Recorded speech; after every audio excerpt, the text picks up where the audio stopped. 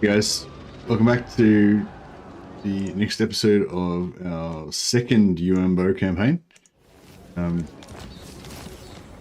We've got all four of the legendary lords again.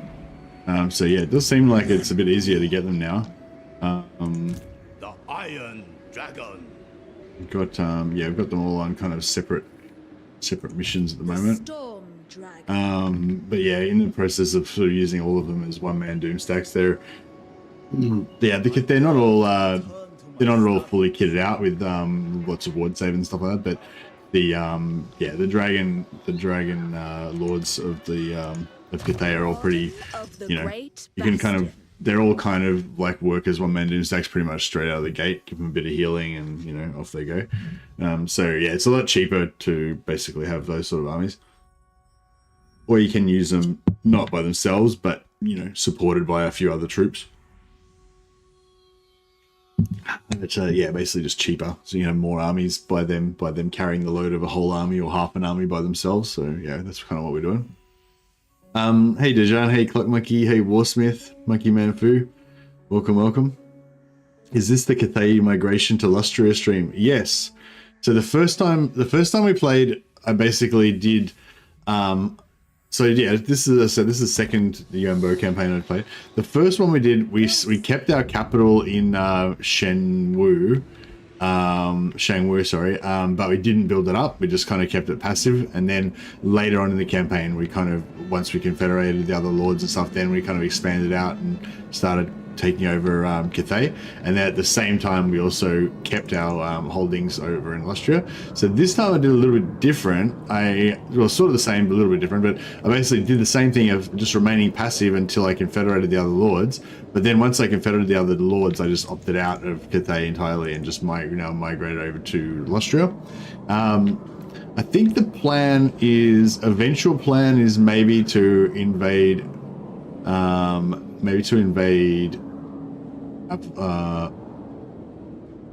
fourth one.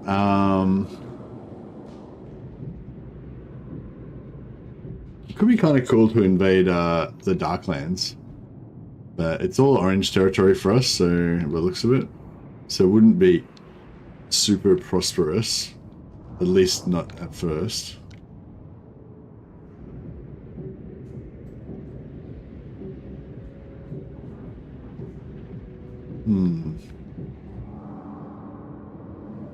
But yeah, we confederated Miaoying and Zhaoying. They're both done. I stand apart. And we're just kind of at the moment fending off relatively constant attacks from the Black Pyramid. Not 100% sure if Yuan Bo's ready to take all this on by himself. Celestial General. This is a half stack of Stay vigilant. Jade Lions that I Avoid sent ambush. to be support for Yuan Bo. Yuan Bo's got his Alchemist. He kind of wants an Astromancer as well. An Astromancer for the Iron Dragon. Another Astromancer for... Lord reporting. Oh shit. Wind Shaper. She wasn't meant to go. Naturally. Alchemist of the House of Secrets. Once my experiment completes. Yeah, we'll wait for them to come on shore. And then yeah, I think we want to... In orderly fashion, go. Get out of my mind. Wind. Fuel my forge fire. And we want to go after Hexodal at some point because we need them for our technologies, for our compass unlock. Sorry. We'll head for tier 4 on Powerhux. Powerhux, is that what you said? Yeah, it's like currently got a commercial district there.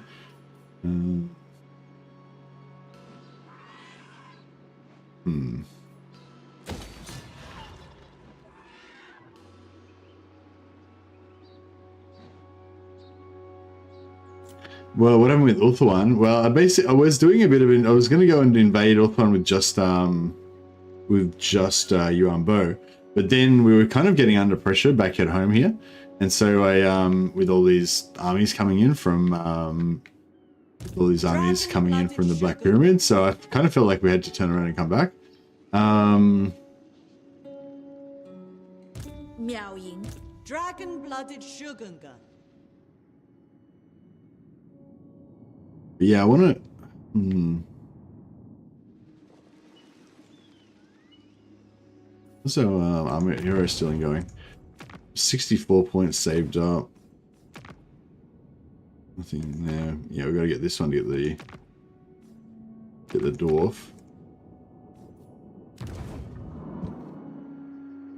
And if we can get, if this army gets a bit wrecked, then this guy might join that army. So yeah, maybe we should just focus. Maybe we'll just pull back and we'll just focus on invading. We'll just focus on invading Hixoatl now, I think. Ready to defend. Full speed ahead. Should do the trick. I guess at some point we need to go back over and take over the Ivory Road as well.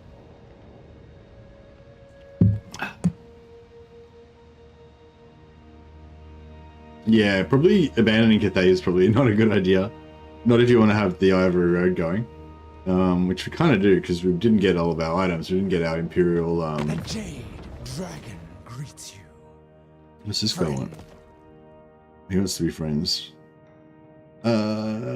Yeah, I guess so. When Wolfheart might go to war with him at some point, so we'll see how we go. The Age of Rage. Did he come ashore? Oh, okay, he came ashore. All right, cool. We'll go double one-man doom stack on him.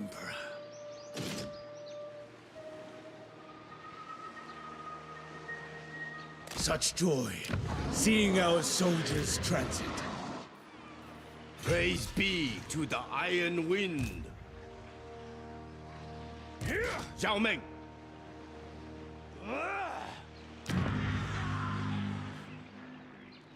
Reckon we'll be able to take him out? I forbid this. We might struggle a little bit with the single entities, but follow the Iron Wind. The Celestial Blacksmith. Dragon. With the dragons.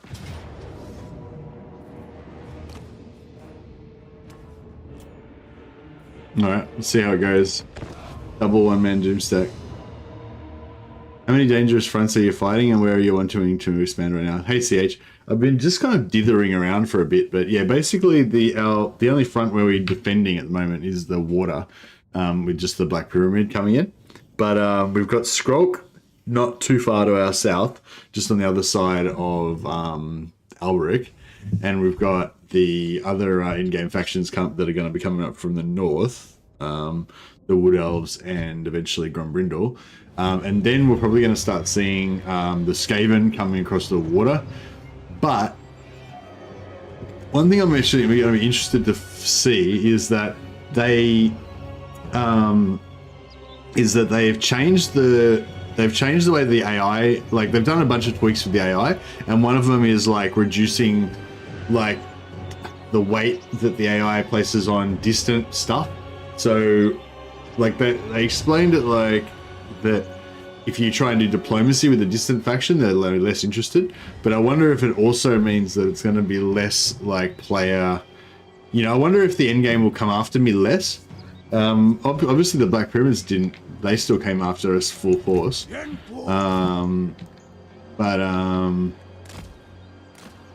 So yeah, I don't know, we'll see how it goes with see how it goes with the others. Alright, I think we want to fight them in the woods so that their large entities will struggle a bit more. I don't know if we're going to be in too much trouble, but could be an issue.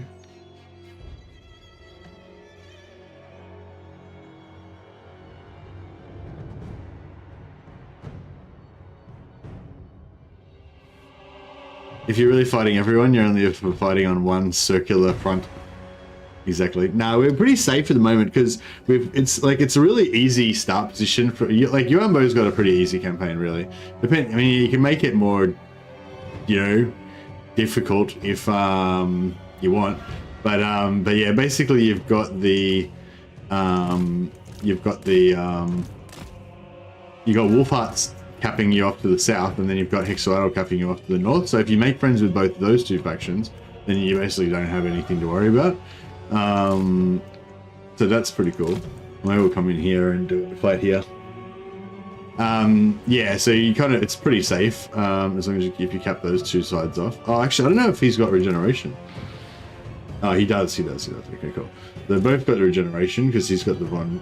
We've got the one cast iron blade on Yuan bow, and then we've got the natural regeneration on.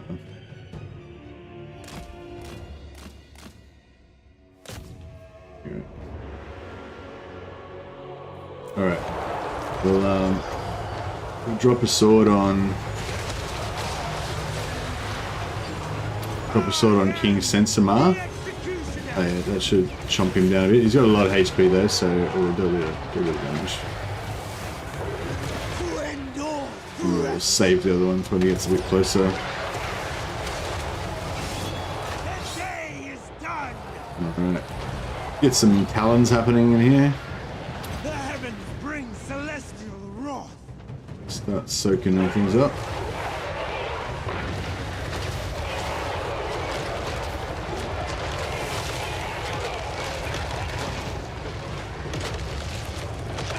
Yeah, the single entities aren't really taking any damage, as you would expect.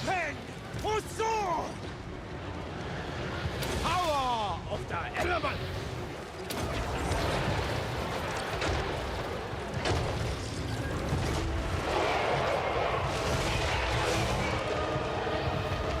Iron wind. The jade corpse power. Master of meteor wind. Double one-man div stack, yeah. Pretty cool.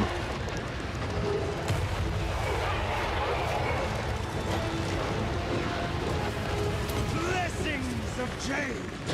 Did they just get heals then? Sure. And fire. Yeah, all of the trash is getting pretty much gold up.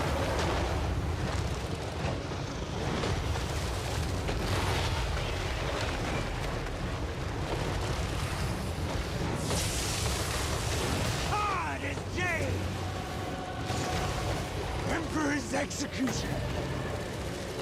The winds are mine to command.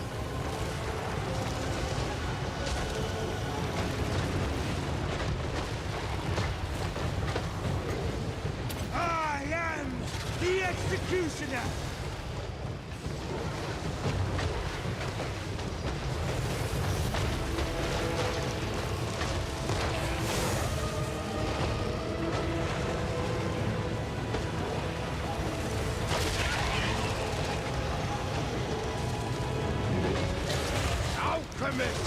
Supreme! In the dragon's name! The Dragon Emperor's most loyal! Alright, one more talon should pretty much clear out most of the trash. Gets close. Not seeing just dueling down the single entities.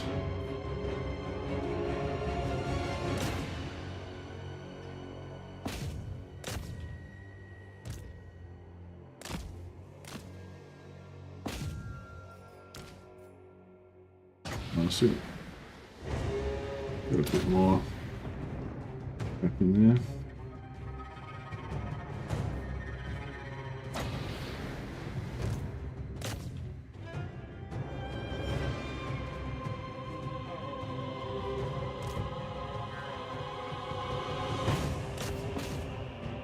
Having trouble killing this Scorpion. We'll concentrate on this Paratitan.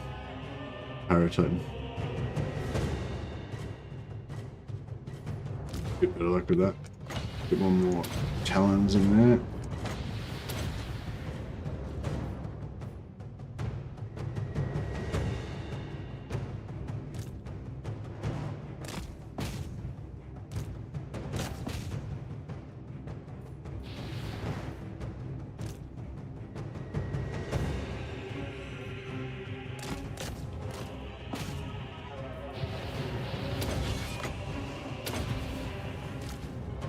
Yuan Bow's a little bit tankier than Iron Dragon at the moment. I'm gonna get into it here so we get that large bonus.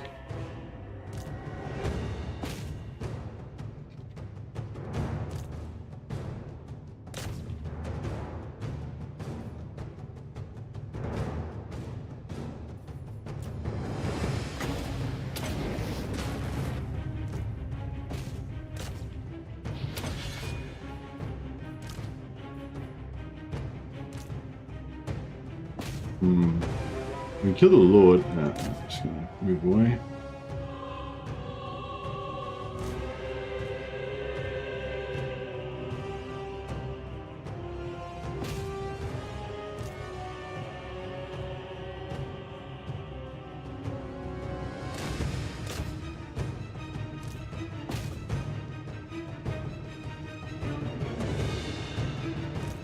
Yeah, Yuan Bow definitely seems to be hitting more.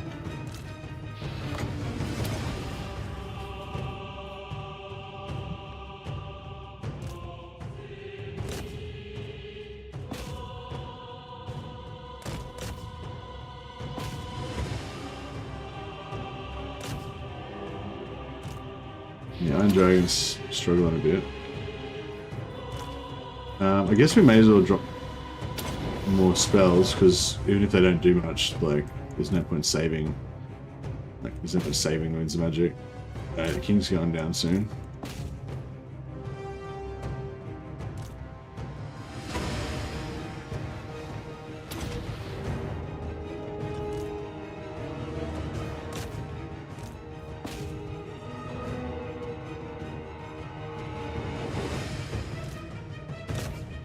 Can't. Yeah, Iron Dragon's not doing very well at all.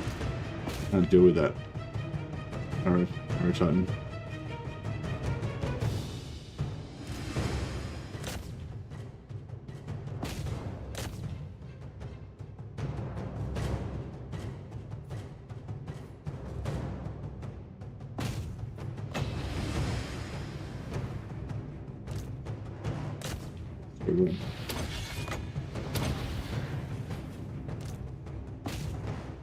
Yeah, I mean, Yuan Bow's just cutting sick, he's not bothered.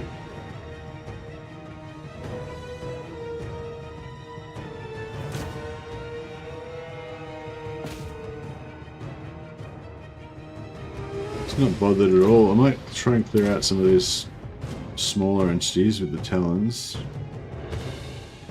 Yeah, it does a bit of damage to them, like cavalry-sized monstrous stuff.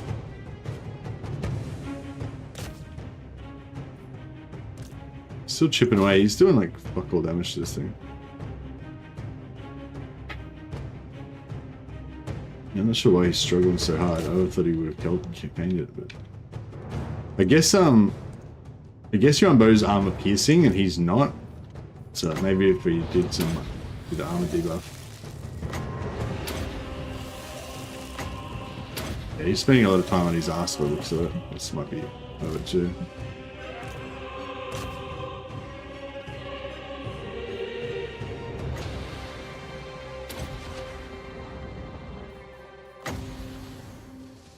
They just moved out just as I wasted the, so I wasted that.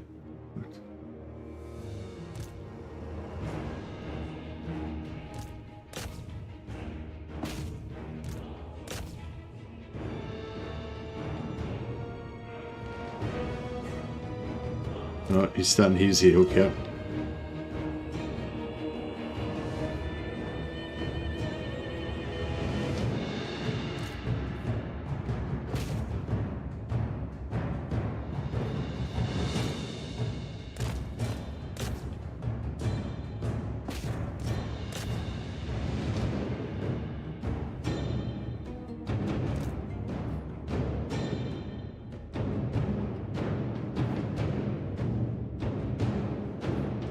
2 dragons, 1 army, yeah. Struggling a little bit.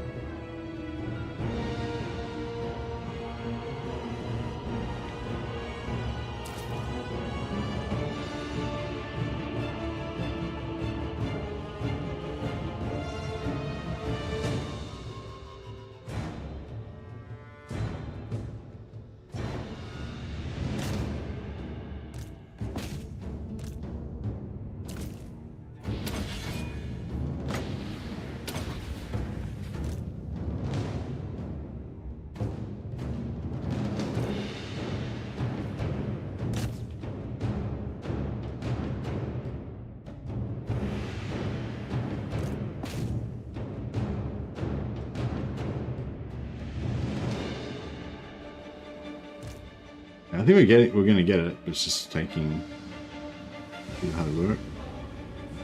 If 2 more hits into this Hero Titan, it might be Pyro Titan.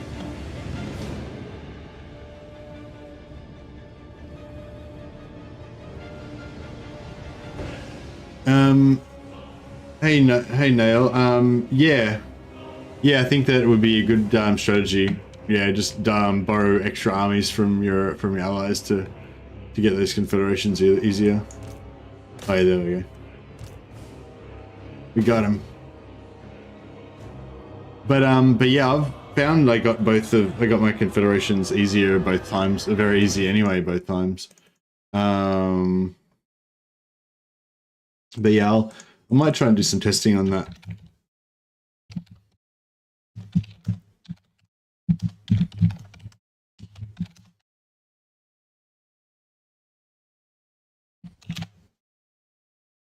I get a minute.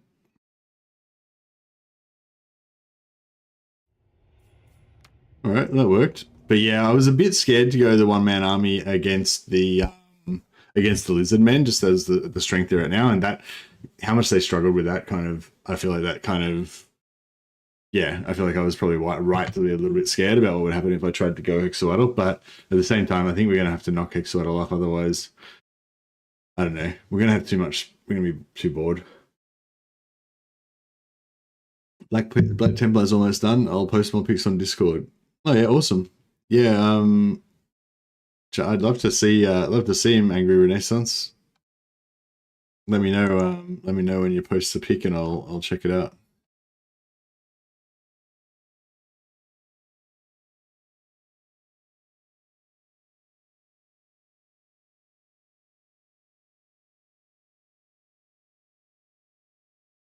I'm gonna quick look in the tabletop area right now.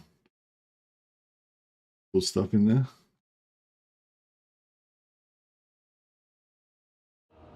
Zhao sadly didn't do much. No, Zhao didn't do too much. I think I think I'm sort of used to the new regime with Yuan Bo now. So Zhao Ming and Miao Ying, they're both really good at killing hordes of infantry and stuff, because they can be really tanky, although he needs to be tanked up a bit more, obviously. They can be really tanky, and they can just annihilate infantry with their spells, but they can't really handle, tough single entities that we just figured out there. But Yuan Bo most definitely can. Yuan Bo can just chew through enemy single entities with his armor piercing melee attacks. So. Incarcerated. You will learn your error.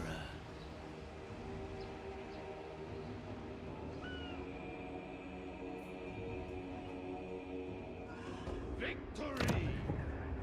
Is that tier 4? No, that'd be tier 3, wouldn't it?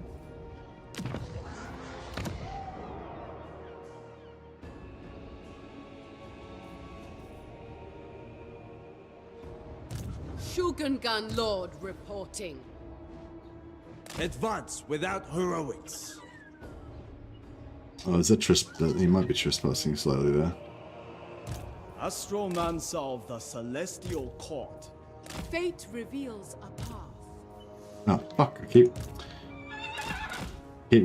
keep clicking on that by accident. We thank our ancestors. Sent by the secret house. Fine. Dragon-blooded Shogungan. So we can probably get a mission to kill him, but Natural authority. I don't know if we want to fight in the water or we want to go into land. The Storm Dragon.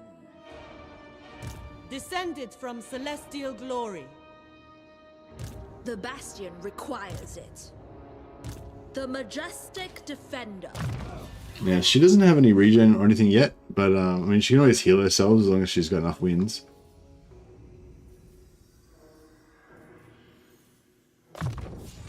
The Tempest grows ever stronger. Chart a course. Just give her, so 1, 2, 3, 4, 5, 6, 7. Yeah, she's got 7. That gives her maximum. That gives her maximum. I am reminded of my sleeping sister. Maximum element, mastery of elemental wins, like maximum overpowered spells.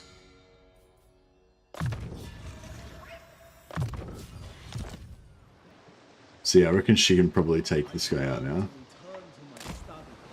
No, that's not what I wanted to I do. stand apart. Astroman solved the celestial artifacts shall be mine. This It only. shall be effortless. We Yeah, sail. and we'll probably just recruit. I expect 4 loyalty, more lions. efficiency, and Just harmony. leaning into this whole like lion thing right now.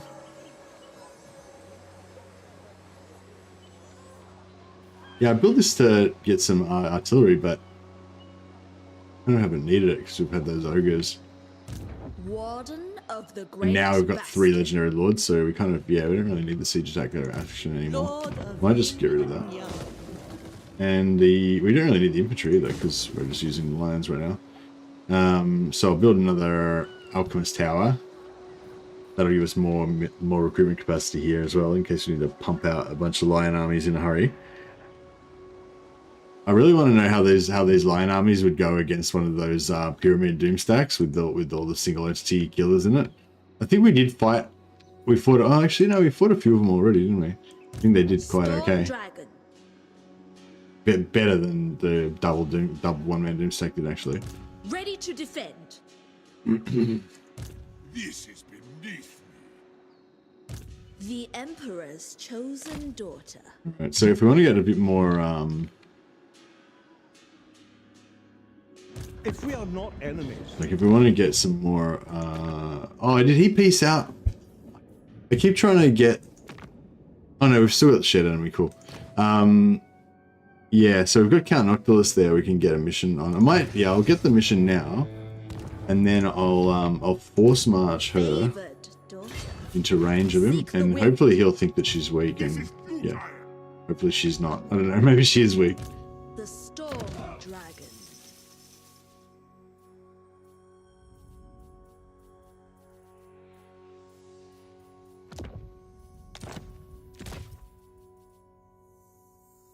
Hey, Wolfspool.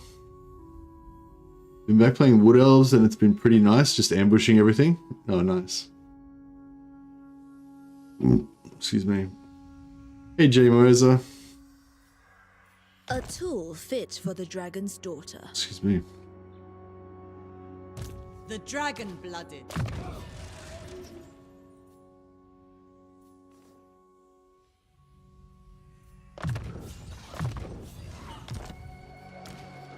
Dragon-blooded Shogunga. A tool worthy of a dragon. Alright. We're getting there. Getting somewhere. Meow is high rank for turn 36. Yeah, well, I confederated her, so the AI kind of gets cheats. I think we're leveling her up. Crap. Thought he was going to go. Was hoping he was going to go for Miao Ying. That's okay. We should, if he occupies this, we should be able to catch him. Cathay eternal! We shall prevail! Yeah, nice. Alright, cool. So that'll give us another 14 allegiance points with Wolfheart. Assuming we can reach him there, which I think we should be okay.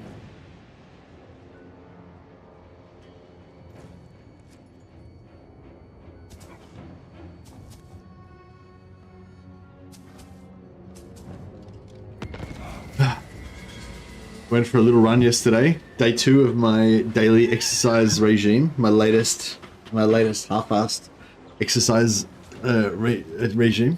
And my latest half-assed weight loss regime.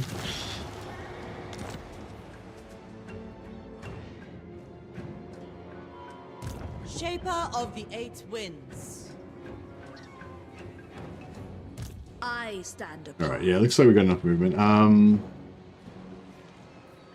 So I will make my father proud. yeah, I was sort of yeah, it's all psychology. It's all about the psychology. I'm a bit sore from going to the gym the day before, especially like my ankles and stuff, because Suffer the tempest. all my parts are all weakened from just sitting on my ass for 4 years. So I was like, oh, maybe I should have a rest. Maybe I shouldn't do anything or whatever. So, but then I did my like incremental thing that I was talking about the other day, where you just always at least do something, you know, even if it's just nearly minimal. So I was like, all right, I'll just do a little 15-minute run around the block. It's just like, I don't know, it's like a 1k run or something. So yeah, so I did that. I think just for me, I think that's sort of the key. If you just do at least just do that minimum, you know, like that little bit every day, then yeah. How are we going to approach this? Like, I don't know, because with the other stack we had a shit ton of lions. This isn't enough lions, I don't think, to kind of, you know, to be that durable. The more lions you've got, the more durable they are, because they kind of spread it around. For the defense. But having said that, I think if we come through the forest, we could probably leave him. I don't know, actually, he's got good magic. She's got.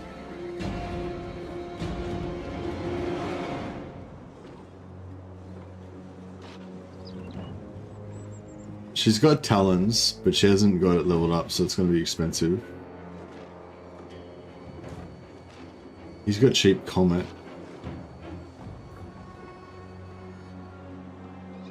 Master of tempest.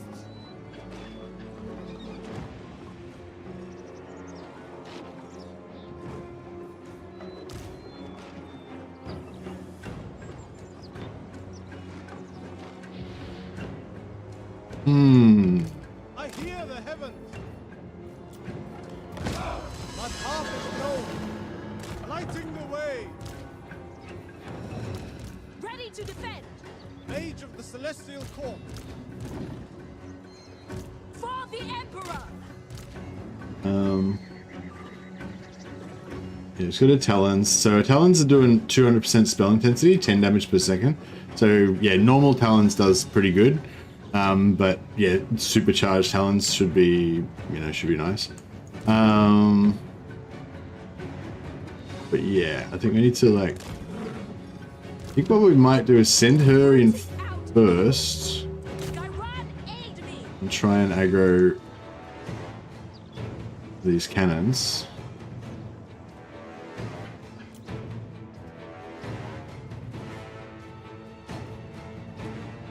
Meow and the lion gang, exactly. Oh, they just spotted her.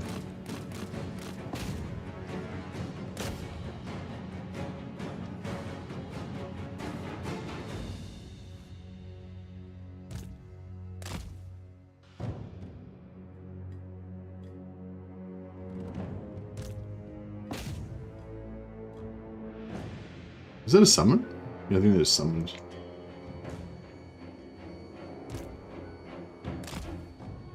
Alright, here we got the big boy coming in. Wonder if he's gonna. Oh, about even so far. She's giving him as good as she's getting, I think.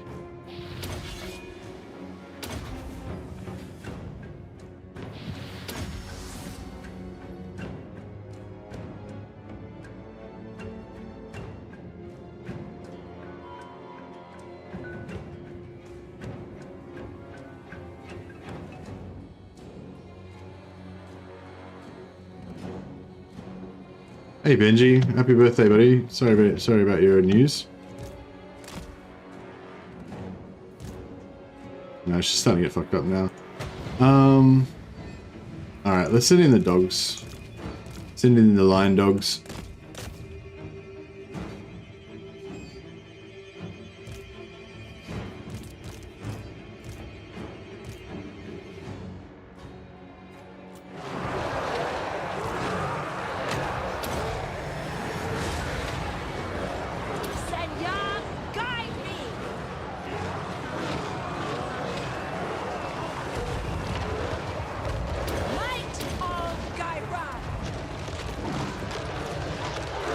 Focus on... Yeah, I think we're okay. The lions don't seem to be taking too much damage.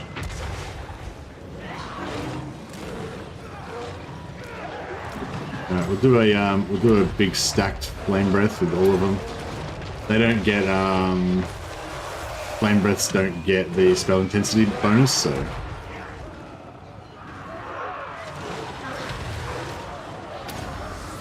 there's recharges happening a bit quicker. Crap, we've got no wins left. Okay, this is gonna be rough. I think we need to kill Noctilus. Really. If some of these guys are throwing grenades in the mix here, that's good.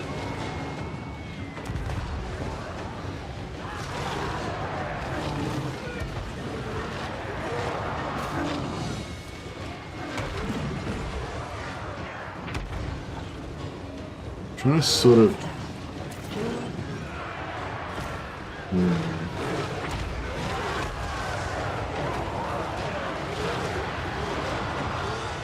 Yeah, we got 20, so I could either do 5 more heals or 1 Talons of Night. I feel like we don't really need the Talons of Night because we can just kind of grind everything down.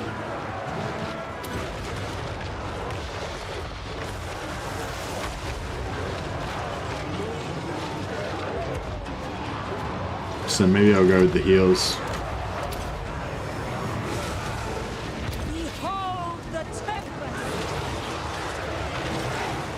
Let's try to focus on anything that's got sort of like armor piercing.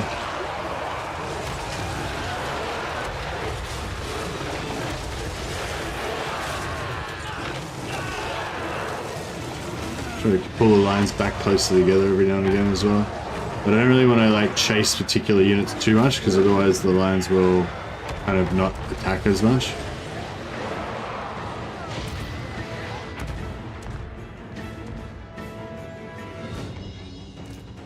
Sent by Shen Yong. A clear course. Yeah, I think we got this there. The lions are going to take a bit of damage. Yeah, this one's taking a chunk because he's trying to fight Noctilus.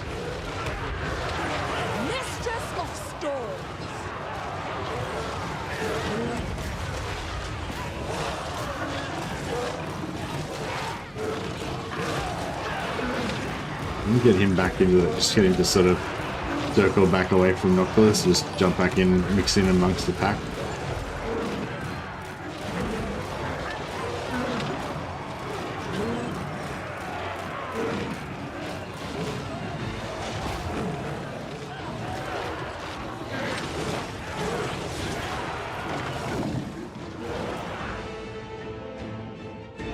Yeah, the cats are pretty good, they're just numbing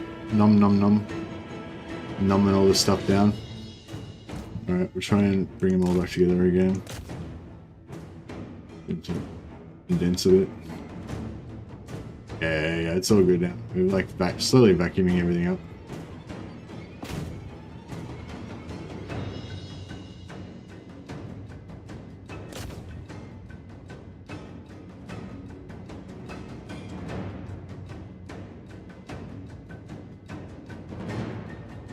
Yeah, Noctilus is getting fucked up.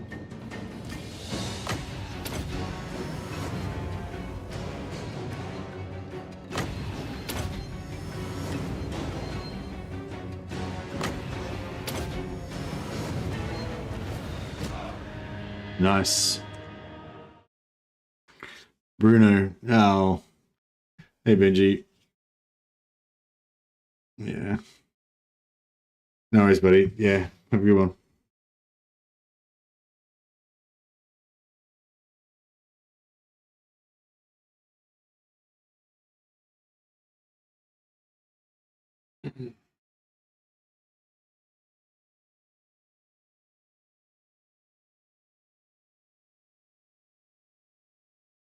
Yeah, just the offensive spell I had cost 18 winds of magic, whereas the heals only cost 4. So it was like, it wasn't like a 1-to-1 conversion, you know, it was like 5 heals or 1 damage spell.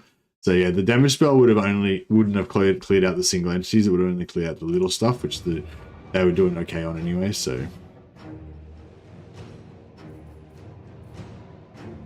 The defensive parameter expands.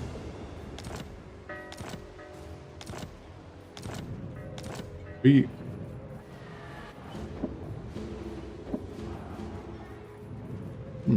should move when. Oh yeah, there we go. Hans Martian mission successful. So now we're up to 82.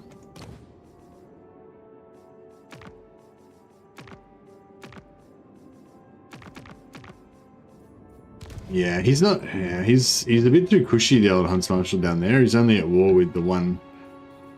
He's only at war with the one enemy army, so. Dragon-blooded Shogungan. One enemy faction, I mean. The Storm Dragon.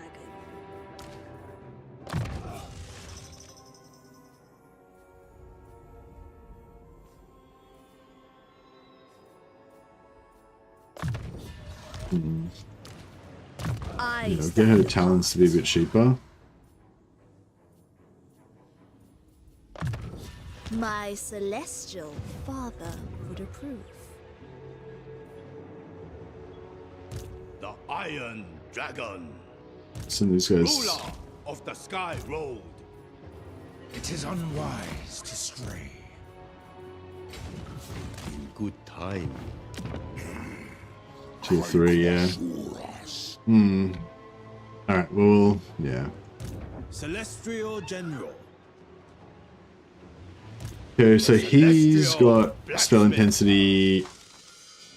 Oh, he hasn't got it yet, but he will get spell intensity plus 50%. So that means he only needs 50% more. So 3. Yeah, each one's 15%, I think, right? So three lines will put him up to 95. Plus he's got this one, so yeah. So just, yeah, so him plus like 3 lions should be maxed out. So many plots, intrigue, secrecy.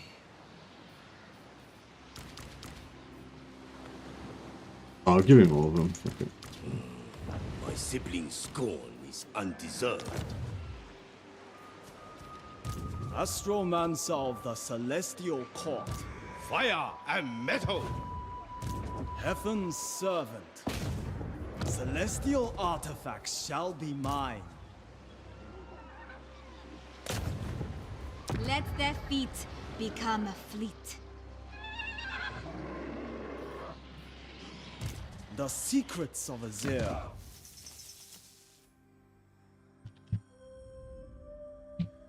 There you go. It can be Benny.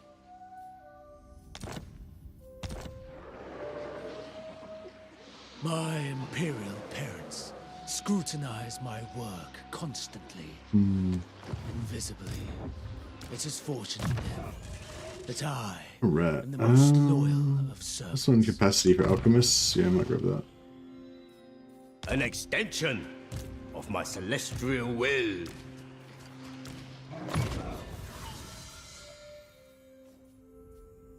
I give her one transportation.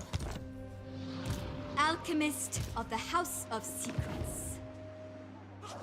Shogungan Lord reporting. I feel like we don't really need this army anymore, hey? Cathay has no need of wastrels. But we'll keep it around because we've got the ogre siege attacker there. Just gives us one extra siege attacker. We've already got all these legendary lords that are all siege attackers as well, so.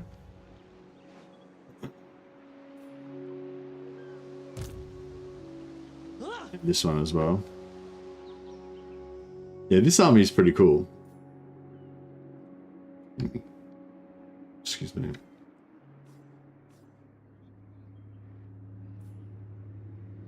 Adorn my chamber in finery. Never flag, never falter. The Storm Dragon.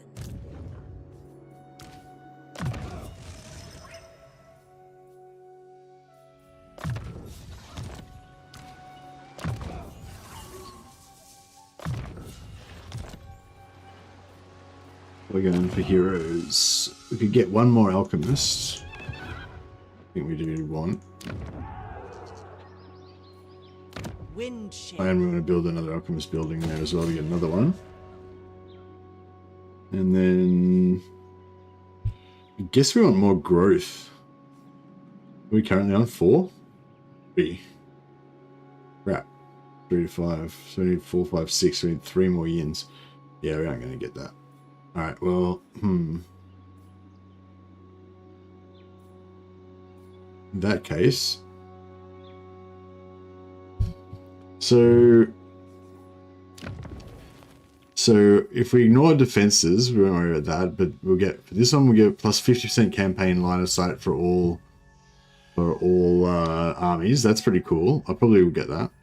This will give us plus 5 hero success chance. That's cool. We're going to get that.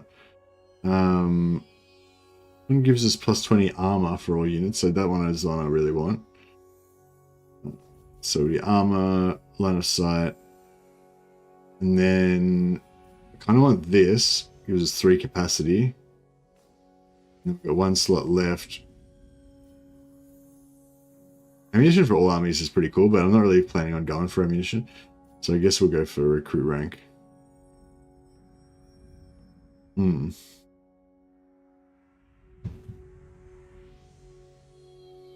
Is there a way to have the siblings in dragon form on the map?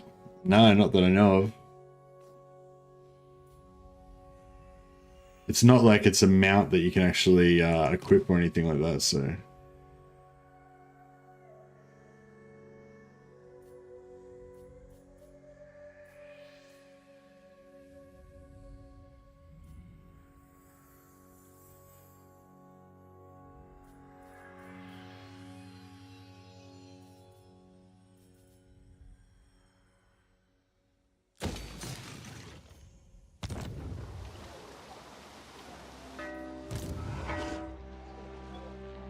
Okay, and this guy can probably come back down south.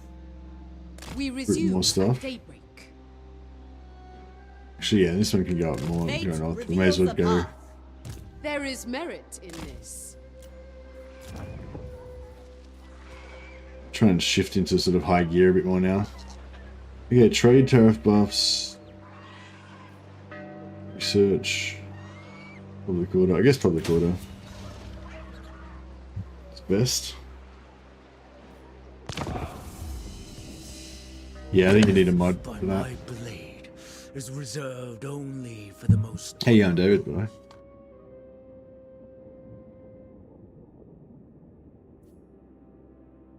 Peace treaty with Zatan the Black. Don't mind if I do. Take all the allies I can get.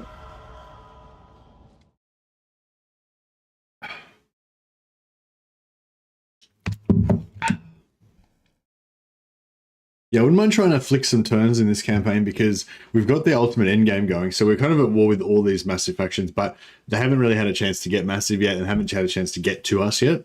So yeah, I'm not really sure how what the new yeah, I'm not really sure what the new way that campaigns kind of play out is, you know, but I suspect that it's quite different from how it was before. Because they made a whole bunch of AI changes. For 3 turns. I feel like that's not a very long amount of time.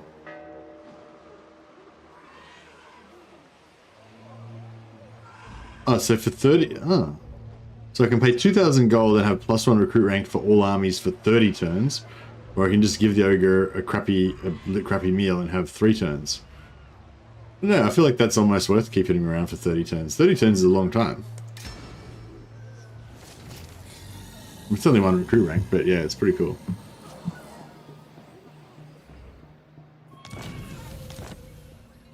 Yeah, I think the general gist of it is that they're less aggressive. They're less aggressive to factions that are far away, potentially. They're supposed to be a little bit less player biased and a little bit more biased towards local threats if they're at war with somebody locally or whatever. Which is the same sort of thing they said last time. So I don't know if they've like further increased that more. But they did also say that they've sort of done some tweaks to make them more effective at raising stronger armies before those armies move out. So if I'm understanding it all, what we should see is sort of like, you know, more logical aggression. You know, like if you're neighboring the faction and they don't like you or whatever, then they're likely to attack you, and that's what you would expect, you know. But if they're, you know, really far away and they've got numerous other enemies nearby and stuff like that, then, you know, you won't see them attack you as much. I think that's the gist of it. Ride upon lightning. Excuse me.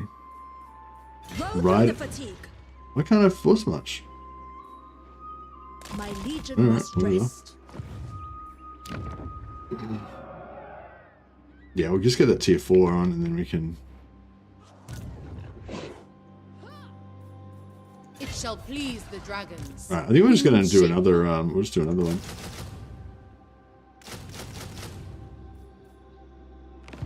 Actually, the mercenary, there's a mercenary ancillary, I think, but it might be only for infantry. Actually, no, that might be for Kislev, I'm thinking of.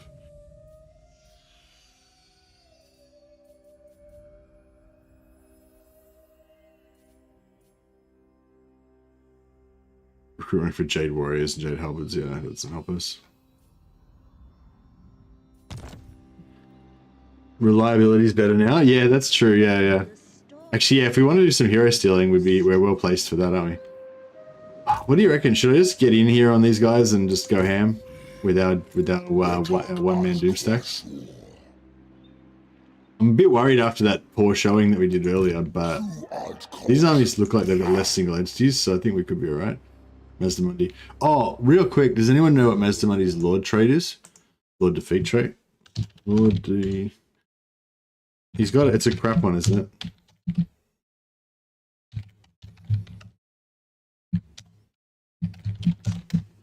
I'll just have a look on the old wiki, but the wiki, I know the wiki was out of date last time I checked it, but I don't know if it's been finally updated now.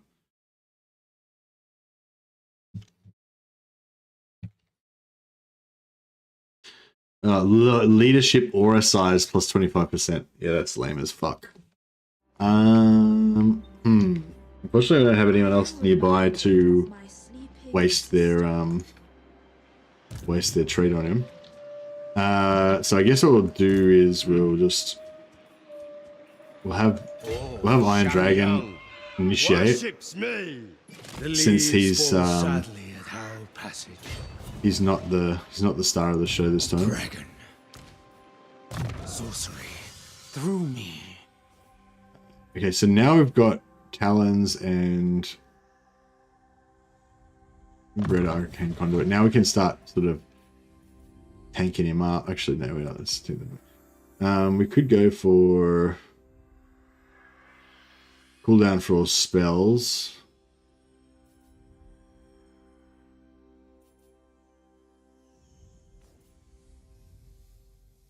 Spell resistance for the army. I really want this in spell intensity. So we'll get that. My effectiveness could be increased. I have been here. Governor, an executioner. Fortune can be Get Benny in there. And then he can have... Out of my mind. These guys got any allies? No. See, I don't know whether I bring in... I don't know whether I bring in Marcus Wolfhard or not, because if Wolfhard breaks the alliance, then we're screwed. We'll lose all of our points, and I'm so close now. Oh, this one's got the knight in it. Okay, cool. All right, I'll take this army now and get the knight. And then I'll invite him to join this war with me against Mazdamundi. And that way we won't get a mission straight away to kill Mazdamundi, but we'll get a but we might be able to get some missions to kill him, and we can start farming him, and then we might be able to, you know, might work out well. Bit bad timing, but it's alright. Where's our Roderick? We need to figure out how to get him killed.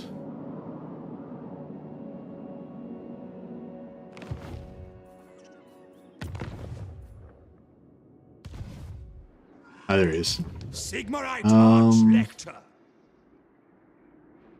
Shit, how are we going to get Roderick killed?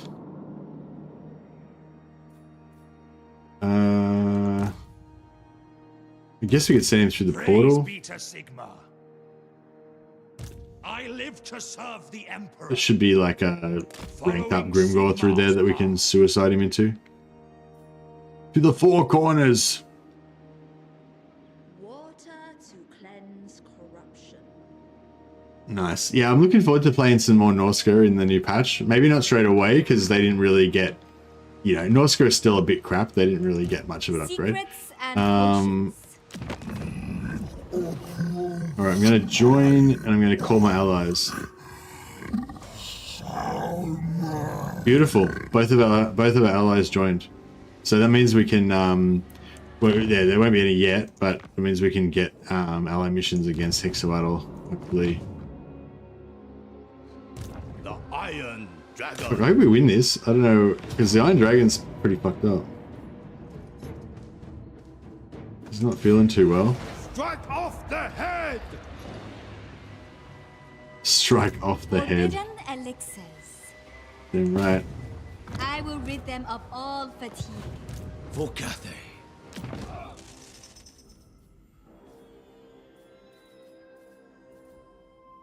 Okay,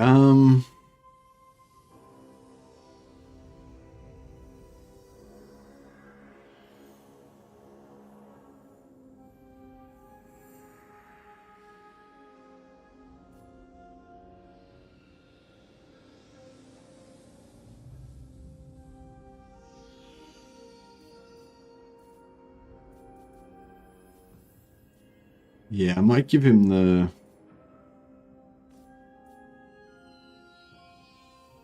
Might give him the...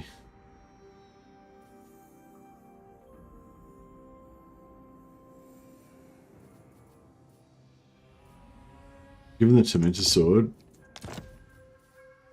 The Horns of Shangyang is a pretty shit armor. But we don't really have much... Many options. Oh, we could go... should we have...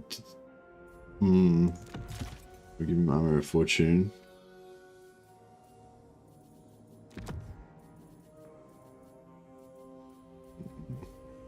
Yeah, I might keep him out of trouble. Of iron. A little bit. Keeper of Look at this bad boy. So he's got shitty armor as well. Oh no, his armor's good. His armor gives damage resistance aura, so that's pretty good. And that'll actually help out the other guy as well. We've only got one Talisman of Preservation.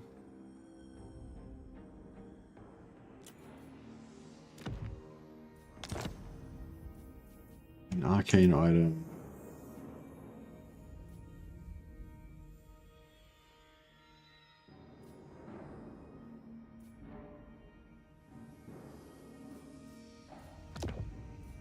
Yeah, I don't know. Should be right. I am too. We'll have a crack.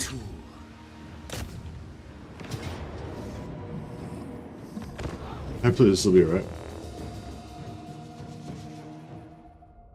Give it a red hot shot.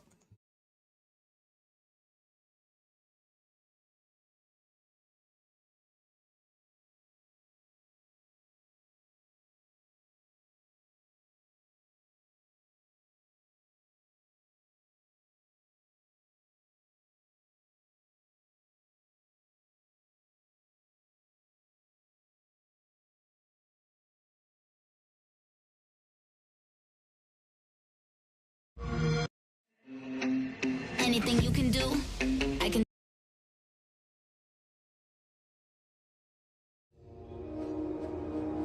The Iron Wind.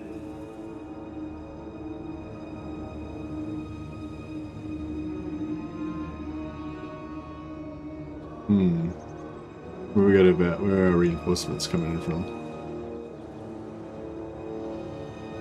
Out there. Same, right on top of them.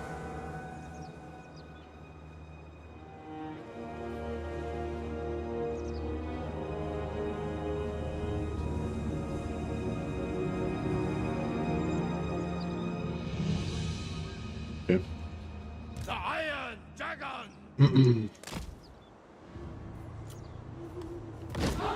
Alright, we'll see if we'll recharge a bit and see how we go. So add an Xbox add noise. Yeah, sorry, I was just checking another tab. Waiting for the load screen to happen. Army ability has spawned a unit. That seems a bit premature.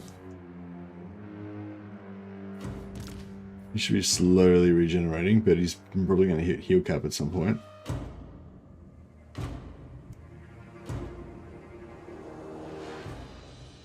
I wonder if I'm better off just not bringing him in at all and just soloing it with Yuan bow. Oh no, he should be okay. Mixed in with the lions, I think he should be alright.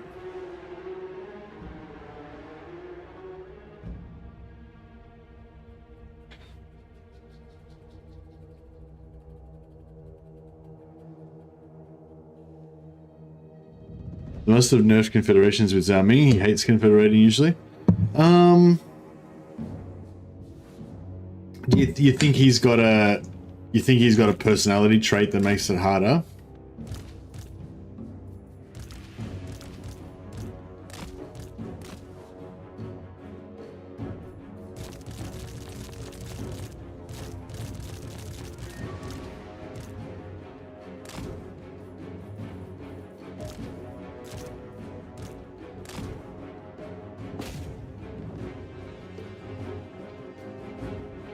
Right.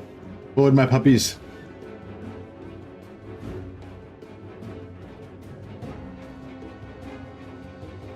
Oh, they're chomping that door down.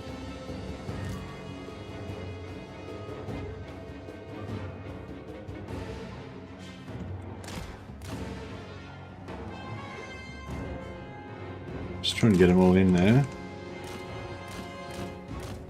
Alright, nice. Now we'll just try and blow down here.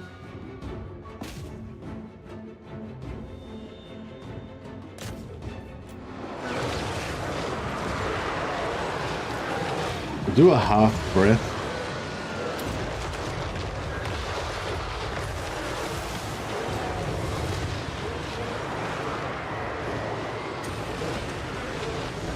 Bounce it this time. Yeah, that's better. Spy master. Alright, we're taking some damage already. We don't have much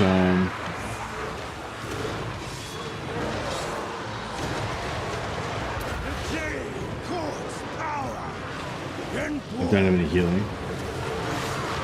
I think it was because these red-crested skinks with armor piercing. They're just chopping us. Hey Liz. The Dragon Emperor is most loyal.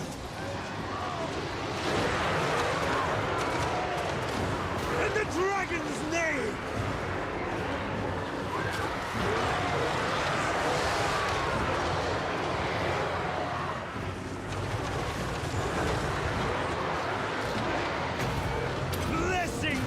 Change. The day is done.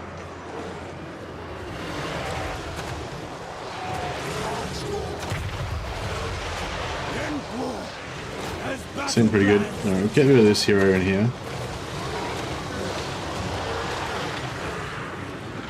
Master of meteor winds.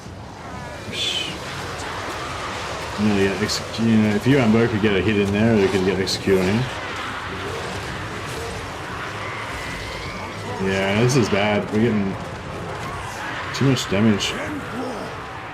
In father's land, the heart of yet I will.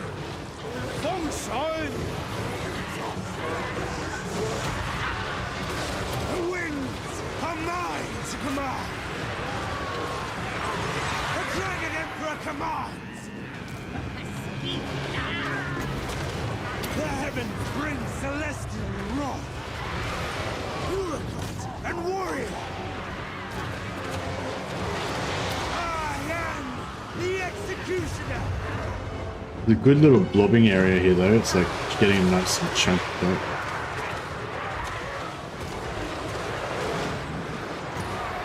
We're trying to get a nice burn all the way through there. Bit out a bit of infantry. For his execution, the fang forth. The jade court's power. Blessings of jade.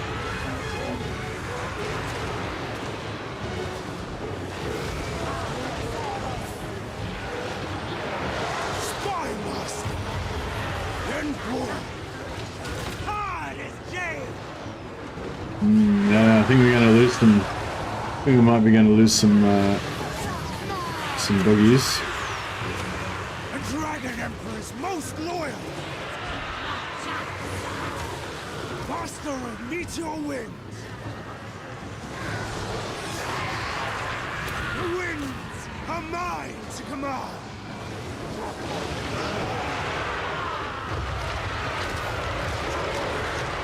Then forth. My pen or sword!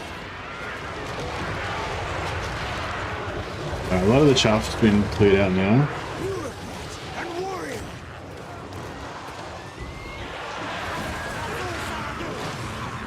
Then forth. Good execute on him.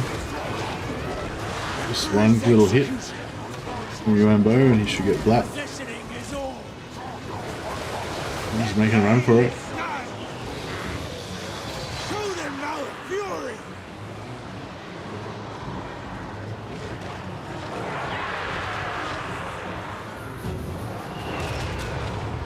Yeah, I probably could have just kept them in reserve, yeah.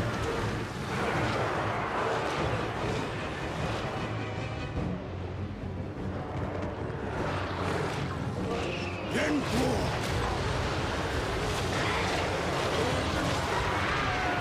Where's that Stegodon?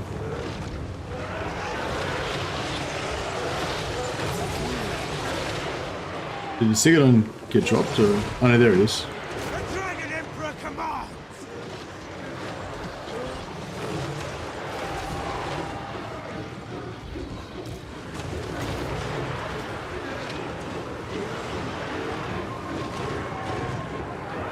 Yes! Iron wind! Then forth. Spy master! The fang forth!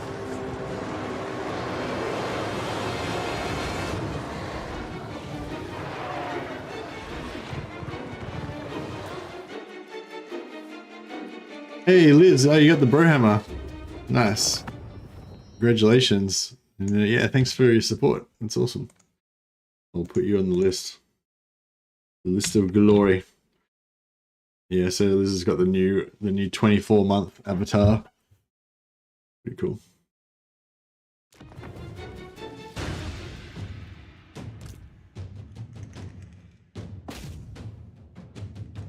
Get him in there. We're ready for another Talons, maybe, or maybe we'll swap. We'll drop a sneaky comment in there. Bring celestial wrath. The Dragon Emperor's most loyal. Could get that Stegodon.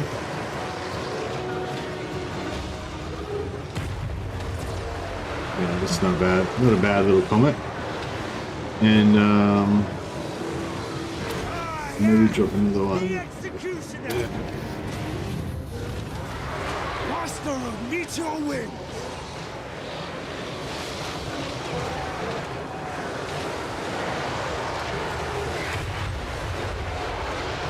Yeah, having a secondary lord, secondary sugar gun lord with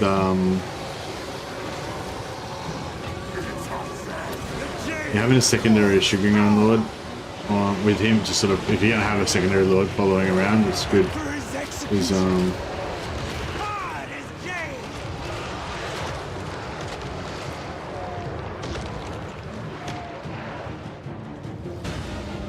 how much more crap have we got to get through?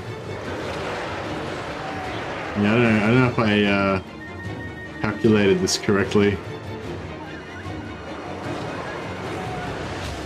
Spy master.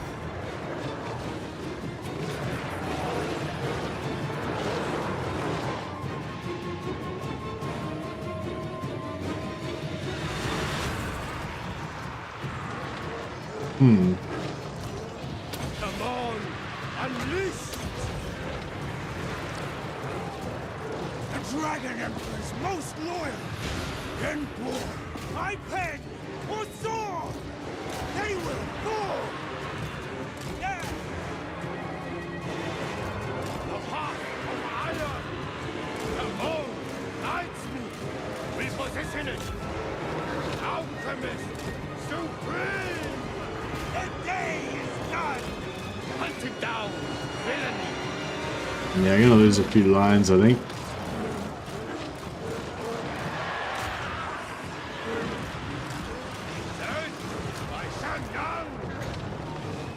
Blessings of change to end all threats. Master of meteor winds. Bureaucrat and warrior.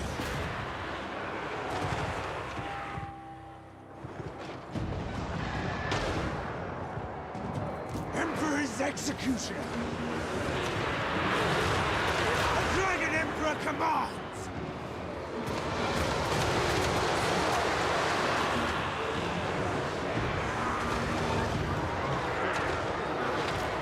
Hmm.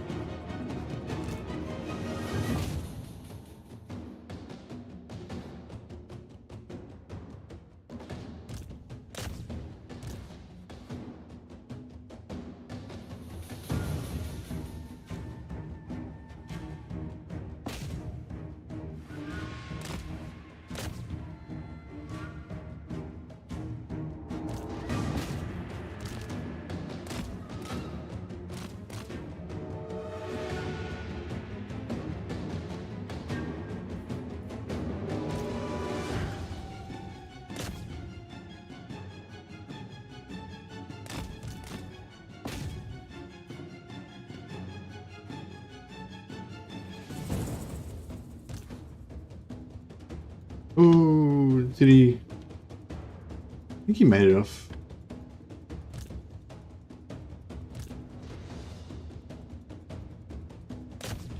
I hope we're not going to get army losses from having those lines all out.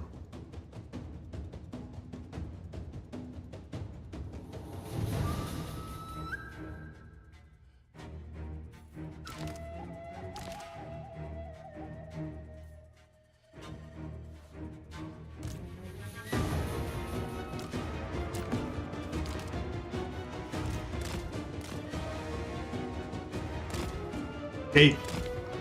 Can he escape? I don't think he can escape. Can he escape? Maybe he can run out like the far gate over there. Somewhere.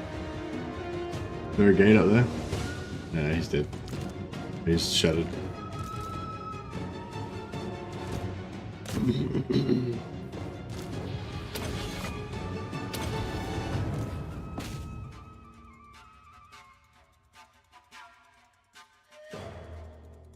Yeah, I should have waited longer with the, I forgot that they had basically three whole stacks. I thought it was only 2 stacks. How much more shit they got to bring on? Oh, this is the last of it though. Still a fair bit of stuff here, but if we can kill this Stegodon, we might be right. Oh, Bastillodon, whatever. Yeah, I mean, hopefully we can get rid of this Bastillodon and then we'll be alright. If he would stop killing Iron Dragon, that'd be good. Oh no, he's actually fighting Yuan, bro.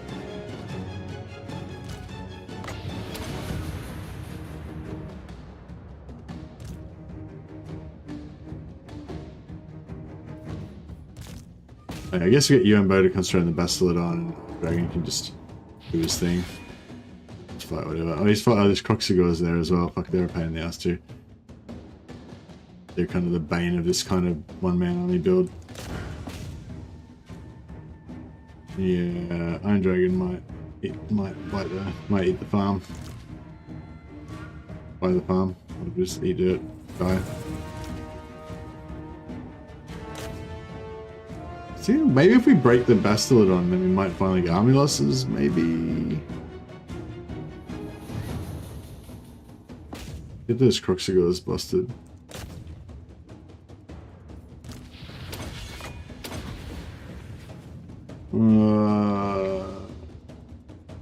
I might drop the mortar now. Spy master.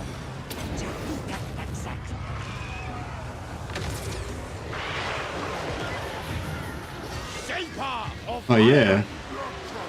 Yeah, let's dragon form it. Good call. Yeah, really good call, Andrew. I was actually planning to do that before the battle, but because he's got a new item that gives him a massive like 50-60% heal. Or 30, oh, maybe it's like 30%, but it can happen twice or something. But yeah.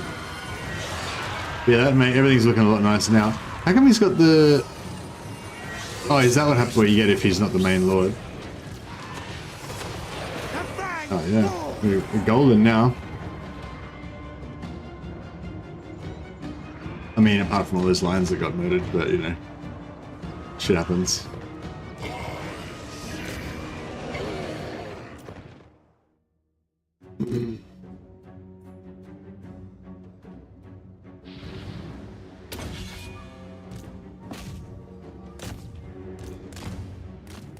He's getting pretty fucked up actually.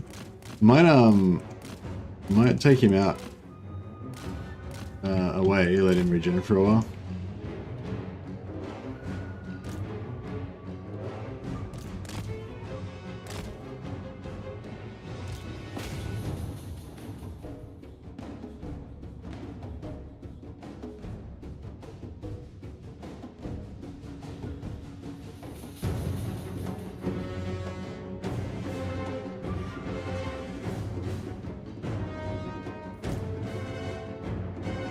This is the Jade Dragon, that one's the Iron Dragon.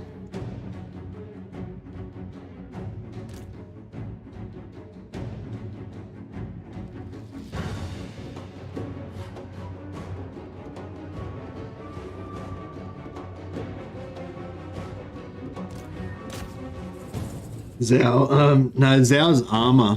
Yeah, Zhao's got an armor that gives him a big, no, his armor, no, it's enchanted, sorry. Zhao's enchanted item. It basically, when he turns back into dragon form, it gives him a big, like, 30% heal. I thought it was like 50%, but yeah, it looked like it was only about 30%, but whatever. That's on top of his regen, but it's just good because if he's, like, about to die, then you can just switch into dragon form and he just, like, boosts back up.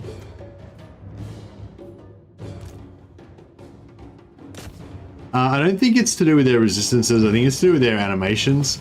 I think Yuan Bo is just really hard to hit because when you see Yuan Bo fight, he kind of like teleports around and he jumps and all this sort of shit.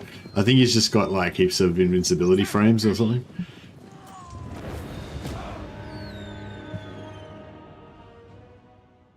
Yeah, I think Yuan Bo did have more resistance in that fight, but I think, you know, previously in the other one, like Iron Dragon had more and it didn't really make any difference, I don't think.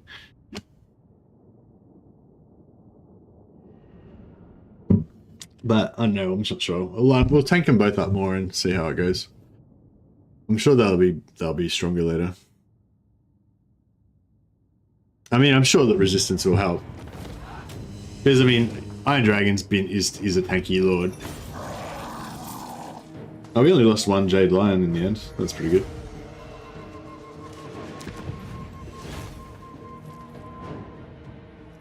We'll just occupy. I wonder if we'll get any. If we'll get any buildings that we want. No, we will not. I mean, I guess the gold's good. Okay, whatever. Alright, need 6 more battles. I can get it, actually, maybe I'll do another... Cathay's forces were created for such triumphs. Yeah, these like 4, like I feel like 3 territories that have got 3 or even 2, like with the military buildings, the military buffs are all kind of to do with the main building, whereas with the non-military buffs,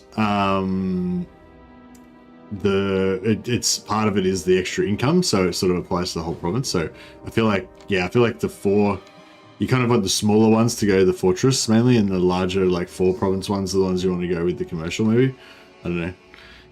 How is this DLC release going for you? It seems a bit rough in the community. Yeah, I mean, I don't know.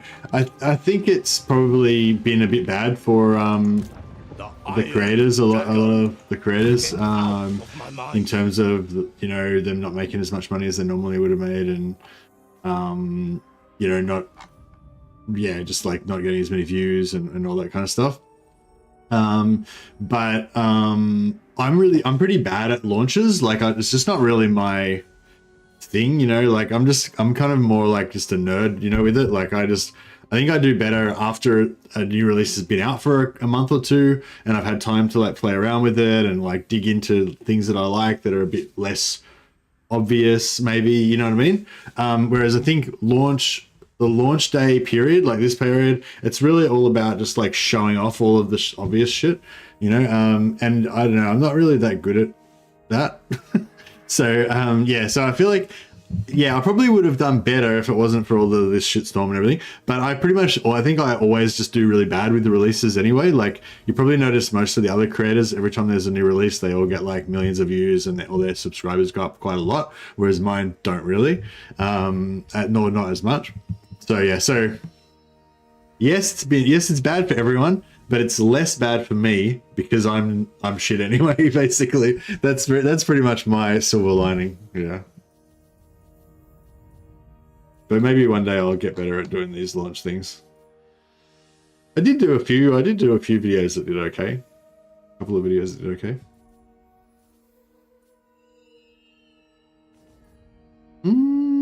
So we need him to be less of a pussy. He needs to have more defenses. Lick off. The gift of iron. Hey, Yaringa.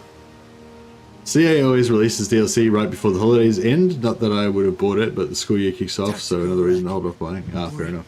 Victory. Yeah, hopefully we'll get another DLC before the end of the year. Yeah, I just want them to make as much stuff as they can, as fast as they can, basically. Dragon. I need some heals, bro. Need some heals. I might just. The Emperor's architect. We could double back and take that out as well. The Storm Dragon. Shugengan Lord reporting. Yeah, I'll bring this guy out just to speed up this conquest a little bit. True servant of Sigma. Side note, pusillanimous is not a word in reference to women, but cowardice. Yeah, that's right. Iron Dragon is too much, he has too much pusillanimous. But, right. The celestial commands. Whiskey and Ben Yi are the Iron Dragon's loyal companions. Timon allows it. I think Luan will have to become Liz1. Oh no, we make it Li Zhu. Boom. Cathayan. Damn.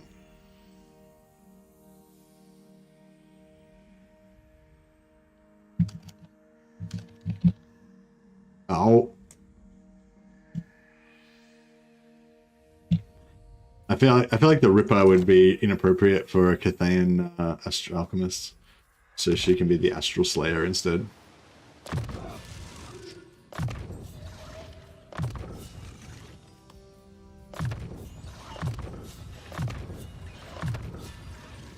The lion's getting pretty beat up. Yeah, I gave him a pretty hard. I gave him a pretty rough time though.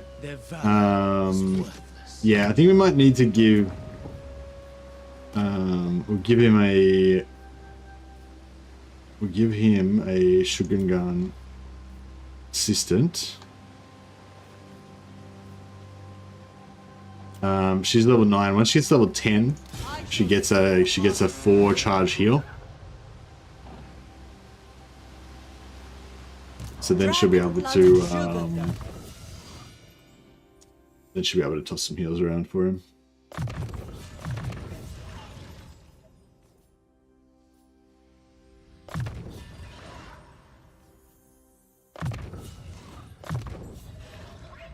A tool worthy of a dragon. Governor, an executioner. But Reva and Skeggy. So we could nearly get a triple. See this, we could kind of keep this whole region and have a triple sack city. Whereas this one's got gold in the main territory, so I feel like that would be an excellent option for a commercial.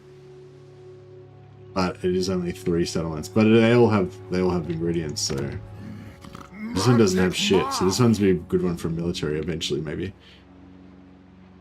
So yeah, I'll pop this steel back over this side. That way we can yeah, well I'll just instant recruit this. That will get them out. That will get them operational a bit faster, and also it'll get this back over here so we can start recharging more stone.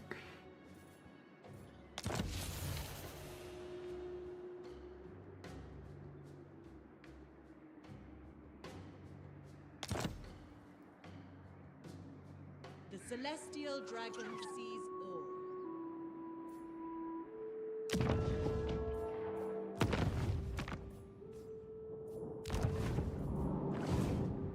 Yeah, I think. I am the pride of all Cathay. I crave. Plans are afoot.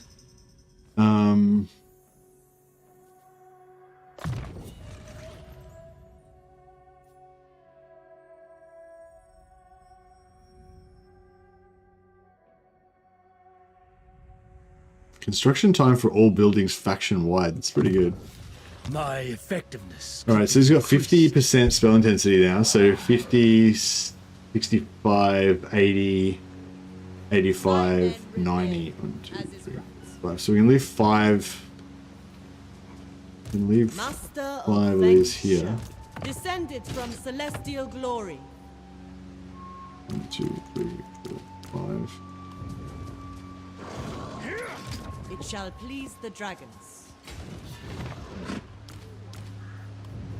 And then he needs 7, so he's got 1, 2, 3, 4, 5, 6. Where's that other? Oh shit, we lose.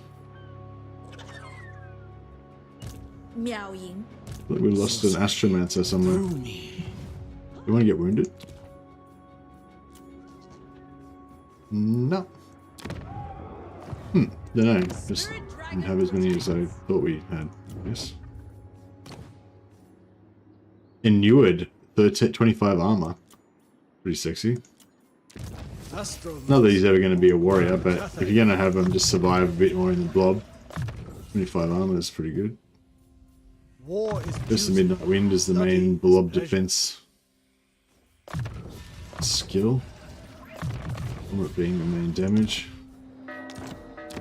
Celestial ancestors. Shit. Harmonizer, tactician.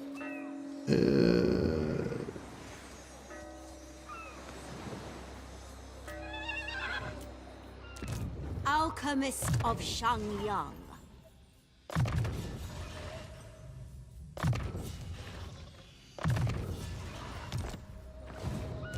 Wind Shaper. Only Shen Yong could do that. Astromancer of Grand Cathay.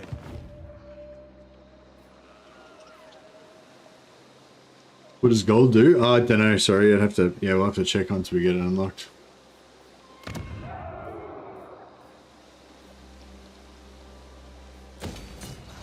A bit more income.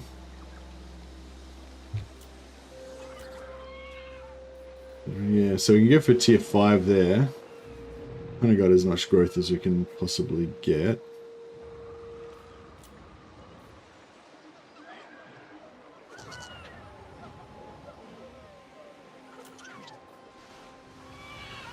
And yeah, we're gonna knock this up to tier 3 ASAP.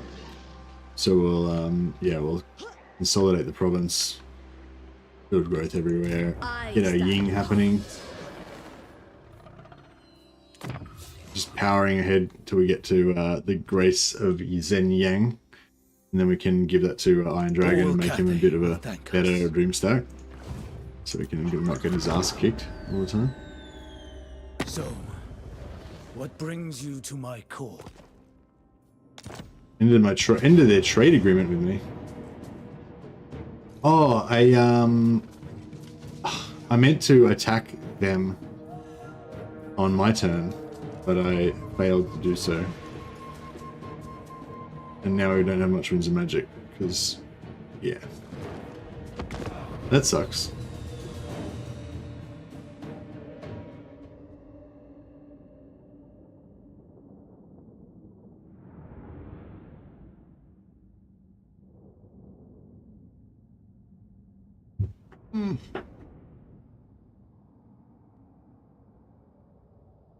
So we got some Croxigors that are going to be a bit of a problem. Doesn't look too bad.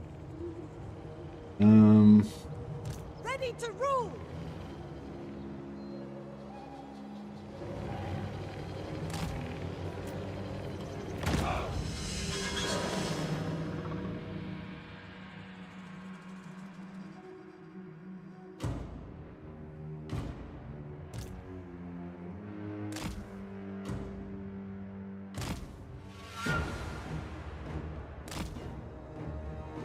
Nope. Guess she's been spotted.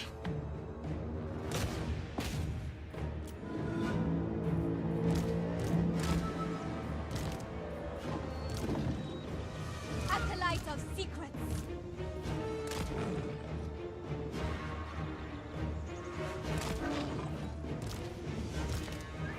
Fire in the blood. She's doing alright. She's just... So she's on a horse. Should have been better if she was on foot maybe, but yeah. Predatory senses? Yeah, it didn't really work out for us, did it? I'll try and get these Croxigors to engage us in the woods, just to give us a little bit of an edge. I've got decent amount of wins, at least. Good more than I thought we were going to have.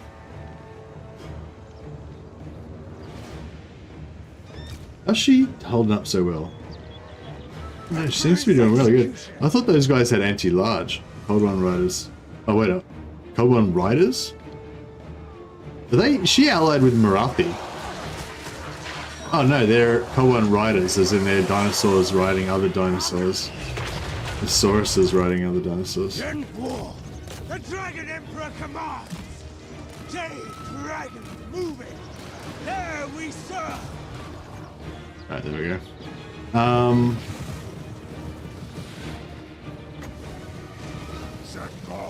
The winds are mine to command! Yeah, see, it'd almost be better if she just routed off the field. Bureaucrat and warrior! Like a winter storm! No further! We would lose 15% spell intensity though. Fuck it, I might just get a firewall in there because I don't know if it'll do any damage to these riders, but yeah, it's doing a bit.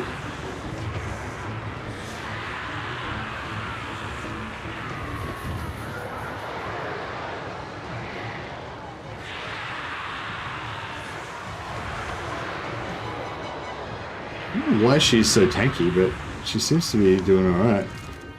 Master of meteor winds!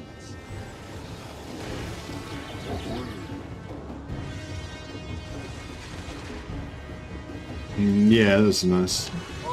I'm just gonna keep doing it if we can. I know there's much point in me casting this on her. We have 11 seconds of tankiness.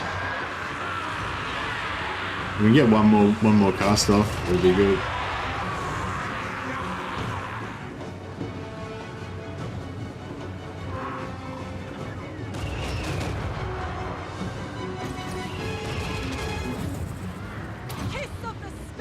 dragon!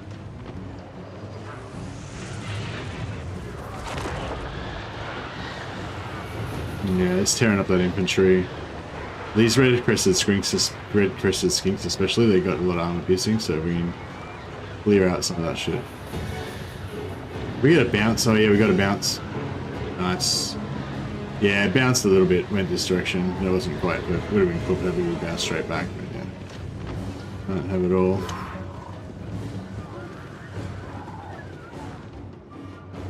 I can't believe how nicely they're blobbing on her right there. Yeah, I wish we could get out of this and then we could go over and help her, but The heaven I don't think we can brings really get out. celestial wrath.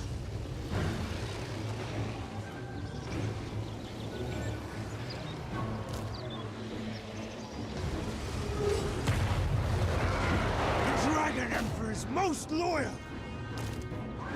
Ready to rule!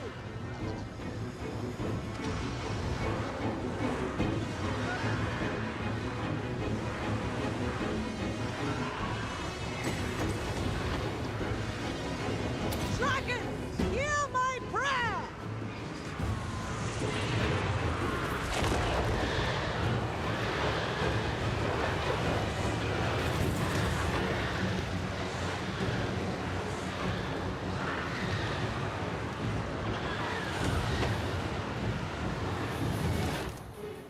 Must be going alright here. My pen or Getting there. sword. Okay, out of wins.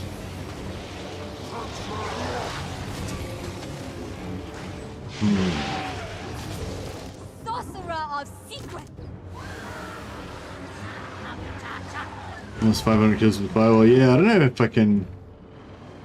I guess we'll wait for those guys to come as well.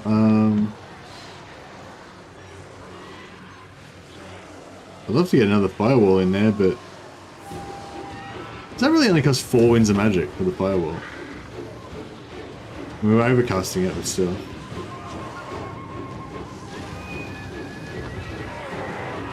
Maybe I'll do it that way.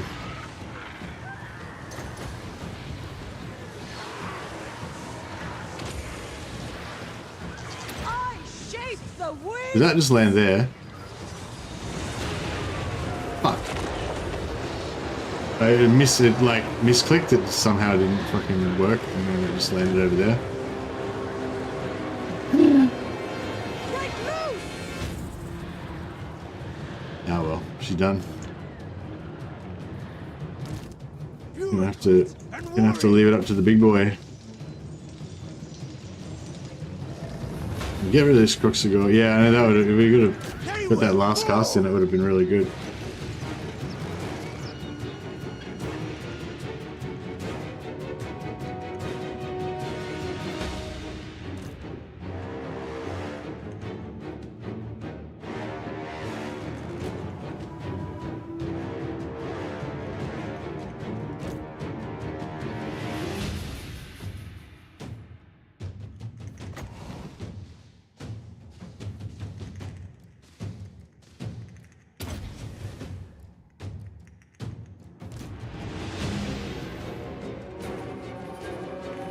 Yeah, basically just got one comment.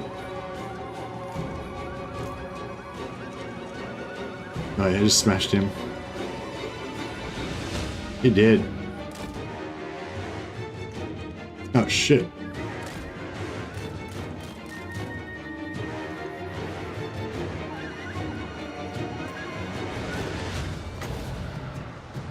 Fuck.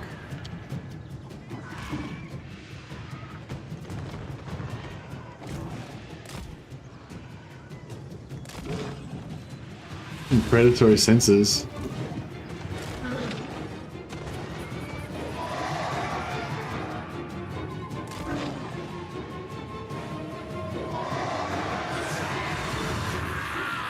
It's not really, I'm not really so worried about them, it's just that it's screwed up the blobbing over here. I was trying to get a comment on, but now, yeah, we can't get the comment because they chasing these guys and spreading everything out, and it's all fucked up.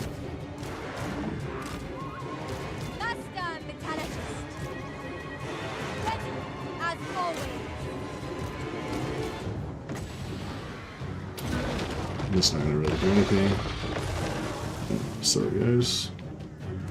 I hear the heavens.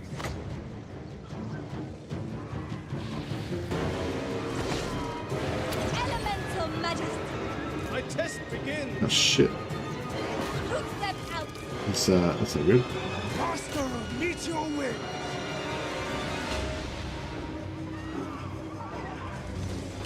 I don't think we're gonna get a really good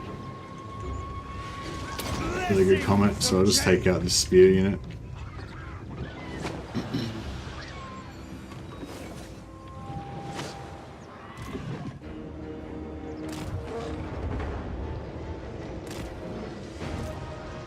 Yenpo as battle plan. Did they rout him? Army losses. Suck dick. Alright. They lose, we win.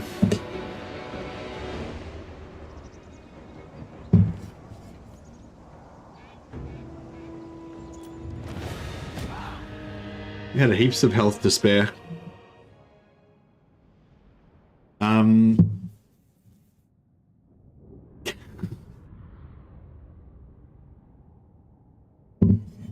Wasn't one of my finest moments of oratory, but you know, we captured the sentiment, I think.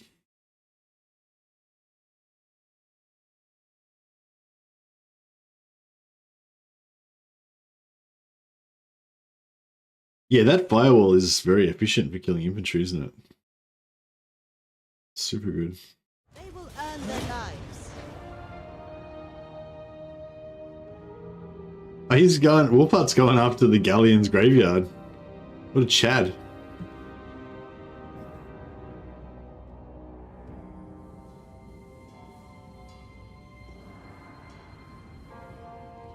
Yeah, we got the job done.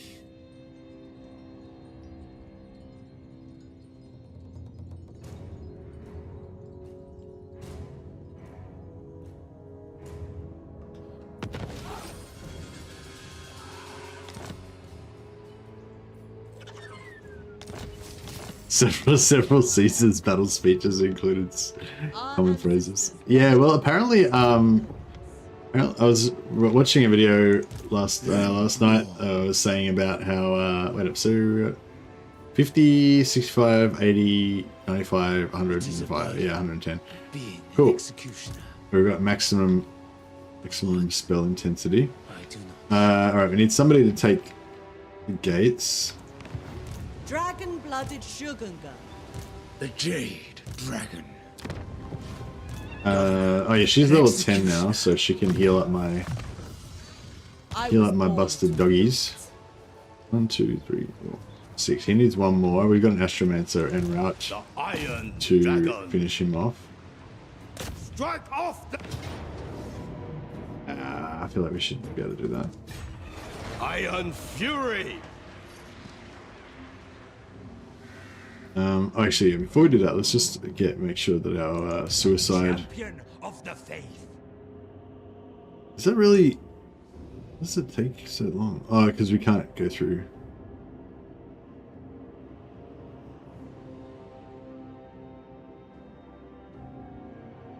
Moving out. Your word is my command. Honored to serve. 9 turns left. All right. Hopefully, we can get this guy to suicide I will do anything time. for Sigma. Shogungan Lord reporting.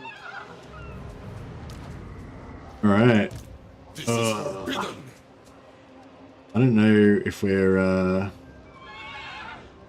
4 turns. All right. If we can get this if we can get 4 more battles done, then we can get instant recruitment here and pop another 4 lions. And I reckon if we get another 4 lions here, then we'll probably kill these guys. Alchemist of Shangyang. Astromancer of Grand Cathay.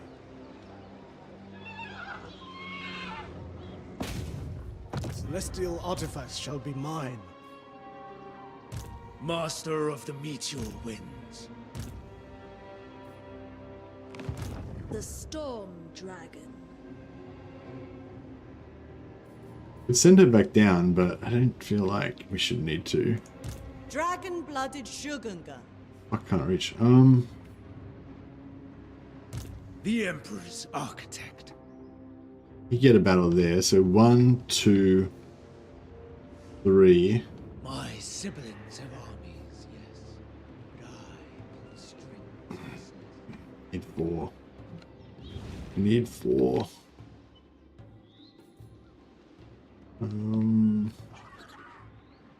I stand apart.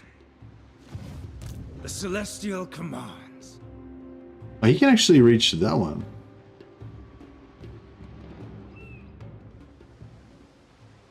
Wait a I second. cannot delegate this.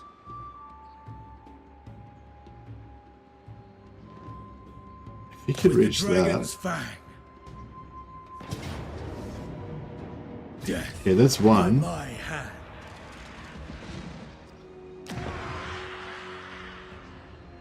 This is 2. Favored daughter.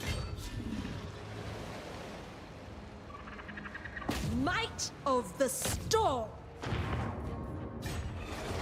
Wrath of the This might work. This might work. Hey, Mert. So we got 1, 2, 3. And if she can... Service is every Cathayan's duty. 0 of Dawn. You reckon she can kill all that shit with this? Wind Shaper. Sure. Be fine. Oh, he can sack. He can sack this and then go over here and help her. And Alright, I think we got this. We got this. imminent. I mean, we could maybe win it without the extra units, but...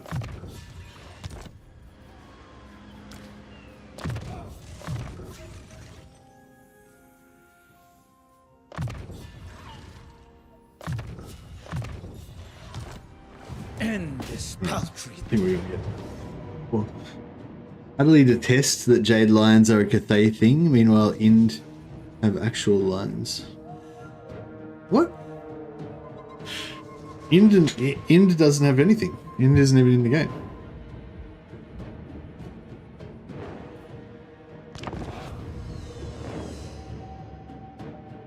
How do you have an Archlector as Cathay? Oh, hey, Dr. Hayeshift. You can borrow armies from other factions if you have enough allegiance points. So yeah, once you need to be a military ally, and then once you're a military ally, you get 2 allegiance points per turn, and or you can do missions for them, and then you'll get you can get more from that.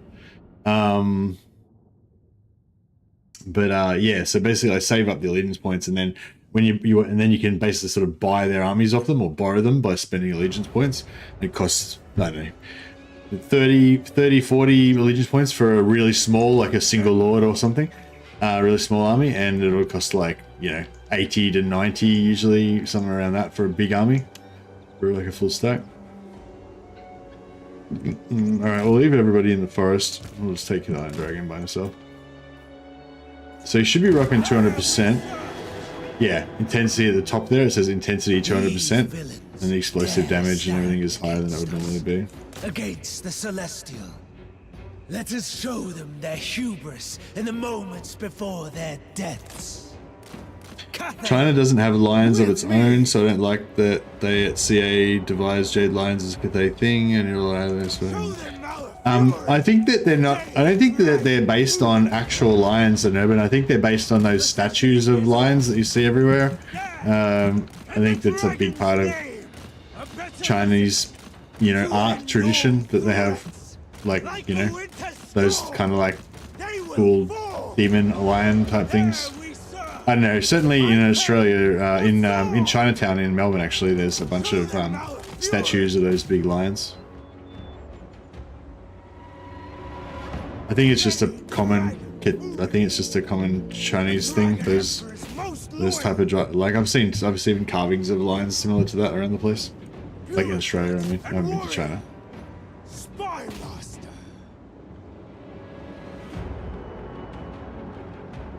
Master of Meteor Winds. The day is done. Emperor's Executioner. But I'm saying I've seen similar carvings of lions in real life. So I'm guessing that the whole art style is probably influenced by India because China and India are like right next to each other. So I presume that they have a lot of influence over each other.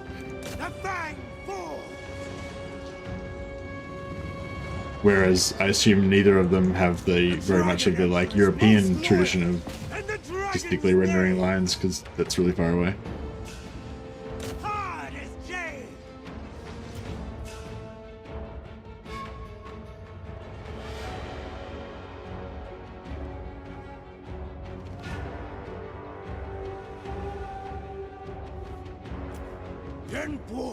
To end all threats.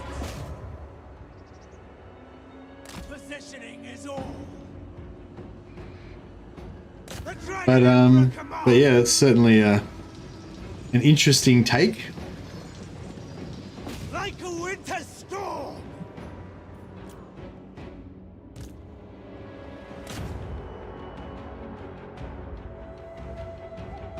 I feel like he does pretty good against infantry. Like I feel like if you just leave him in there, he kind of chops up infantry pretty good. He's just a bit of an all-rounder. Yuan Bo is just good at everything. There are Chinese guardian lions outside a museum in Melbourne. Yeah, in Chinatown there's some as well. I hugged one when I was drunk the other night. It felt cold and stony on my face.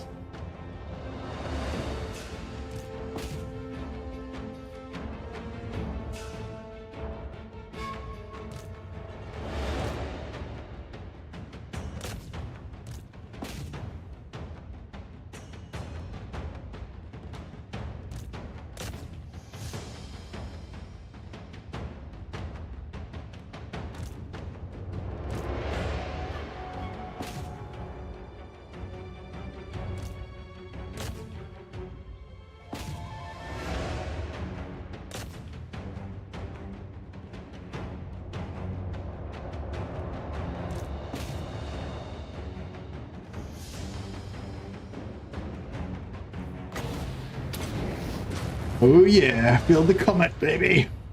Flap.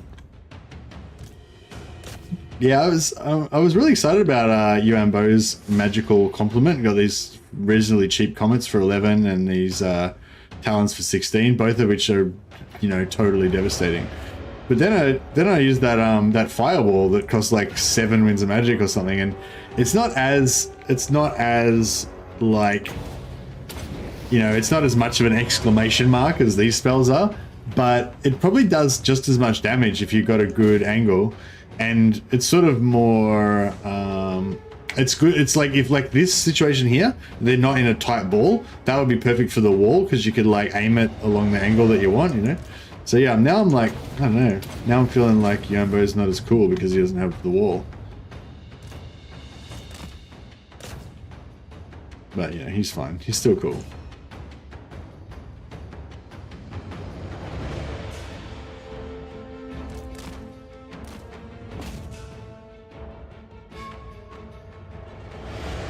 His kid is very enjoyable. He's more balanced than his siblings, you know? Yeah, he's pretty good. Oh yeah, this is gonna be a good one. Oh, deleted. Deleted. They didn't even get like, they didn't even survive with like 5% health or anything. Like flap. All right, so I gotta remember to sack it, and then we've got to reinforce our other buddy lord. Take that opportunity to heal our lions as well.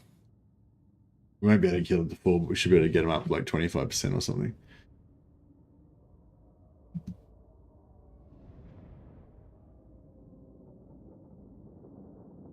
Yeah, the Dread Dragon's very good, very fun. He's he's extremely strong in melee.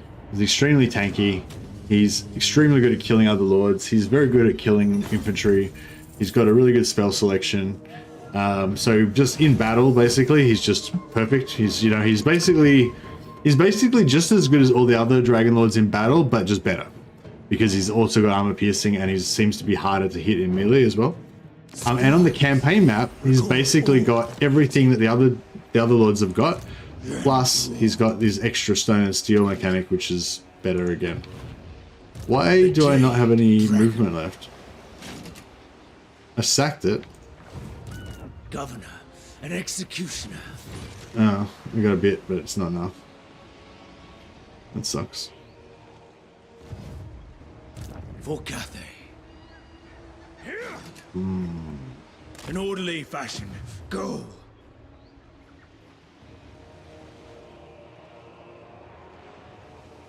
Duty and unity. Within my reach.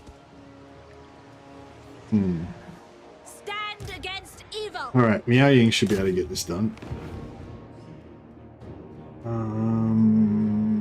How much wins we got? Fuck all. Alright, actually it would give her the Jade Amulet. That'll give her I don't think it gives her infinite wins, but it gives her a good amount. 25 seconds, 2.5. Yeah, it gives her 2.5 wins every time she casts a spell. So it's going to make her a little bit weaker, but that's alright.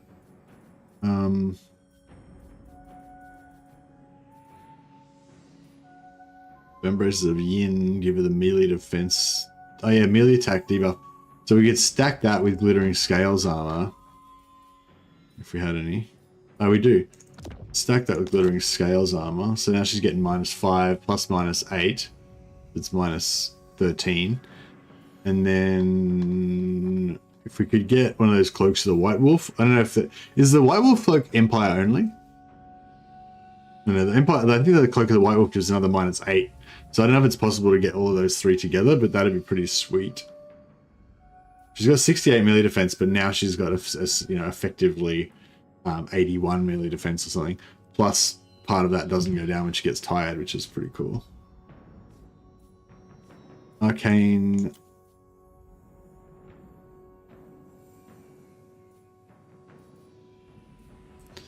Channeling staff.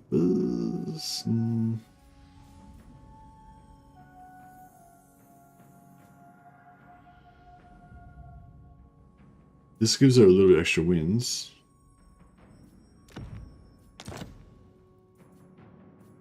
I was born to wield it.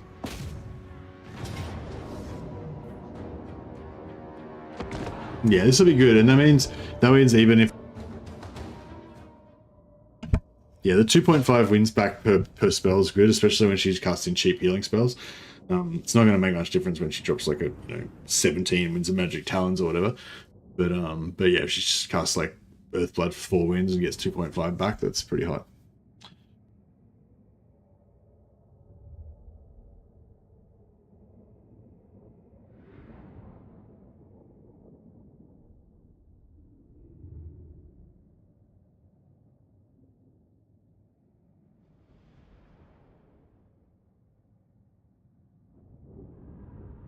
What do you? I don't really get what you're arguing about, Immortal. Like, yeah, I mean, if the Chinese lions are inspired by Indian tradition, that's cool. I don't think anyone's arguing against that. I don't see why they shouldn't. I don't see why they shouldn't base, like, we shouldn't include them in the game though. No, I don't think I'll probably do a review in Urban. Yeah. I don't really know. Yeah, I don't really know how to do reviews, or really why anyone would care what I think. I'd rather just show. I'd rather just show it, and you guys can kind of make your own decisions. I don't know. I guess I could do a review in terms of.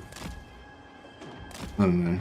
Like, yeah, I guess when people say review, I assume you mean like me evaluate the DLC and like ascribe a value to it. Yeah, which I don't really feel comfortable doing that.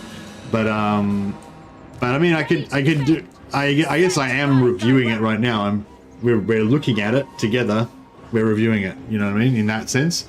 But in terms of the review embargo, where you give it a rating and shit, yeah, I don't have any plans to do it. Yeah, do you feel like you need me to do a review of it in Urban? I feel like I've given you guys a pretty good idea of what's included in the pack, and hopefully you got a pretty good idea whether you want to buy it now. Rooting out evil. My point is, there's so many Chinese folklore, bits and pieces, monsters and units they could have gone for. Terracotta Chinese mummies, blah, blah, blah. Sent by Caravan. But how many of those could they have done a green version and a black version of and sold it as 2 different units? See? That narrows it down a bit, doesn't it? Mistress of storms. March for the Emperor.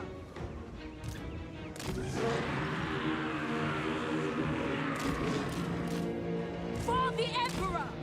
Execute them. Execute them! I might just pull these guys. How far back do we have to be before their predatory senses fuck off? Oh, there we go.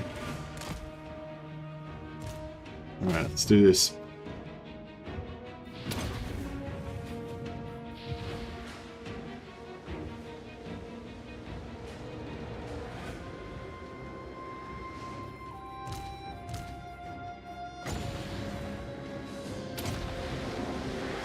We'll do a lamb. Yeah, oh, that was 6 lion breaths at once. The lion breaths are pretty underwhelming when you do 1 at a time, but you use 6 at once, it does alright, That's a good job. Gets it done. Alright, how's this guy going now? Is he gonna beat me up? No, seems alright.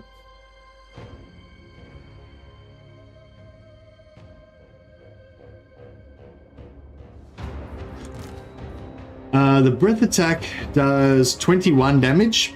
No armor piercing. So 21 damage is about enough to do about 30% damage on a normal infantry model.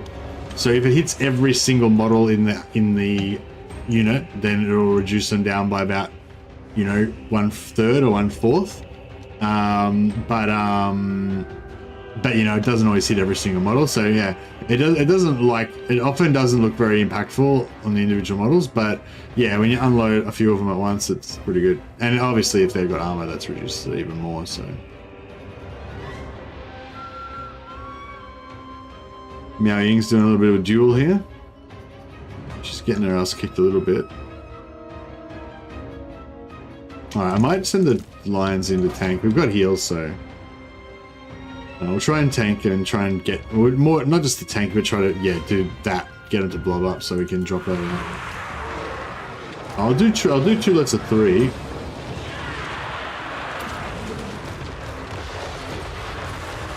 Yeah, see, I didn't do that much. It's a bit better.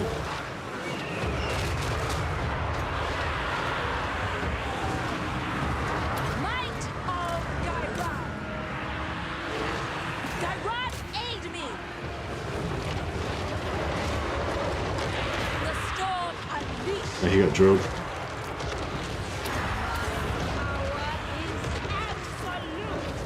'87 melee attack when they're buffed by her.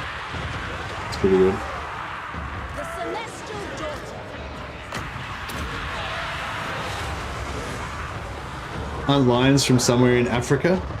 I don't know.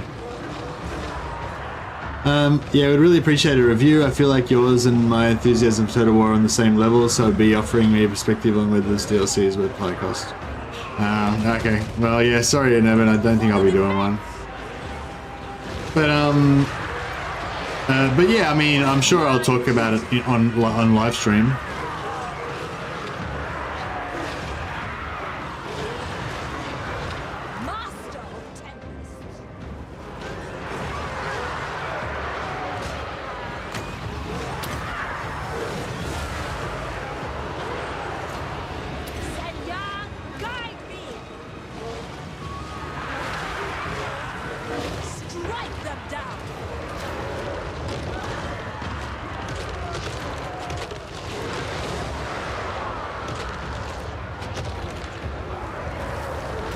Just want your input. Yeah, I've been talking about it, you know, pretty much throughout the whole time.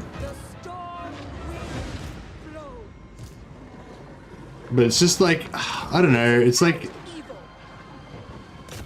I don't know, so like, just like, yeah, it just doesn't really appeal to me, man. Like, So what's a review? Like, so I go through every faction, I talk about all the different units that are added, all the different faction mechanics, and it's like, it would take fucking hours, you know, and just be talking about like every single aspect of the DLC and shit. It's just, I don't know, it's just sort of boring as well, like, and also it's the same shit that like everybody else, like, do you know what I mean? There'll be like fucking 20 different people doing reviews of it online. Like, I really don't see how me doing the 21st review on top of all that really fucking adds much value, you know what I mean? I don't know. I mean, I see that. Yeah, I appreciate the fact that you guys value my opinion, and I can see that it is something that I need to maybe get into doing in the future. But it's just, yeah, I'm just not set up to do it. I don't know how to do it. It's not part of my skill set, you know what I mean?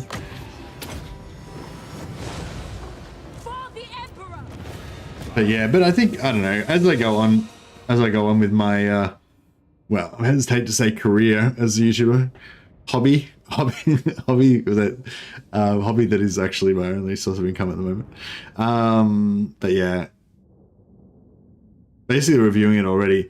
Yeah, that's the thing. Like, I just talk about the things that interest me and stuff like that, you know, like, but like, it's very different, like, I don't know. It's like it's very different, like talking about the things that interest me and the things that I like about it and stuff like that. That's very different from like acting like I'm an authority, acting like I know everything about the DLC. Because like I haven't.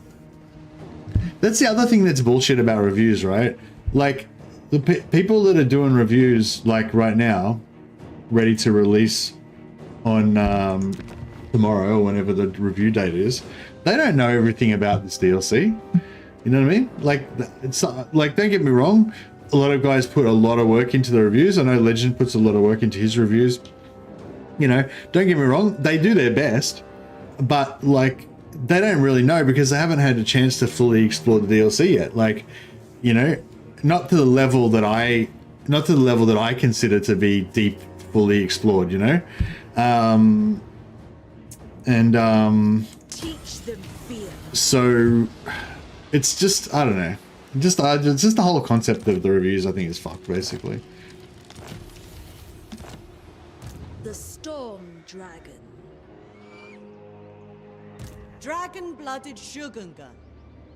Well, like, if you do a review, I feel like it should always be pretty much like, look, I've only had 2 weeks with the game, or 3 weeks with the game, or whatever. I feel like there's a lot more to still uncover, but from what I've seen so far, blah, blah, blah. Like, that's pretty much how you should start a review, I reckon.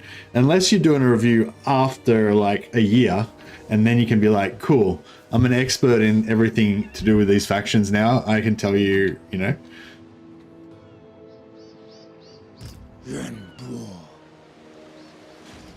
Yeah, I'm really bummed that he didn't have enough room to get over here. Dragon-blooded Shogunga. And she... There is Mary. Oh, she can't even make it there anyway. Motherfucker. Is there, oh! Quest battle. The infinite might of We need 2 more battles. Oh yeah, we got 1 battle over here. We get 1 battle over here. And we try to solo a quest battle with Yuan. That could work. Oh, but no, but he's in force march stance. Fuck!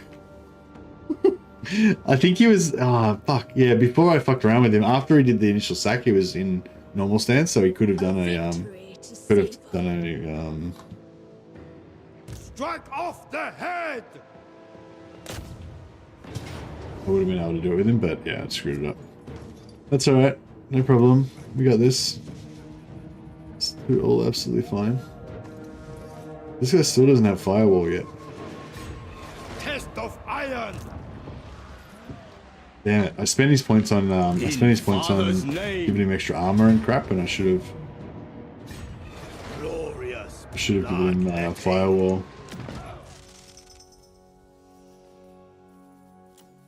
We can give him.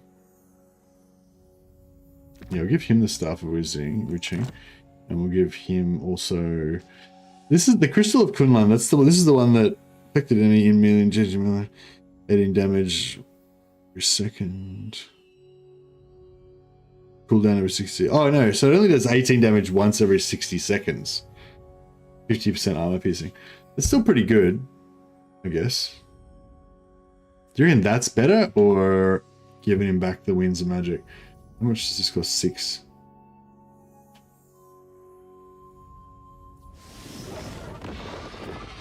Nine overcasted.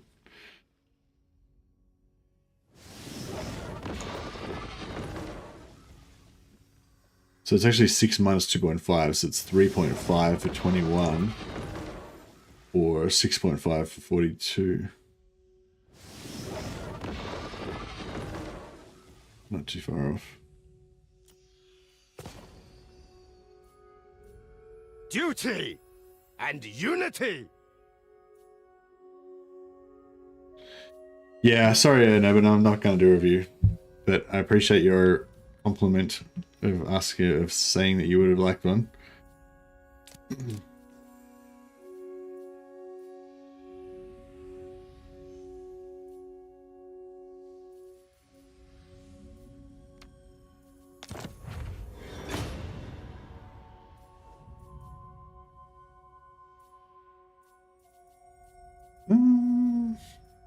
What else can we melt down? And the Magister. Guess that's okay.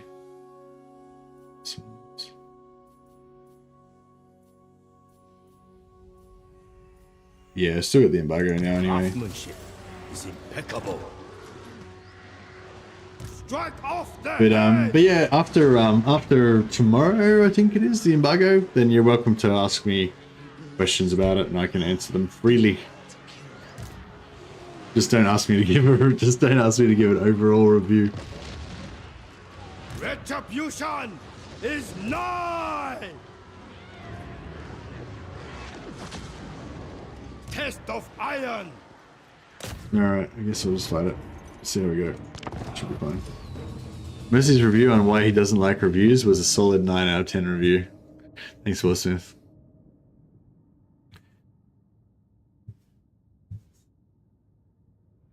Yeah, I don't know. It's like, yeah, I don't know. I think I'd love to know what you'd like to see in the next update instead. Yeah, that's now we're in more familiar territory. Another roach. Yeah, I'm excited about the next one. This DLC's made me more excited for the next DLC because I'm like, well, I mean, we don't really know if they're going to do the next DLC the same as this one. That's the other thing too, like all this controversy about this DLC, that might make them like change their strategy or something for the next one. I doubt it. I'm guessing the next one's pretty much already partially done. Iron will.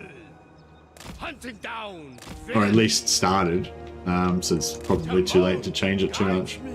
But they might, I don't know. They might like include a bit extra stuff in or something. I don't know, it'd be really interesting to see if they do react at all to this whole controversy with the price and stuff. I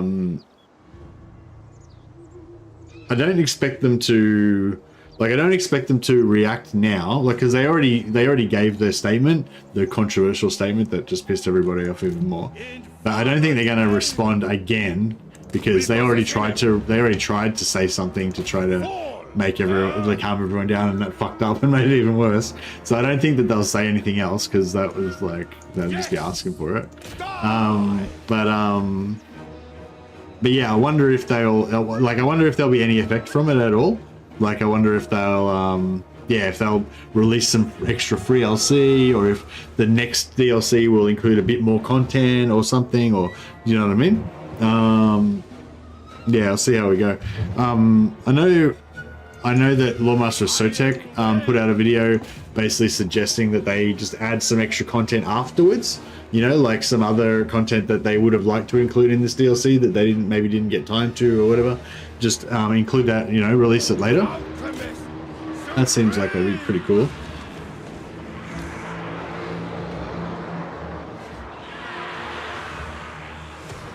$60 armor, yeah. This could be a bit rough.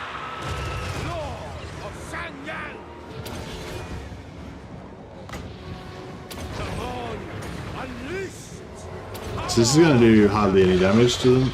Yeah, see, it's like 10%.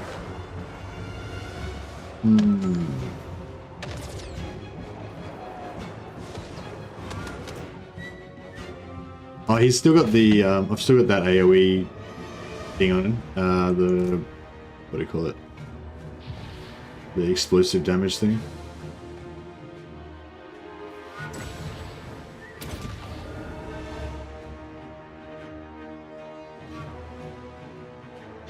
But yeah, I was like, my most recent like trip about the next DLC was that if we can expect something, if we can expect a similar template to this, because the next DLC in theory is the same sort of template as this, like it's another 3 Lord, 3 faction DLC.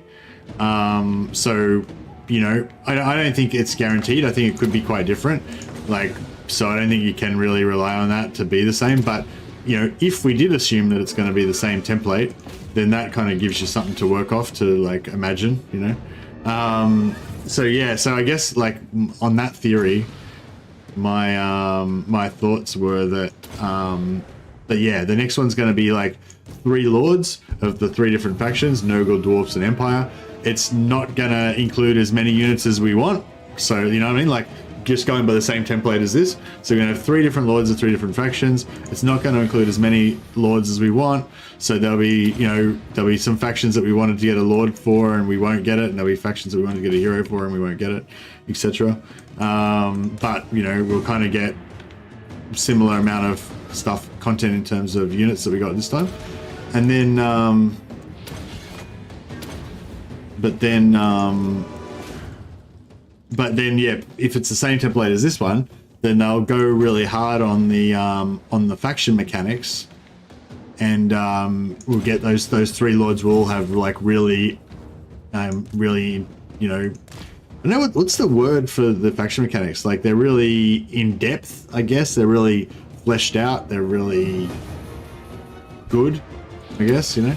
Like all three of the lords in this pack all have really exceptional like faction mechanics, you know. They're not overhauled, they're new. They're added on.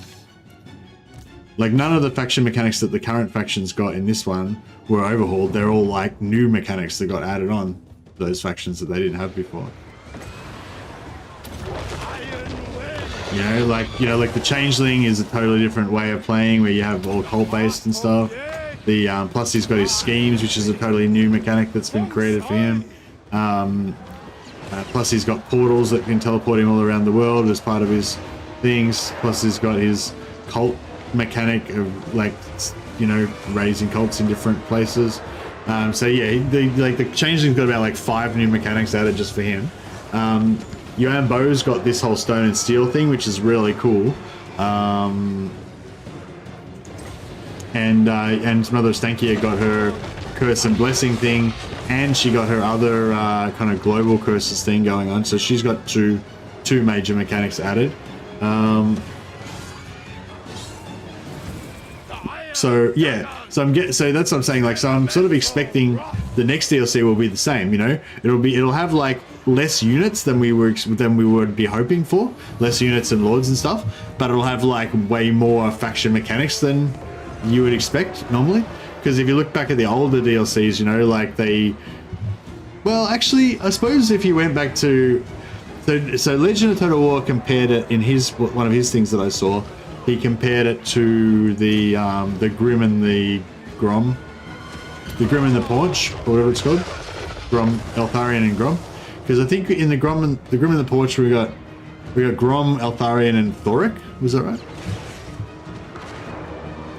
Yeah, did Thoric come with that one, or did Thoric come with something else? Oh, there's his thing just went off again. It was like 20 damage. Yeah, I think that if I'm right, and you got Thoric, Eltharion, and Grom together, then that is kind of pretty equivalent, really. So because all 3 of those, you know, they're probably not quite as in depth as these ones, but Eltharion got like 3 different mechanics for his faction. Grom got 1 really major one, and Thoric got like you know, a special mechanic as well with those finding the runes and everything. So I guess that is pretty equivalent, sort of. But we got less units in this one. and less heroes, I think, too.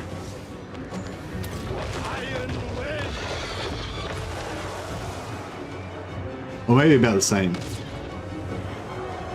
How can I get early access to Yuan bow? You mean before the day after tomorrow? It comes out in like 2 or 3 days still. Alchemist Supreme! Shaper! I don't think you can, sorry, buddy. Lord of Shanyang! No, this is hard work. What's she got? Shearing Doom.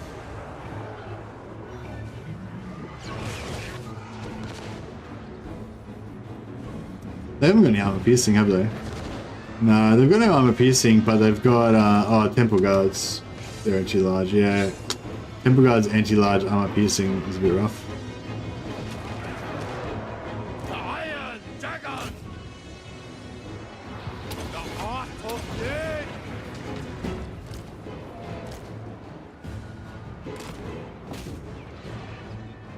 Oh, they're Temple Guards as well, aren't they? Fuck.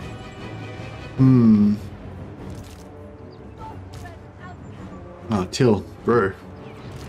Metal and fire! In Father's name! With relish!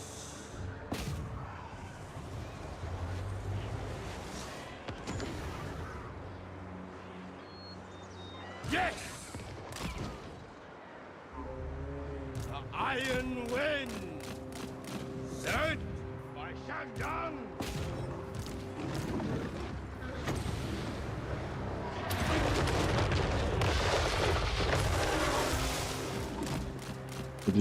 Did not kill them. They're still very strong. Get out of that.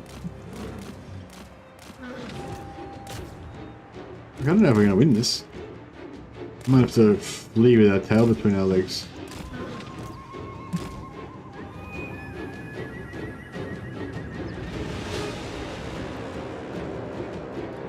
Alchemist Supreme! I am compelled.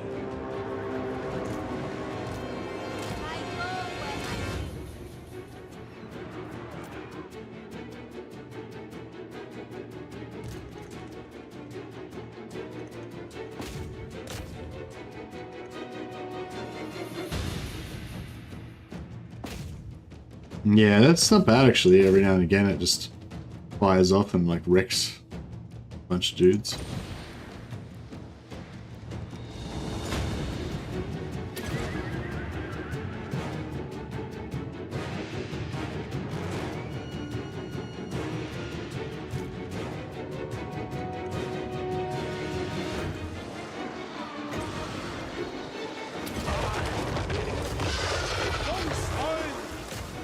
Let destruction reign! The path of iron with great pride! Child's play! Come on, unleashed!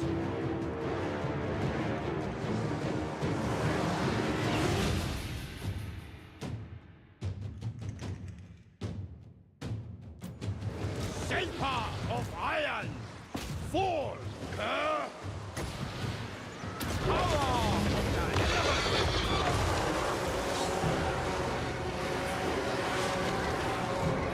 Yeah, I'm worried about this Temple Guard. I feel like they're gonna wreck him. If we can kill this Lord, it'll be good, but...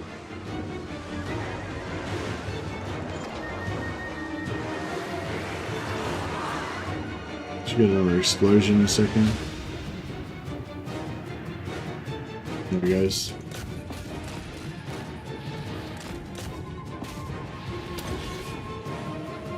Ah, fuck, he's getting wrecked. Yeah,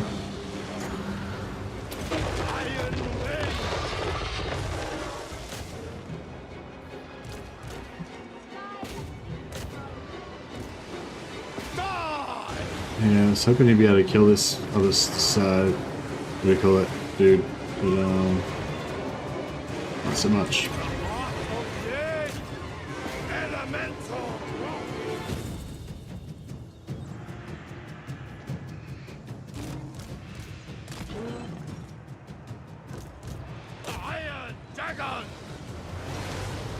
Oh, he's doing alright against this guy. He's like...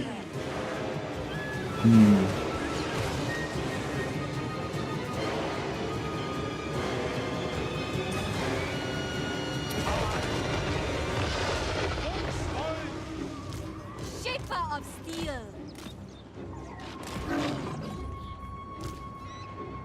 Alchemist repositioning. He's getting right.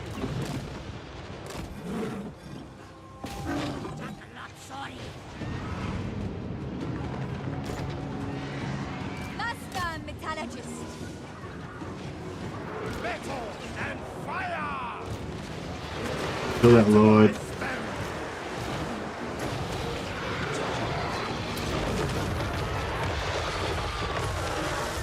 Deleted those guys. Did we get him? Fuck, we didn't get him. We did not get him. Crap. In Father's name! Yes! Hunting down villainy! Timon guides me! Repositioning!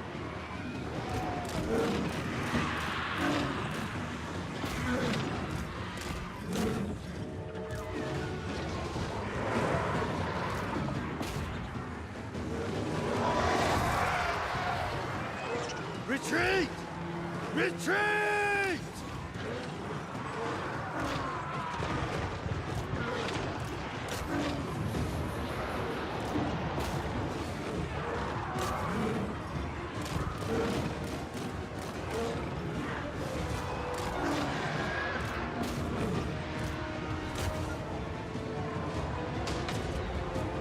Nice. Sorcerer of Fuck, she got routed. We lost. Yeah, I don't think we can. Yeah, I don't think we can win this.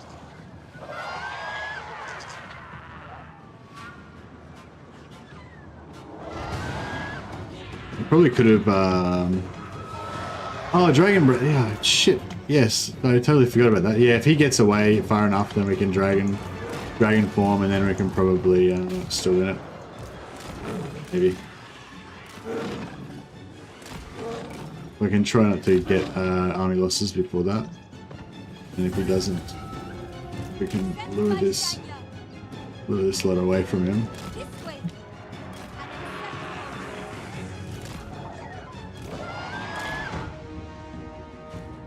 If necessary. Seeking elements.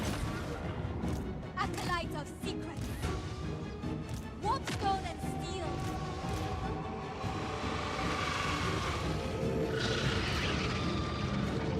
Ah, beautiful. They gave him army losses. You're genius, David. Genius. Because that just because of the amount of army value that's in him. When he got that full health back, it just shattered him straight away. Glorious. Thanks, buddy. You saved us. I would have lost that otherwise.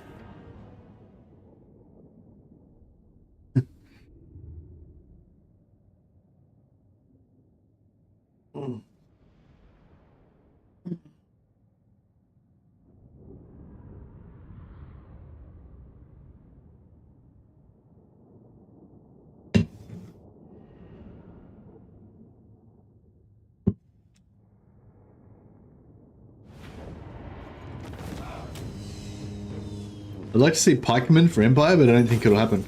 I don't think that Empire have pikemen, Monkey. I think, yeah, I think they only. I don't think there are Empire pikemen. There's Tillian pikemen, which will probably. I think we probably will see them when we get the Southlands. This is Occupy. This one, yeah. Province expand.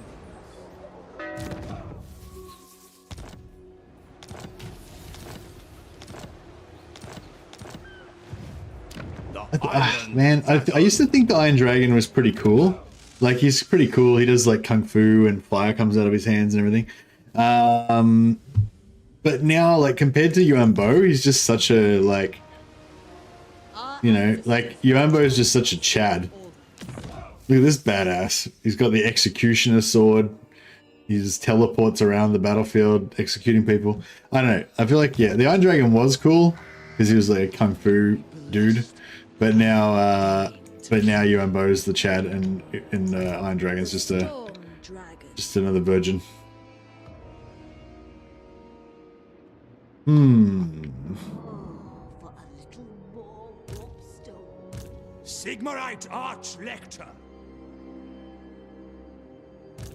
Dragon-blooded Shogungun. Yeah, I don't really. There's not really any other. Never be breached.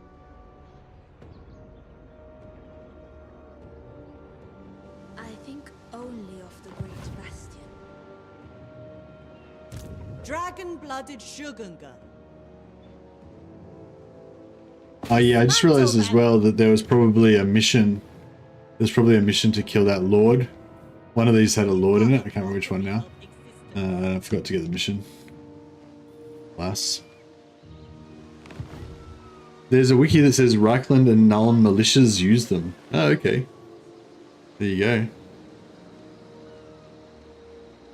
Yeah, I don't know. I didn't think that they had pikemen on the tabletop, but it could be that it's just a lore. It could be that it's just a lore kind of unit, but it's not actually on the tabletop rules. But yeah, I don't know. I'd be surprised if they added pikemen to Empire.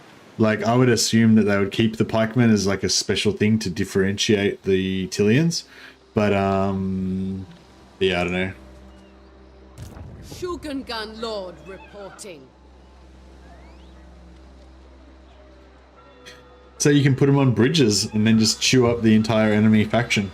The entire enemy army with your overpowered pike formations. Astromancer of Grand Cathay. It's the same function they've performed all throughout all history.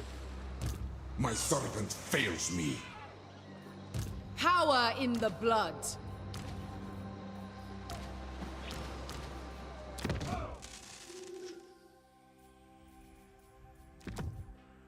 It is mine by blood right.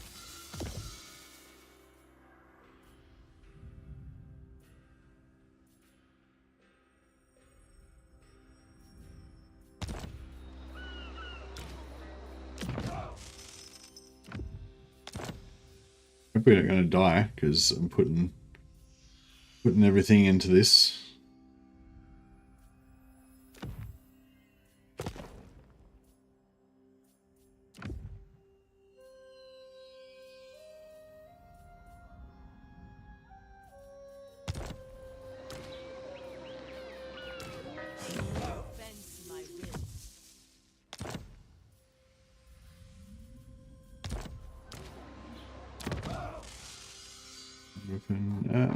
So we could give her Princess Blades, and we give the staff for extra wins. Put her on foot for extra tankiness. It befits my high station. Put her on foot for extra tankiness. I think we're getting somewhere here. With Kunlan passive, yeah, nice. And we'll give her... What weapon we give her? Terra, maybe? Oh no, Terra's no good because they're undead. Melt these down. Scroll of Astromancy.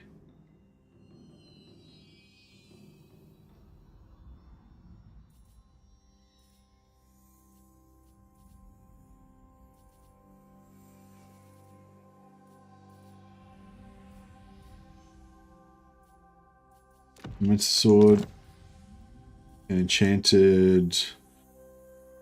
I don't know.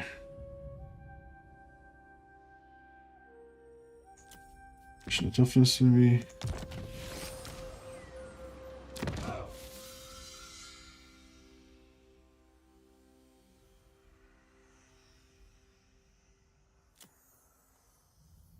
Jade amulet, yeah, we'll give him a jade amulet as well.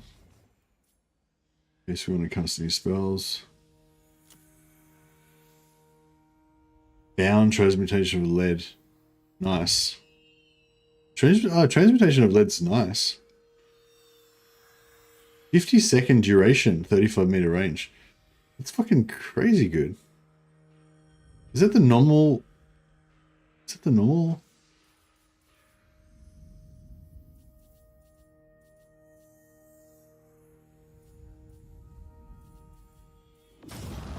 What's transmutation of lead? That's law of metal.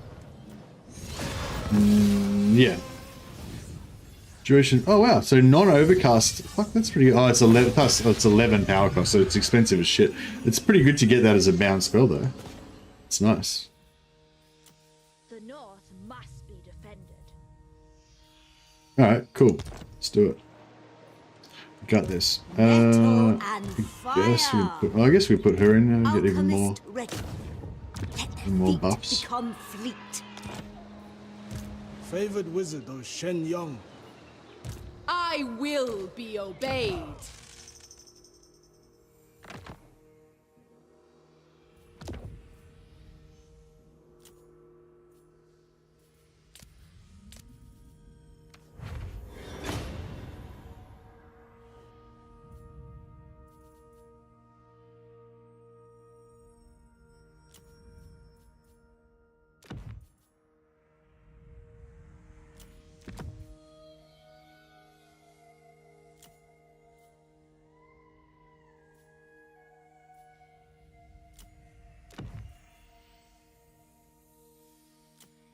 The Trickster Shard, spell resistance reduction. Oh yeah, nice. Don't think we're gonna need it, but it's good. Alright, cool. I think we're ready to rock and roll. Offspring of dragon. Ugh. Doesn't look great. Hopefully it'll be alright. If we stay in the forest, we've got melee defense buffs, we got melee attack buffs, we got spell intensity maxed out. There's a lot of good things going for us. I'm a bit worried about the single target damage, but yeah, like I said, we've got high melee attack boosts and melee defense debuffs for them and all that good stuff. So Offspring of dragons. Dragon Guard.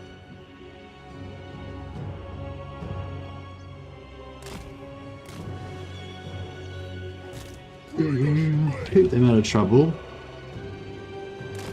The ogre's hidden over there.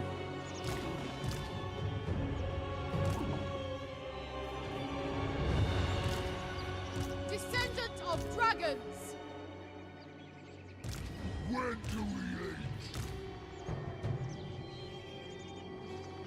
Protector of the forest. My elixirs are ready. Born of dragons. Shogun gun sorcerer. Oh, actually, I think we need to do that. Titles of colonel.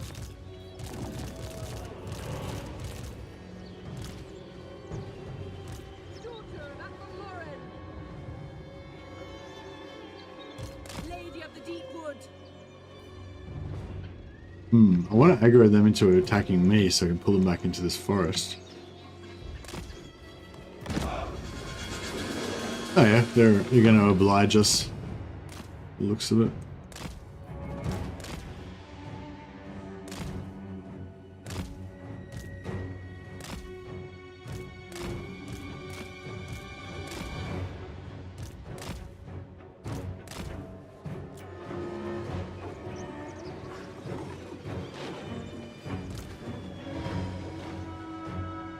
Guided by ancestors.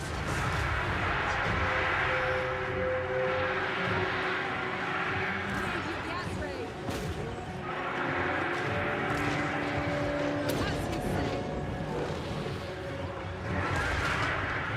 Dragon Guard.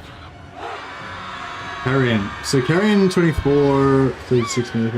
Oh yeah, they kind of are Carrion, aren't they?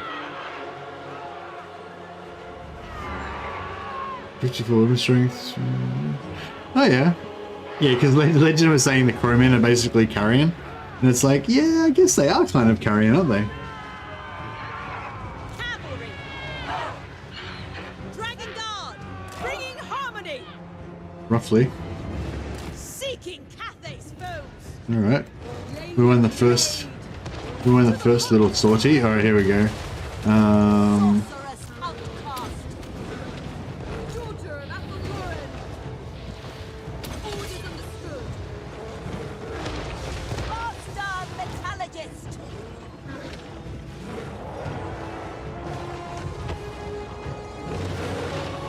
So they're doing no damage to us so far.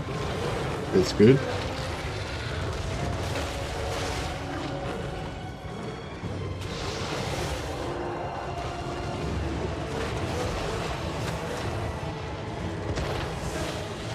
Wait till that infantry gets in before we start using a lot of the AoE. Sword and steel.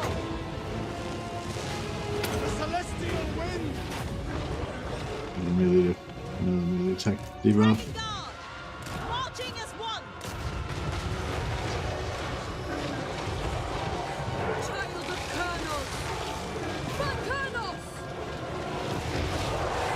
I hear the heavens. Ready to rule!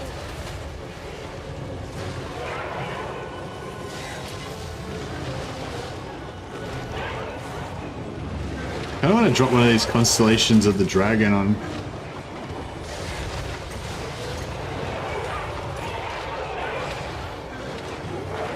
Just for fun. To me!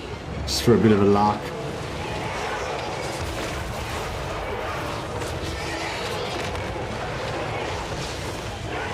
Lady of the Deep Wood! Get out a bit of the trash. To war! Alright,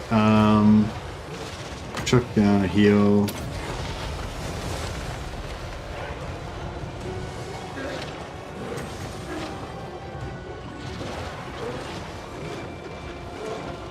Bathed in celestial light! Sun Yang sends us. Yes. My test begins. Acknowledged!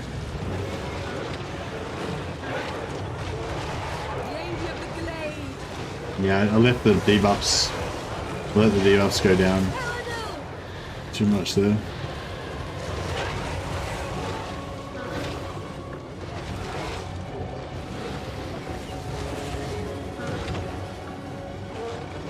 The forest calls! Fire in the blood!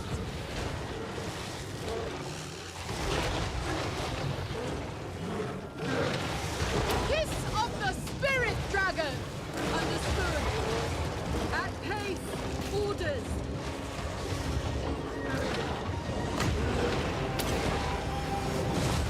Descendant of dragons!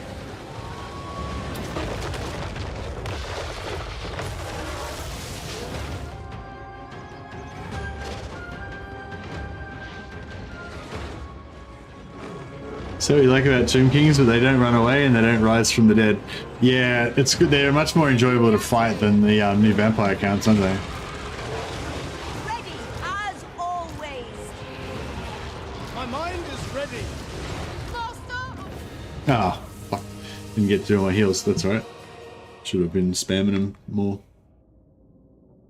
Pikemen do seem to be more of a Tillian thing. Yeah, I think pikemen are more of a Tillian thing. Maybe it was like Empire pikemen used to be a thing back in like, you know, 2nd edition or something, and then they kind of phased it out and it became more of a Tillian thing or something. Like, yeah, I can't remember. I remember listening to somebody talk about it, Lore Channel or so.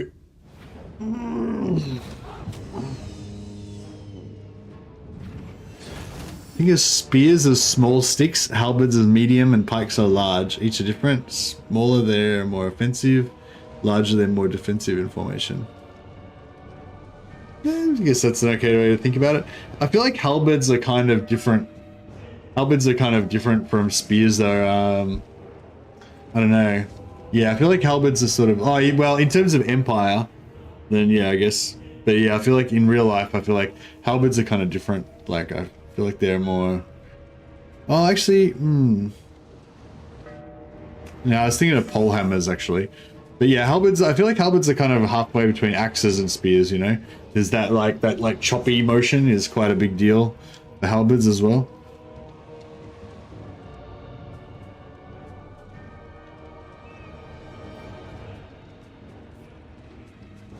they may live this time.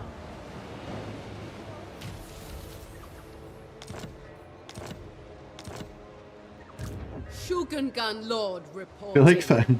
I know I'm not really a big Simpsons guy, but I remember there's this one Simpsons episode where Bart Simpson and Lisa Simpson are having a fight, and they're both like, well, I'm just going to keep walking forwards like this, and I'm just going to be like kicking at groin height, and if you're in the way, then you're going to get kicked. And then Bart's like, well, I'm just going to be like swinging my arms like this, and if you're in the way, then you're just going to get punched in the face. And then they both like, they close their eyes and then they just walk forwards, like going like this towards each other. And I feel like that's pretty much like pike formations. They're just like, we're just going to keep coming forward, and if you're in the way, then you're going to get stabbed. I will be obeyed. Like that. Dragon blood Alright. Yeah, so we can Celestial ancestors. what are we trying to recruit here now? We want to make another kind of doom stack, I guess. Yeah, I don't know if I like the jet lions as much as I thought I did. But we'll whack a few in there as well, just in case. Just to be sure. Yeah, I kind of feel like just going full Jade Lions is almost better because, yeah, somebody asked before whether the missile reflect is any good, and it's like, no, not really. It doesn't seem to work very effectively. Maybe if you had spell intensity, like 200% spell intensity, and you cast it as a magic spell, but when it's the bound spell, it doesn't have any spell intensity on it. It doesn't, yeah. Serve and honor your ancestors. It seems quite shit, I would say. Well, I suppose the flame breaths don't really do that much damage either. Staying away from crowmen in armies. Oh, I tried at the crowmen in the first campaign that we played. Yeah, they were okay. Like having like 4 or 5 of them was okay. It befits my high station. Like, yeah, like 3 or 4 crowmen is kind of equivalent to like one unit of longbow riders. But yeah, so I guess like late game you'd probably be better off just having the longbow riders.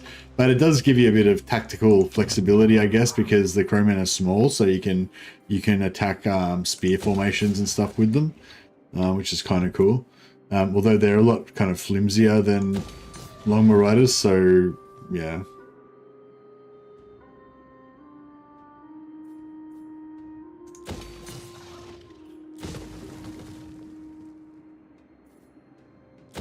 Yeah, we'll switch everything to yin so we can get more growth. Just convert that money building from yang money building to yin money building. The storm dragon. We'll leave all these guys here so we can get so we can just sack city these guys as we go. Take that next turn. Child of the Nine. It's going to be the Iron Dragons reinforcements. And oh yeah, and we'll do the recruitment. Oh, we can't do that with the provinces. I guess we'll just do that. So yeah, if you just want to burn steel, then you can just do structured operation. Just means that the next hero action is guaranteed to succeed. Then you don't have to target it on any particular hero or anything. It just you know, it's just there. Next action is guaranteed to succeed. I actually haven't noticed if you stack it up, if you can get like 2 or 3, 4, like get more than one. But yeah. Only of the great bastion. Cool.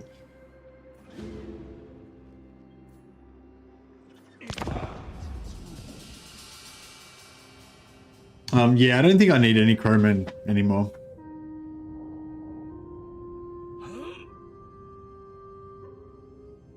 But yeah, so the pole hammers that I've seen have been quite hefty. Like they're fairly short. They're probably about 6 foot, maybe. Yeah, probably about 6 foot, maybe even a little bit less than 6 foot.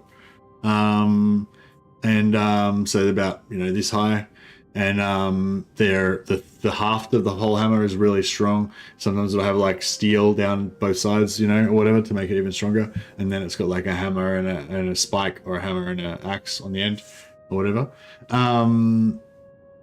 But yeah, I feel like halberds would probably be a little bit lighter than that, and maybe a little bit longer.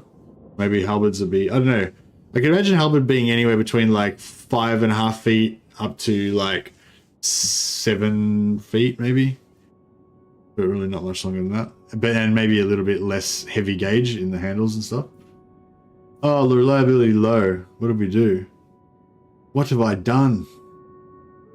Oh, it's because I attacked I attacked these guys, and I probably had like a non-aggression pact for them or something, I guess.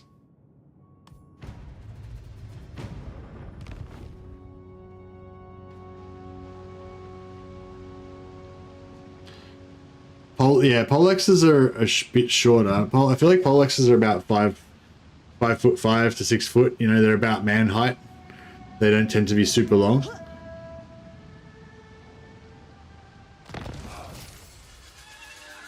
But I suppose they could be longer. I don't know. Yeah, I feel like Polexes are not very long. But halberds I would consider. I would expect the halberd to be, yeah, over 6 foot high. Probably, you know, 7 foot, 6, 7 foot, 8 foot maybe. And maybe maybe not as thick, not as heavy, because they're longer. They'd be too heavy to swing almost if they were too heavy.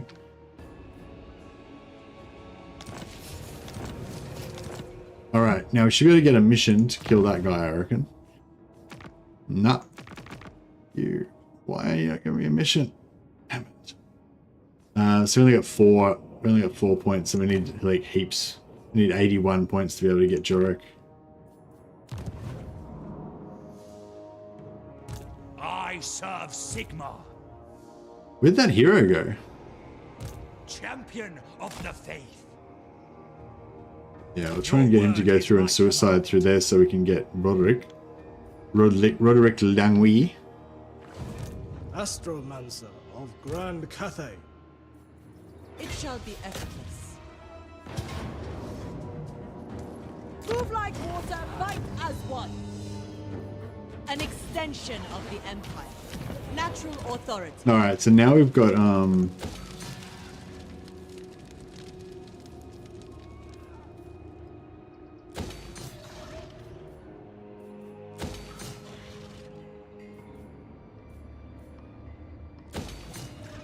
yeah, now we've got all the growth happening. Public order. Just got to smash that up to tier 3. Then do our build our astromantic relay, and then we'll let that attune for 5 turns, something like that, and then we'll be able to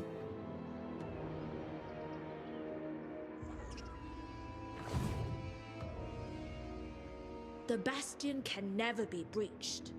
3 turns. All right, I think we can get 3 battles out of this. Warrior of Sigma. Where's he going? Is he coming to fight Hexo? I serve Sigma.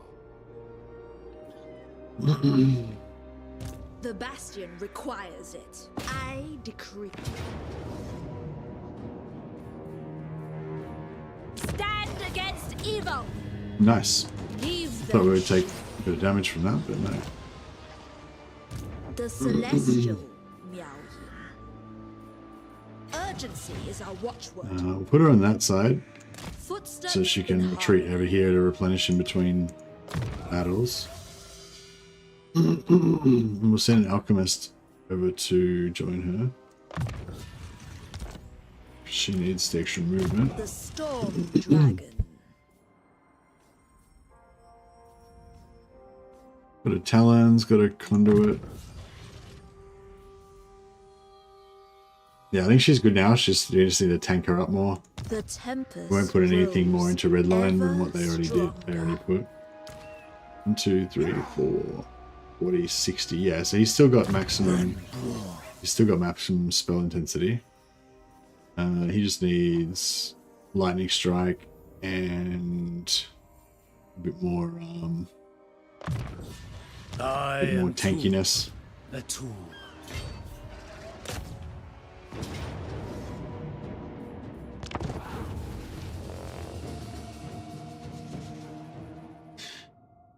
Yeah, Polexes, I feel like Polexes and halberds and also Zweihanders and flamberges and stuff, they're just like too heavy to really practice with to practice like with in HEMA, like, because yeah, you can excuse me. And with longswords, like you can hurt people pretty bad in HEMA with a longsword, but you can also like control it a lot better and not hurt them, you know, whereas if you're trying to like fight really fast and react, you know, like if it gets a bit out of control or whatever with a poleaxe or a flamberge, then you're going to get wrecked. You know, somebody's going to get busted up. So it's like, I don't know, just in terms, for me anyway, like, it's like, I feel like it's not, I don't know. It's kind of like that, if those of you who watch like Joe Rogan and stuff like that, you would have seen him talk a bit about how jiu-jitsu is a better martial art than like boxing and whatever, because, or Krav Maga or whatever, because, yeah, not boxing, sorry, Krav Maga or whatever, because you can't really practice Krav Maga or jiu-jitsu on people, like, you can't practice actually doing the techniques because they're too dangerous. Whereas with boxing and jiu-jitsu and stuff, like you can actually practice doing it to people like heaps and get super good at just punching people and choking them and stuff. And yeah, and I feel like it's sort of like the same with HEMA, with if you're trying to use like ginormous executioner swords and shit like that, you can't really get good with them because you can't really train properly with them. Whereas longsword, people get really good at longsword. Not me, but other people.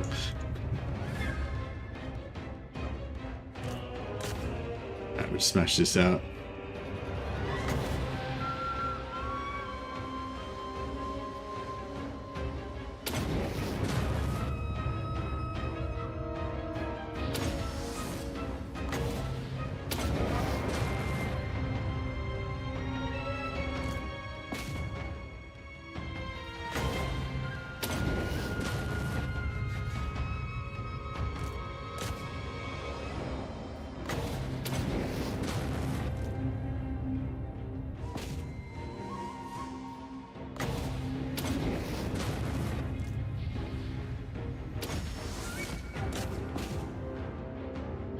Training with a quarterstaff, but I wouldn't spar with it. Yeah, exactly. Quarterstaff's another example. Yeah, like you get hit with that thing, it's fucking pretty hectic.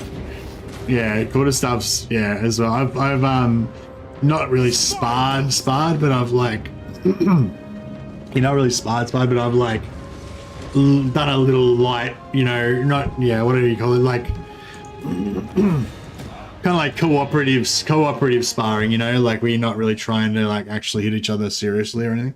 We're very, very relaxed, kind of like 3/4 speed sparring I've done with the quarterstaff, and yeah, you definitely wouldn't want to get hit with that.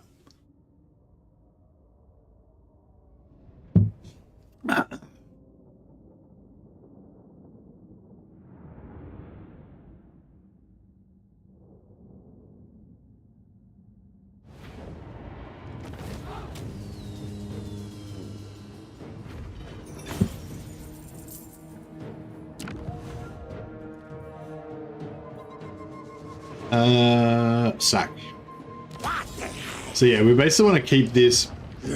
So if we can get it organized, we can keep this as like a triple sack city. We kind of need 3 armies to do it, but it's kind of cool because it'll like power our stone and steel. We'll be able to like just charge it up really fast. Dragon's blood runs through my veins. The celestial commands. The Jade Dragon. Dragon Oh yeah, so you could probably handle both sides of this one. For Cathay. Wind Shaper. Spill that. Yeah, I'll fight this so I can do the heal. Can you have 1 army for each or 3? No, but I could have 2 armies for each or 3. But I can't have 2 armies reach all 3 and heal every turn. Whereas if I have 3 armies, I can have 3 armies reach all 3 and be able to heal. But yeah.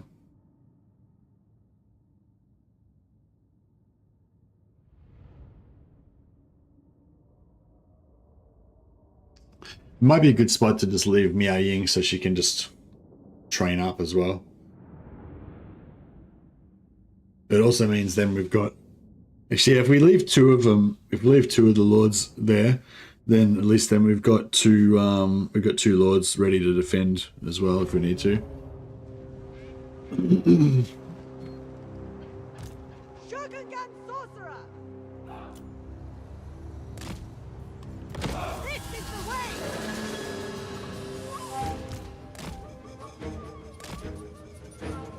Has anyone noticed, like, if you've got regiments of renown, if you disband them when they're at full health, do they come back faster than if you disband them, like, or if you get them wiped out? I thought I remembered ages ago thinking that there was something going on with that, like that they would come back faster if they weren't wrecked. But I don't remember if I ever really proved it or confirmed it or anything, you know.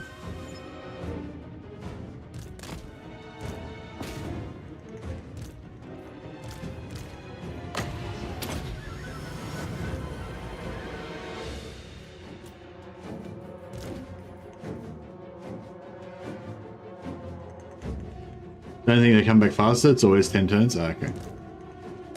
Yeah, I thought after one of the patches, I thought I remembered noticing that they would come back quicker, like in, you know, a handful of turns if they were at full health when you disbanded them.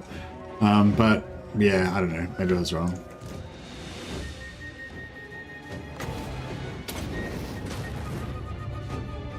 That's how reinforcements work in survival battles. They come back faster if you get them out before they're dead. Yeah, nice. Yeah, I like the idea of the survival battle, like, co-op thing. Like, I don't know, I feel like it needs to be developed more, though, to make it good.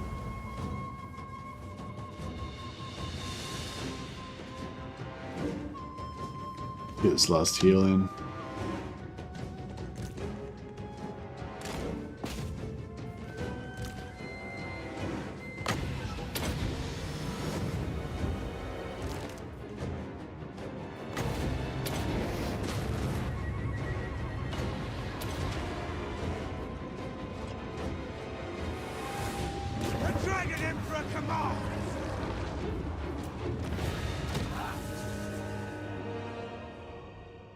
Yeah, we'll get rid of these. We'll get rid of these. Get rid of these guys, and that'll save us a bit of money.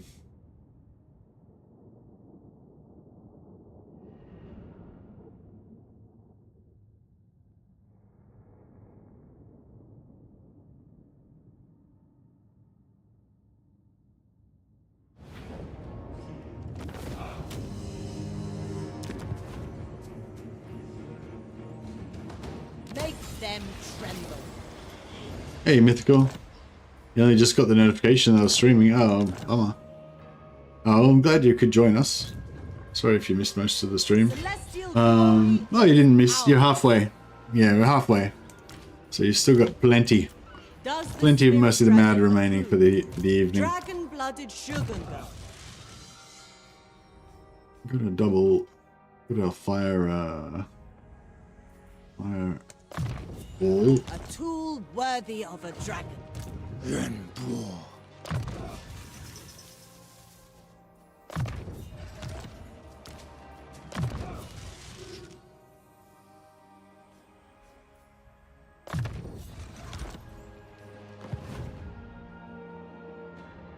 The Storm Dragon. Right, so we've got 4 now, so we can pop another. We can pop down another commercial district. Yeah, I think I might just go commercial districts everywhere for now. Oh, well, I mean, I'll drop another commercial district here. And then we can always change it to a fortress later if we want to. Oh, it's not tier 3. Fuck. Right. Okay, cool. Yeah, we gotta wait till we get to tier 3.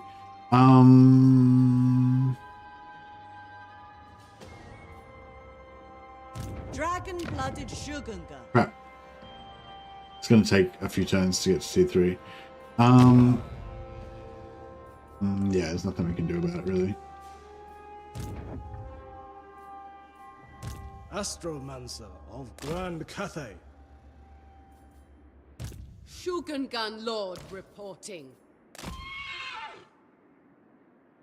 Moving out.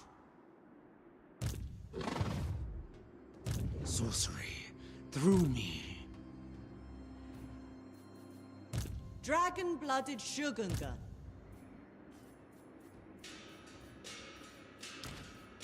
The Iron Dragon. And dragon. Oh, what are we doing here? Oh, we need wall of fire. Yeah, right. His magic's shit. It's better magic. The gift of iron.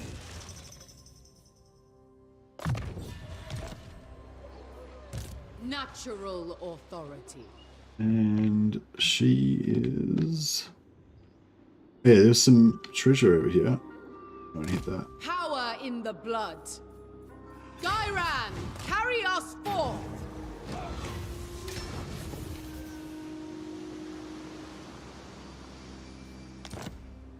Oh, there's more treasure. Let's go get that. Child of the Nine. Hopefully we don't get attacked in the meantime. The Iron Dragon. Oh yeah, so Marathi. We need some heals up here. Maybe, I think he needs an assistant as well. Give him a dragon-blooded Shogunan.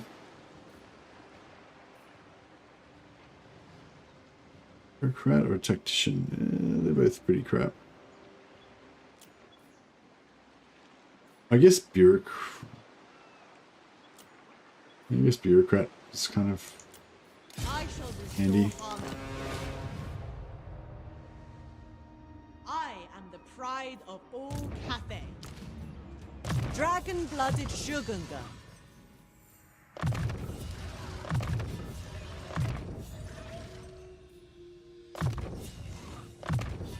It befits my high station. Fire and metal. Yeah, once we get an Astromancer in there, once if he's got an assistant, then he'll be full. Once we get an Astromancer in there, that'll fix him up. Alchemist of Shangyang. Ready to defend. Alright, let them heal up a bit longer. And we'll go after one of those. Start going after the Dark Elves soon. Dragon-blooded sugar mama. Indeed. Get out of my mind. Oh, alright, tier 4. Boom. Alright.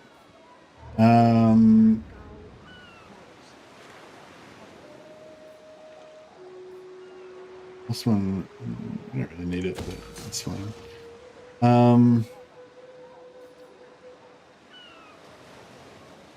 Plus 10 armor.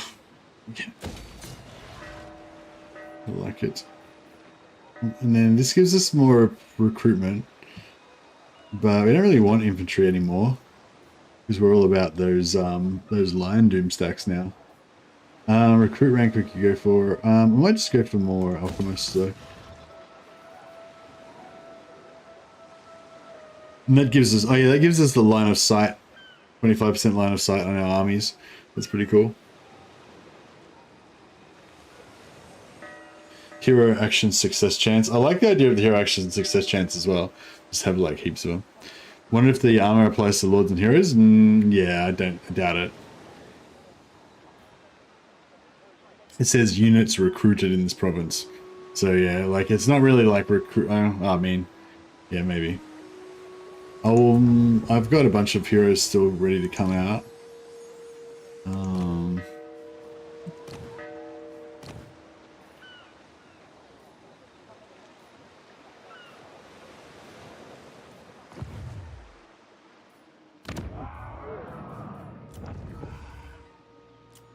Yeah, we'll recruit a bunch of Astromancers from here later anyway, so we'll see. We'll see if they get extra armor. That's true, we won't know until we test. But my prediction is it won't work on heroes. But we shall see. It'd be cool if it did. Alchemist. I don't know why these guys keep popping out with movement. I think it's... I will prove myself to the I don't know why, actually, yeah.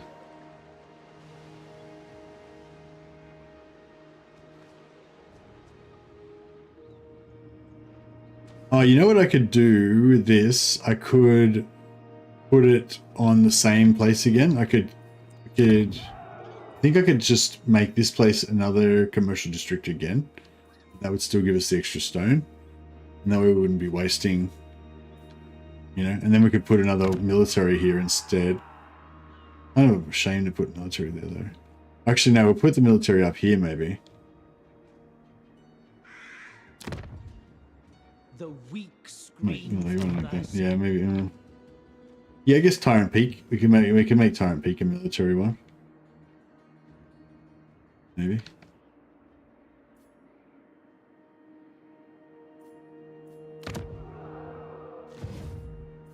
Yeah, I'll see. I might just see if it'll let me double commercial this one. Yep, it'll let us. Yeah, so now we've got 4, 5, 6, 7. So we've got an extra stone now. So yeah, it's going to be a little bit longer. It'll mean it'll take longer before we can get commercial here, but it means that we don't waste that like 3 turns worth of battles. Child of the Nine.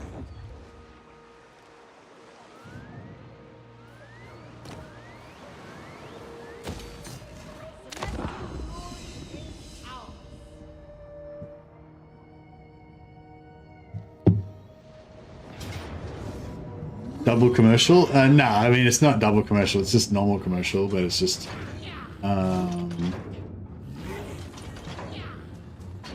So I'm in forced march. So if we auto... Gorgeous. Alright. We got our hero, our extra hero. We got Roderick now. Very nice.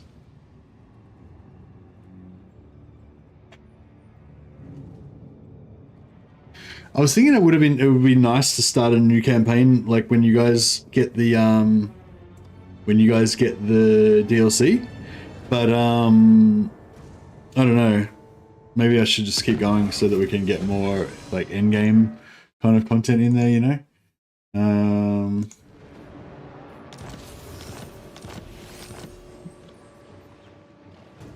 I think only of the. All right, let's see if we can get a mission this time. Come on, give me a mission. Yes, beautiful. All right, because we need to get up. We need to get 90 up. So yeah, we'll take the mission to kill this guy. Where's this guy? No, we aren't going to get that. Yeah, we'll get the mission to kill this guy. Accept. Lord of Yin and Yang. Miao Ying. I think only of the. And yeah, we've got stuff to recharge on both sides here, so that's good.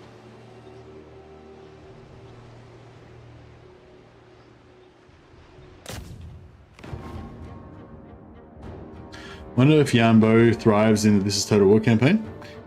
Yeah, why wouldn't he? I mean, it'd be harder, obviously, but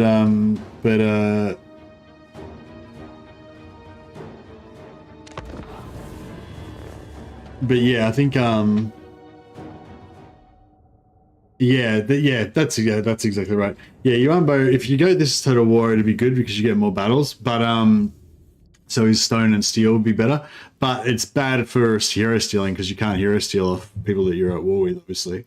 So yeah, it just depends whether you want to go more the cheesy hero steal route or you want to go more for the gangbusters kind of stone and steel route. But if you want to get lots of those powered up astromancers, then yeah, that'd be good.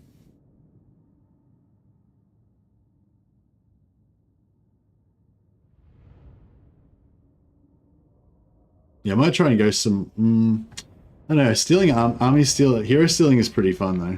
It's like you got a choice. You can either spend 6 stone on getting one of those astromancers that's got the extra trait that gives you plus 25 winds of magic, stackable per guy, or you can steal an army that's probably going to give you 1 or 2 free heroes that are some exotic type of heroes, you know. So it's like, yeah, I don't know, they're both pretty cool options, you know.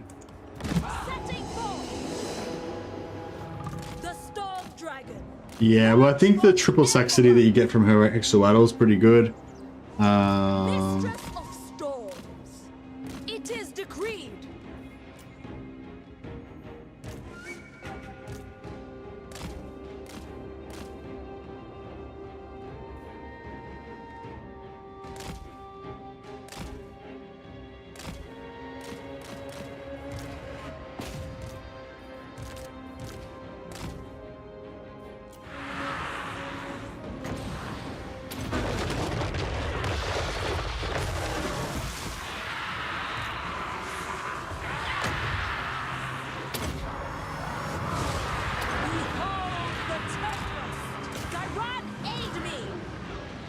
Witness their demise.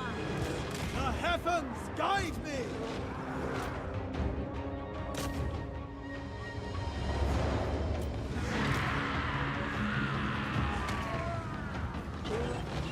Master of Azir! Celestial splendor!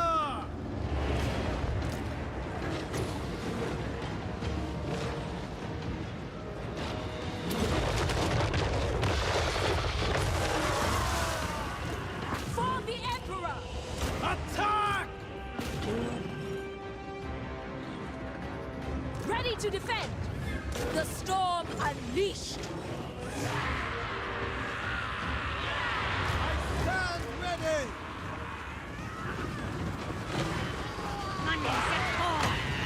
Might of Caravan! I'm supposed to skill these fuckers. Alright.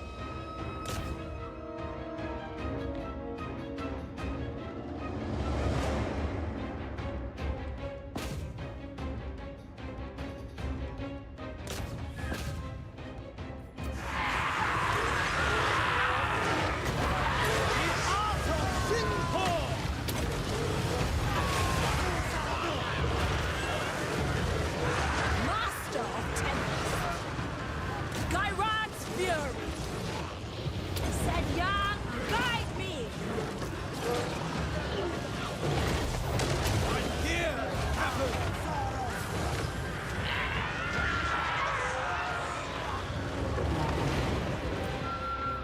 The Celestial Daughter!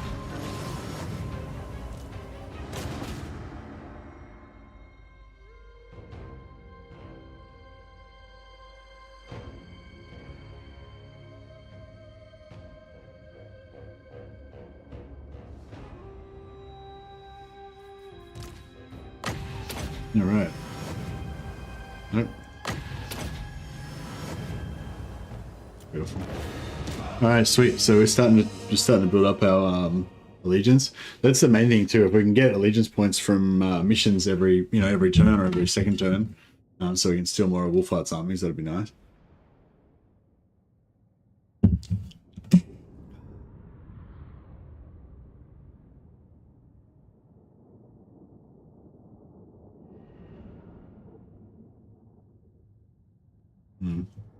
But yeah, you're probably right. Like it probably is just 10 turns.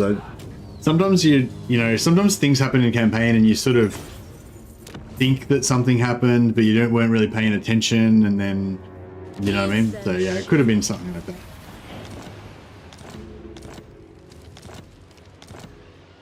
The Storm Dragon. On tempestuous foot. Oh fuck! These bastards just don't give up, do they? My servant fails me. Can we get this and get back in time? Not really. Alchemist of the House of Secrets. Alchemist of Shangyang.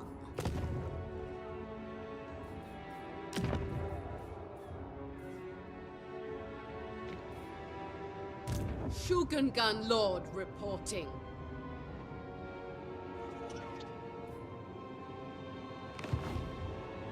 I will be obeyed.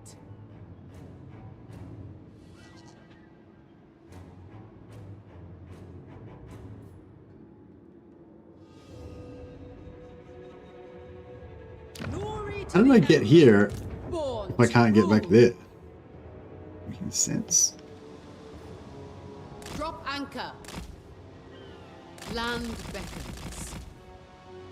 Now, well, there it goes. It suits my purposes. Offspring of dragons. I will be obeyed. Perhaps an elixir of tirelessness.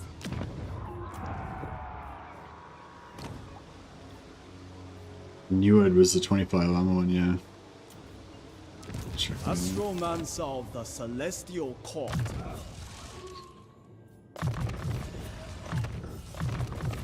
Yeah, because the Midnight Wind's really nice. There's it's just non-overcasted, just the normal one. Yeah, minus 24 melee attack, minus 30 armor, 35 meter range, duration 25 seconds for only 6 winds of magic. So yeah, pretty nice. And the lead, that lead one's pretty good as well. Goes for ages.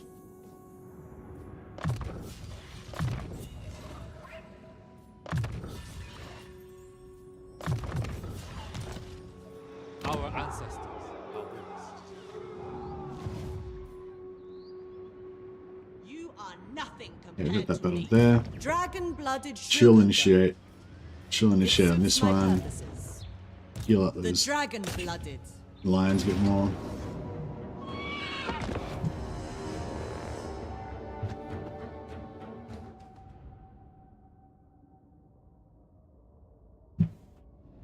Yeah, it wasn't actually double commercial. I just used the charge on this. Like I re-commercialed one that was already commercial, so it doesn't do anything. I don't think. It's just to get the extra stone and not waste the not waste the battles.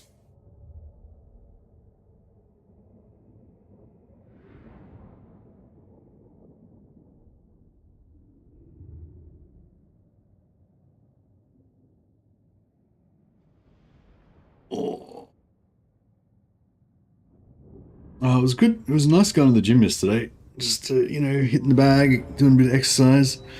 It's still a bit. It's a bit demerit. It's like I don't know. Like when you think about how crap you are and how long the how far you have to go to get back to being fit and stuff. It's always that's kind of depressing. But if you just think about how it felt good to go to the gym, then that's motivating. They are divided and selfish, but we fight as one body, one soul.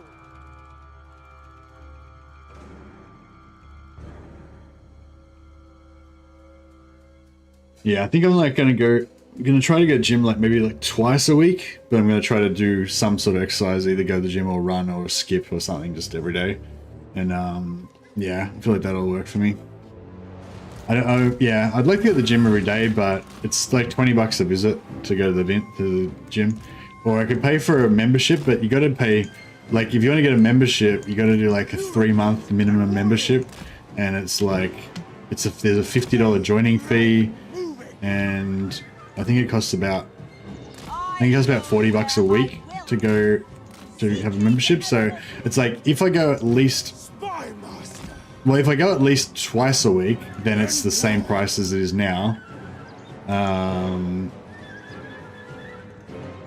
Stream Warhammer 3 while you're on the Peloton. What's a Peloton? Is it like an exercise bike or something? Master of Meteor Wind. Order and harmony, bathed in celestial light, seeking opportunity. Emperor's execution. The fangs fall. Ah, okay, cool. Yeah, so I don't like. Yeah, I'm not gonna buy a membership, but yeah, I wish gyms didn't always try and fucking scam you into getting memberships and shit all the time. Like, I like my old boxing gym I used to go to. It was just like this filthy gym with like all like really old shitty equipment. All the bags were like taped up and stuff because they'd had the shit kicked out of them so much and stuff. But and you could just you just pay like $10 whenever you go there, and that's it. You don't have to sign. Well, you might have to sign a waiver or something when you first go or whatever. But you don't have to like sign up for anything or anything. You want to go to the gym, give them $10, you go to the gym. Like, I feel like what's wrong with that system? Like, that's just the system is old as time. You pay for a service, then you get the service. I don't know why everything has to be a fucking subscription model now, because people are too fucking greedy. They want to make more money off everyone. It's annoying. But yeah, I find memberships are a really bad idea for me and probably for most people as well. So yeah, even if it makes absolutely no economic sense to pay visit by visit casually because it's so expensive, I still would highly recommend that you always just go casual and never buy memberships, unless you've been going to the same gym for a while. Then yeah, because I just find for me, and I feel like other people this works this way as well, it's like you buy the membership thinking, oh, I've made a decision to help my future now and this is going to fix me or shit, and then once you've got the membership, you realize that you have to go every week in order to make it worthwhile, and then it becomes a job. You know what I mean? Whereas before it was like, oh, I just want to go to the gym because I would like it, or it would make me feel good or whatever.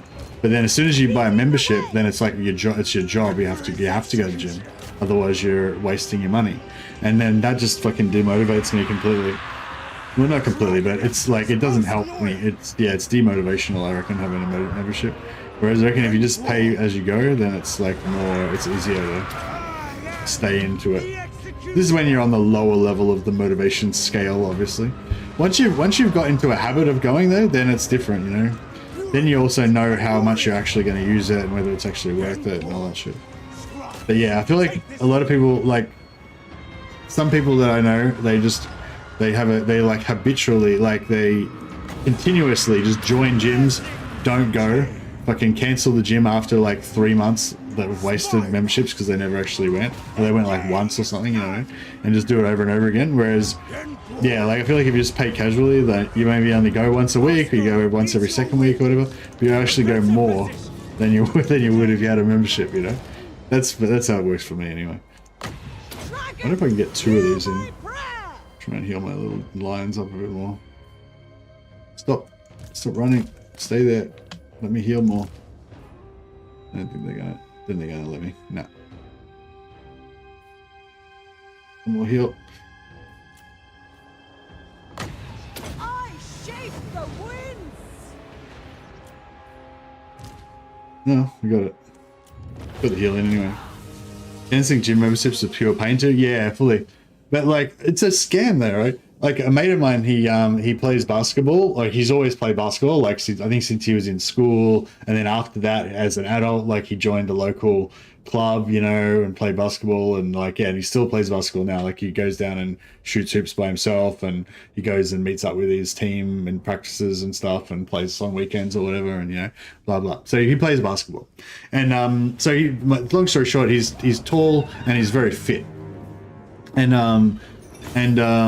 yeah, and he like walking, like when he went to get lunch at work, and he was walking past this guy that trying to sell gym memberships, giving away free memberships and free first week free and whatever, you know, that kind of shit.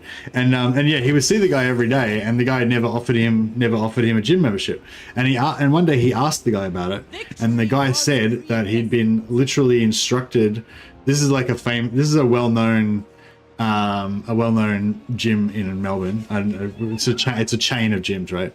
And yeah, and he was saying that the guy was saying he'd literally been instructed not to offer gym memberships to anyone who looked fit, or who looked like they exercise, because the gym makes more money if they can, because the gym only has a certain capacity, right? So if they sell the gym membership to somebody who's kind of overweight, who's not very motivated, who's likely to never use the gym and just fucking feel guilty about it, and then like not cancel it because they hope that they'll go one day and all that shit. Basically, you can sell the gym memberships to an infinite number of those people because they don't use the gym, right? So then, you know, you can, if you got a gym with capacity of 100 people, you can sell those gym memberships to like 1,000 overweight, unmotivated, depressed people, because they'll never use the gym, you know. And I just thought, like, yeah, that sounds 100% right. And it's just the sort of predatory bullshit that you would expect. That's one of the things why I like martial arts, because with martial arts, like, you've got with martial arts, you know, you've got a trainer, and you sort of have some sort of respect and relationship with that guy, and obviously they still running a business, they still get money from you when you do a membership and everything like that, but they're also actually invested in you as a person generally, you know, like if you got a good trainer, and they actually care if you train, and they actually want you to get better, and they want your life to be better, you know, in general, like if you got a good coach, you know what I mean? Whereas some of these gyms, like, I mean, there's probably some gyms where there's people where they're like that, where they want everybody that goes there to have a better life and be healthier and all that shit. But a lot of these big, especially the big chain gyms, they don't give a fuck, you know? They're happy for you to fucking die as long as they get their pound of flesh, you know? And it's just, yeah, I don't know, it's fucked.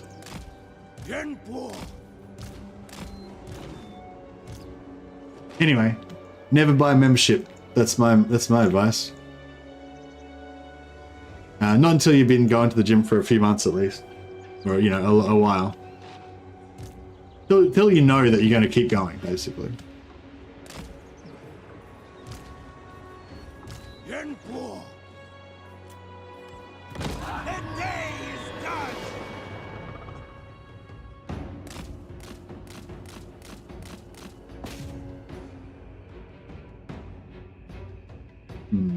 Yeah, I don't think this guy's good for this because he's really tough in combat, but he's not good in auto resolve. So it'd be better if we could do one of the other ones, like the one that's got like 6 lions or whatever. Because the 6, if you have like 6 lions, then they're pretty good in auto resolve. They won't take any damage. Then we can just auto resolve these bullshit farming fights. I had been a gym owner and a regional manager, so this is fun to listen to. Oh, hey, Moritz. I'm sorry if that was offensive to you. I don't, not saying that every gym is like that, but there's this particular gym company in Melbourne that is, has a reputation for putting finance first, as they say.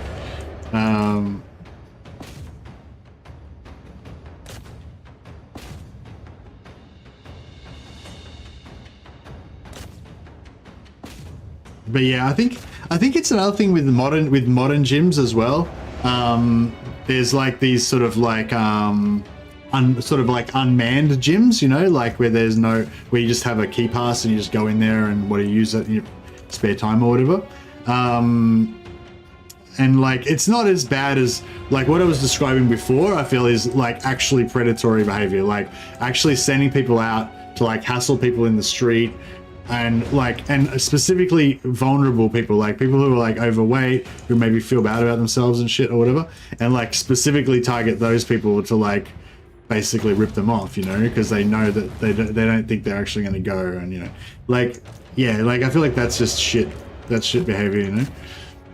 Not at all. I know how this goes. One reason I left my position, although I was promoted due to people not leaving the gym. We focused on training our trainers and on rehab and prevention. It was great, but the people at the top disgusted me. The reason I left. Yeah, it's a problem with corporate, like I guess it's just a problem with corporate culture. Like if you have a corporation, then you have shareholders, then you know if there's a certain behavior that makes more profit, then you kind of have to do it, like in a way almost, you know, like it's sort of, or it's just the way it works, you know, like it's just, that's what will happen. But yeah, that's why I think it's cool with martial arts gyms, because a lot of martial arts gyms are pretty small, and they're like one location, one guy, you know, like it'll be like a black belt and it's his gym.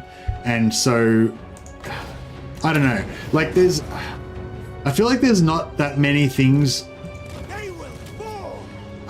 I don't know, like I think that, you know, there was a time back in the good old days where, you know, you could go to a certain artisan or whatever, like, you know, you could go to a shoemaker or a fucking furniture maker or a whatever, you know, like a guy go to somebody who's like a master at doing their thing, you know, like I could make a shoe maybe, but it'd be a really shit shoe, right? So I'm going to go to somebody who's like a master at making shoes, and I'm going to pay him good money for that skill that he's got at making shoes, and he's going to make me a really good shoe, and he's going to be like proud of the cobbler. shut up Click Monkey. Yes, a cobbler, a shoemaker. But yeah, my point is that like that, you know, there was like there was you know, there'd be craftsmen or people, business people or whatever, that would be you know, proud of the quality of their craft or of their service that they provide or their reputation or whatever, you know what I mean? And like, but it's a bit different now with like corporations and also with chain stores and stuff like that, where there's a sort of a version of that, like there's still reputation, but it's not personal reputation, you know? And yeah, I don't know, I don't know. But anyway, I think like martial arts is kind of cool in a way, because if you have a sensei or a coach or whatever, like especially like sometimes they get a bit bigger. Like sometimes the coaches, they sort of turn into too much businessmen. They open up 3 other locations, and then they start to get into that gym mentality a little bit, I think. But anyway, I digress. Yeah, I just mean like, yeah, but I think it is a pretty common thing that you'll come across where you'll see a gym that's run by a martial arts guy. He's a black belt, maybe he's like an ex-champion fighter or whatever, and it's his business, but it's also his or hers, sorry. Yeah, I've got a friend of mine actually who's his wife is a taekwondo boss of a gym and master at the gym or whatever. The Emperor's chosen daughter. But yeah, anyway, you get what I mean. I just think, I think you don't really see that as much anymore, where there's a boss at a place, and that boss is like, it's their personal reputation, and they're like, they stand behind their product or their quality or their organization or fucking whatever, you know. And like, yeah, you still see it, but not as much as maybe you might have in previous, in the olden times, you know. But I think, yeah, gyms is one of those places where you do kind of see that. Not that all gyms, not that all martial arts teachers have good reputations. Some of them have bad reputations as well. But you know. Storm Dragon. All right, so we got all our 3 battles done. This guy is ready to invade. Are we ready to invade? It doesn't look like a very impressive invasion force. If we bring this guy up as well, though, all of a sudden now it's starting to look pretty groovy. Yeah, I might just wait till next turn and let these guys kind of shock and awe these guys. I wonder if we can get that next turn. Maybe. I am the pride of all Cathay.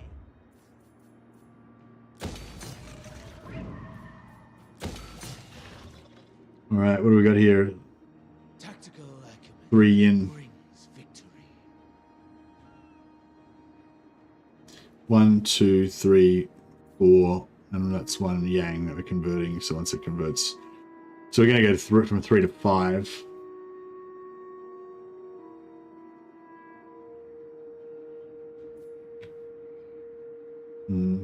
So we're going to get, yeah. So we want to do this. We kind of want this one to be commercial as well, don't we?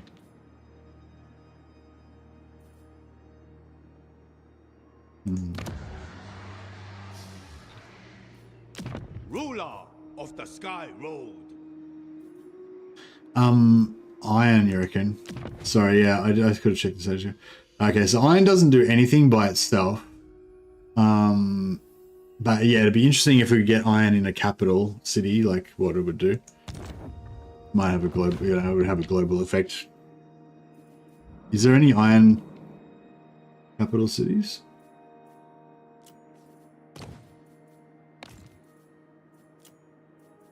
High Sentinel, it's not. Iron Spike, it's not.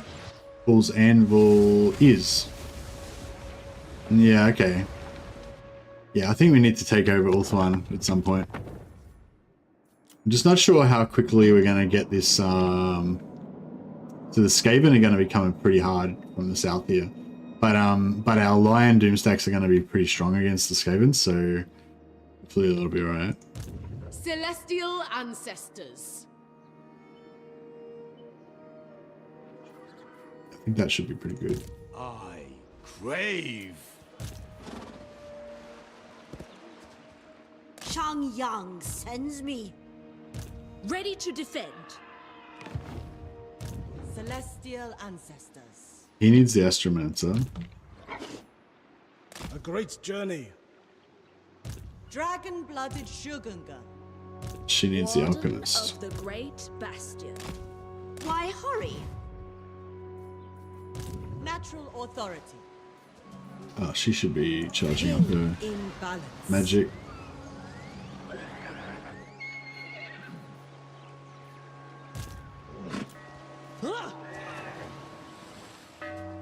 How does he have a Wood Elf hero? From where we're doing some hero stealing. Doing some filthy hero stealing. 21, yeah, we've got a long way to go, but yeah, we'll get that dwarf next, 81. That one.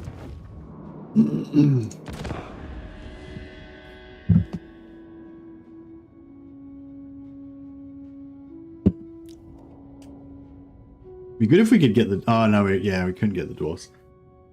I wonder if we wiped out Belegar and then we brought Belegar back to life, would he still be an endgame faction? Actually, yeah, has anyone ever done that? Like, if you go endgame with diplomacy off and then you wipe them out and bring them back, can you then do diplomacy with them, or is it still diplomacy off? This looks like a nasty one. It's got 3 necrosphinxes. Oh, sorry, no, they're war sphinxes. I guess that's not as bad. They don't have the anti-large.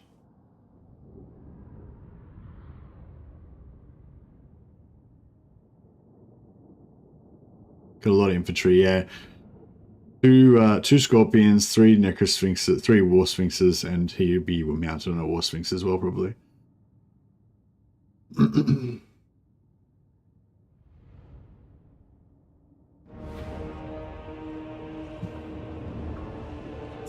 Alrighty then.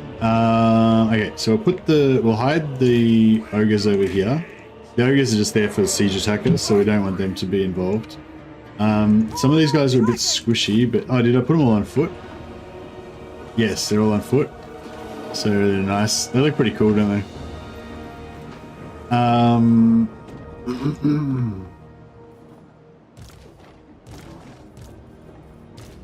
Offspring of dragons.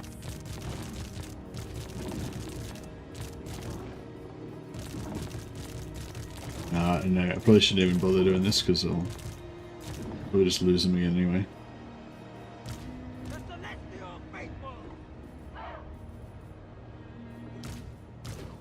Maybe I'll just do... Yeah, it's pretty easy to manage. If I found a way to get the sort of... Oh, if I found a way to get the Shadows of Change DLC for free, would you make a video on it? If I found a way to get the... I don't know, it depends, Andrew. You'd have to tell me, maybe tell me in private. If it's like illegal, or if it's like, you know, defrauding Creative Assembly or something, then obviously no.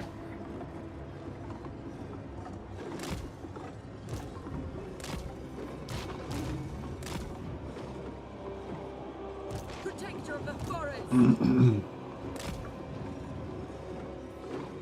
But if it's completely legit, then I would, yeah. Although it might be better off making getting Legend to do it. I'm sure he'd love to do that if it's, you know, assuming it's not something that would be endanger his channel. Like, don't get me wrong, I'd love to get the free views and all that shit, but it'd probably be better for the community if, you know, somebody bigger, people who would actually see the video. Yeah, okay, yeah, let me know. I'm interested. Yeah, I'd like to get like cheap deals for people and stuff like that. That's sort of why I don't have a you know how like some YouTubers have a affiliate link or whatever. Yeah, I don't have an affiliate link because I can't really get good deals or anything. But when I get, maybe if I ever get bigger, you know, then I can get cheap deals for people and stuff, and then I'll probably set up an affiliate link. But yeah, the affiliate link offers that I've had so far, it's like they just offer to give me money if you buy the stuff, but you still have to buy the stuff at full price. And it's like I would never recommend anyone buy it at full price, you know. I'd recommend that you wait for a Steam sale and get it for cheap on Steam. So, you know what I mean? I feel like it's like I'm not going to try and convince people that they're like, oh no, don't buy it for half price on Steam. Buy it from my affiliate link for full price. You know, I'm not going to do that shit. So that's why I didn't bother doing it. But yeah, if we can figure out some way to get people a cheap deal on the Shadows of Change DLC, I think that'd be great. Because I think the value proposition is a lot better once it's free, isn't it? Like you might not be happy with the value, but once it's free, then that makes the value a lot better, doesn't it?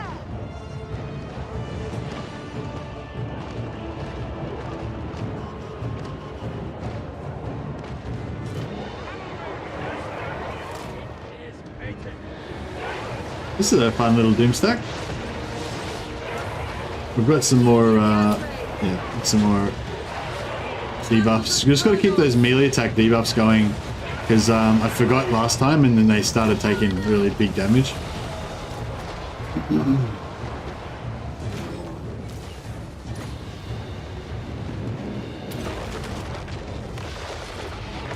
Shadows and Change is a good DLC for free. Yeah, there's my review, and Evan, if you're still there. Shadows and Change, excellent value if it's free. It's my review.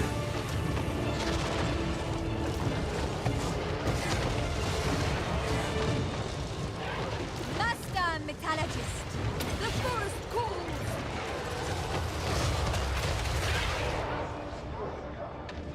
Cavalry!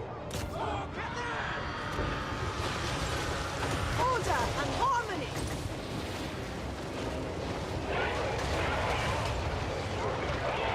Bathed in celestial light.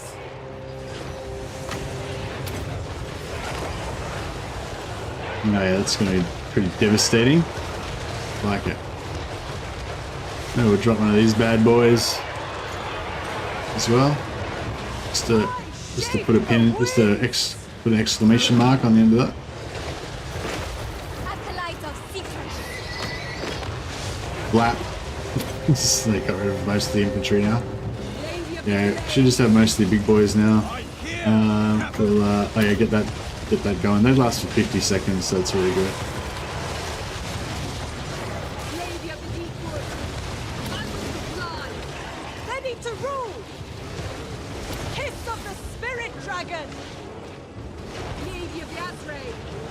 Yeah, we kind of need more healing, but it's alright. We got it. We'll get there.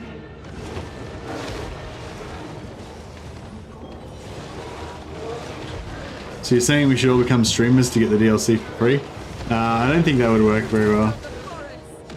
You can't you don't have to just be a streamer, you have to also like focus on making quality Total War content, and you have to, you know, have a certain number of views per week and all that.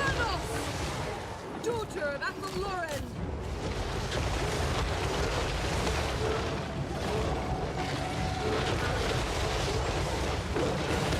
Master of the It might work for like one or two of you, but it wouldn't work for everybody.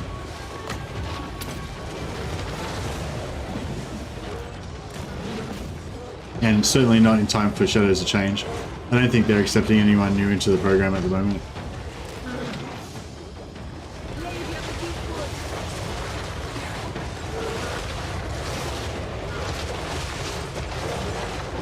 Yeah, there's other people that already have like hundreds of subscribers that haven't been able to get into the program yet.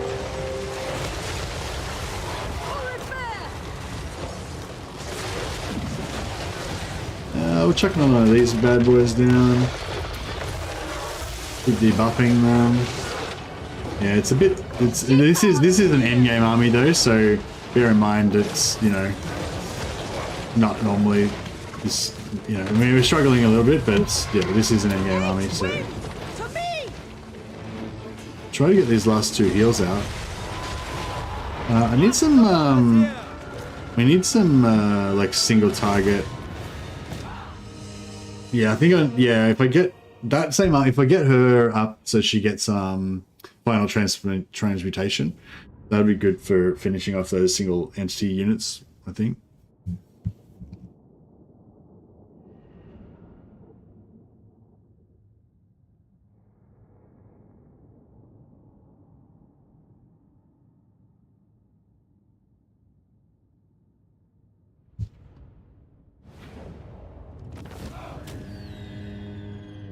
Yeah, I was watching a thing about AI last night.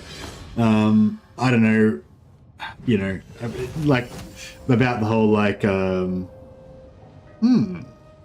it's pretty sexy. Someone.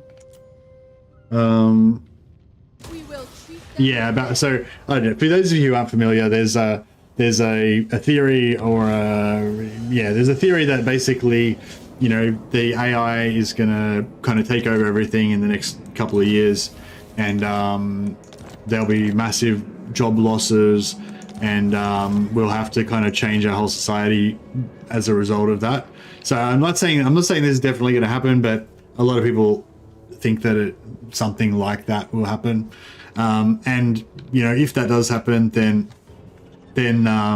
the futurists, I guess, theorize that basically we're going to have a sort of I don't know what you'd call it, like a crisis. Like this is so some people think that the AI is going to take over like Cyberdyne systems like the Terminator, and they're going to hunt us all down and kill us and shit. So there's that like existential threat sort of side of things, or that the AI is going to do something, going to make a mistake or just accidentally nuke us or whatever, some sort of end of the world scenario. But the other side of it is like the opposite version, is that nothing bad happens like that, but the AI is just so good at everything that it basically takes away most of our jobs, and then you suddenly have like most of the world's population unemployed, and then that would obviously have massive financial repercussions and everything.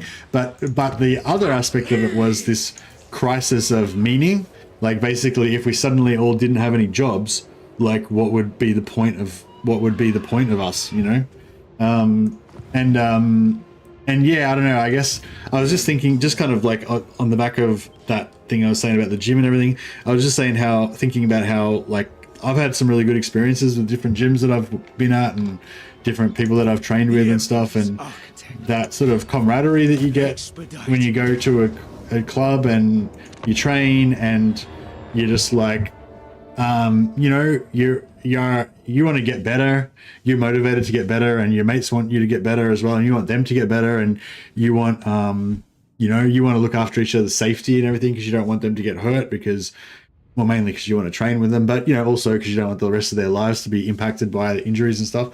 But yeah, I don't know, like, and it's sort of, I feel like I could see how if you got into it a lot, that could almost be like a meaning for life, just training, and maybe competing as well. Just sort of like, I don't know, kind of like that Musashi thing, like perfecting your own life or whatever. I don't know. Anyway, maybe this is getting a bit too philosophical, but yeah, that was just the thought that I was having. Everyone goes pro gamer. It's been proven that game AI is stupid. Stand against us. Nice. Against If the majority wouldn't have any means to earn money, then the reward for work would have to change. The search for meaning. Don't try to rectify your existence by doing something. Enjoy being. With me. Yeah. The Dragon Emperor commands. Yeah. I mean, I guess yeah. It's like a philosophical kind of thing, I guess. What do you do when you don't need to do anything? If it gets to that point. But yeah, a lot of people seem to think that that's where we're headed, to a sort of like utopia where we've got so much abundance of materials and energy and food and everything that we don't need to worry about that shit anymore. But then we have this sort of philosophical crisis of like probably people committing suicide and like just getting into massive depression and just not having any meaning or anything, but yeah, I don't know. I haven't worked for 15 years. It's great. Well, yeah, actually, yeah, that's a good point. What's the difference between? Actually, yeah, that's a good point. Like, yeah, that's a really good point, Clunky. Like, why are these people so like? I don't know, a lot of people like think, oh, what's the world going to look like when we don't have to work and blah, blah, blah. It's like, there's fucking heaps of people that don't have to work already. Why don't you just ask them? Then they can just tell you. But yeah, do you have any thoughts about this as a retiree? Do you have any thoughts about this whole like need for meaning or need for a vocation or whatever? Do you think like did you find that you needed to, I don't know, socialize more or do anything differently to make yourself feel like you had meaning more or anything like that when you retired? Or was it no problem? My pen or sword. The fang falls.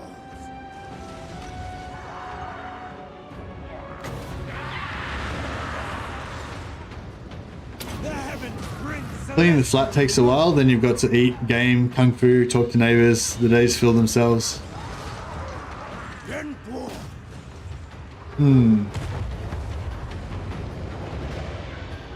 Money is the only thing, and I'm comfortable. Yeah, that's it. You gotta have money. Yeah.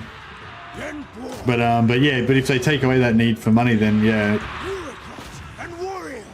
But I think, like, I guess on the other side of things, like, I guess I was sort of praising it as more of a doomsday scenario or whatever. But I guess you could think of it on the other side of more positive as well. Like, I probably could speed this up a bit, couldn't I? That, like, you know, like, so assuming everyone's fine, everyone's happy, no one's depressed or suicidal because they feel like their lives are meaningless or whatever, like, but still, like, people would probably, like, I think even if you didn't need to work, excuse me, even if you didn't need to work or really do anything, I think a lot of people would still have that drive to do it, you know, because you get, like, I think you can get, like, I think a lot of people experience a better high from doing stuff above and beyond, you know? Like, you could just stay at home and kind of not do anything and just eat food and watch TV and stuff like that. But some people, like, I don't know, organize community groups or get involved in sporting things or organize Dungeons and Dragons, a weekly Dungeons and Dragons thing where they be the dungeon master and they put in a lot of work into that and everything. And that gives them this extra high, this extra feeling of something, you know, and it's not that you need to do it, it's just you want to do it because it's cool.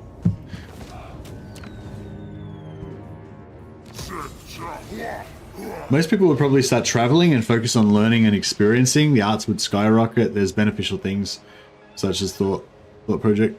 Yeah, that's an interesting thing as well, like, because the AI is very good at, like, certain types of art and but, like, not really, like, basic kind of art, I guess. And probably if you're an artist and you've got an AI assistant, then you can probably produce a lot more art and a lot more variety of art and stuff like that. But yeah, I think, yeah, it'll be interesting because, like, I think, like, art that's derivative of currently existing styles is going to be very easy for AI to replicate or to adjust or to create new versions of or whatever, you know. But, like, new art that no one's ever thought of before, and do you know what I mean? Like, yeah, it's, I mean, I imagine maybe AI will be better at that as well. But yeah, it'd be interesting. I don't know. Yeah, possibilities. Lots of possibilities. But yeah, but I feel like maybe in the short term, like, just creating art is going to be kind of replaced by AI. But, like, thinking of what to make art about, you know, maybe that's sort of new. That's going to be a new thing, you know. More of well, it's not a new thing, but it's like maybe that's the part that's going to be, you know. Not having work to do is pretty depressing. It's a slow death, I think. Work makes time pass quickly, makes you think less about things. It's much more healthy. Yeah, but you could, I don't know, I feel like you could replace that with hobbies or martial arts or sport or something. Like, I don't think you necessarily have to work for money to get that same, do you know what I mean? Like, if I didn't have a job, well, I guess I pretty much don't have a job. Yeah, so I guess I don't have a job and I'm just doing this instead, and this kind of keeps me occupied. I think that, yeah, I don't know, I feel like there's also the feeling of, like, wanting to contribute. I think, I don't know, maybe that's sort of, I don't know if that's universal, but yeah,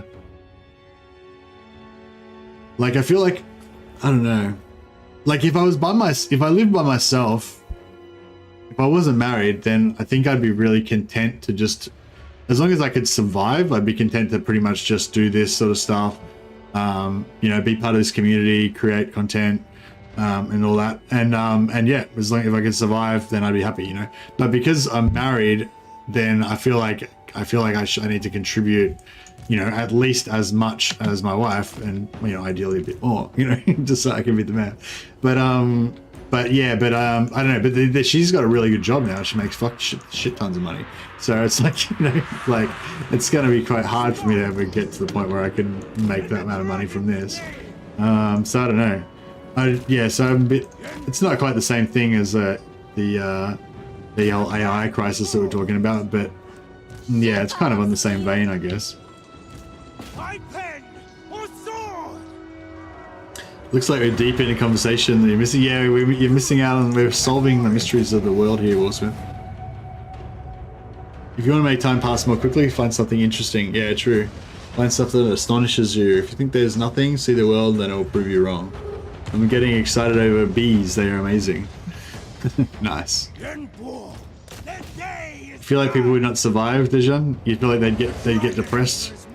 Yeah, I don't know. I mean, I guess there's a lot of different types of people in the world. So, yeah. Well, actually, another thing I was thinking about is I wonder if gamers would actually be like one of the least affected, because I feel like the whole point of computer games, like especially the types of computer games that we play, the whole point of them really is to replace that, you know, like so I feel like we've kind of already, you know, we've already evolved past that, you know, so maybe that's not going to be a problem at all.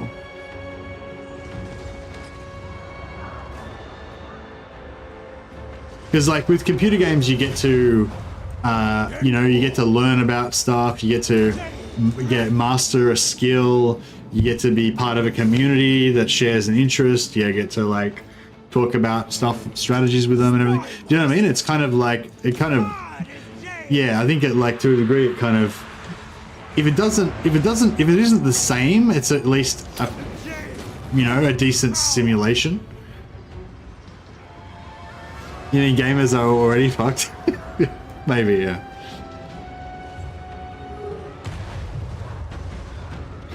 Humans are like cockroaches, will survive anything. COVID, unemployment, retirement, AI apocalypse.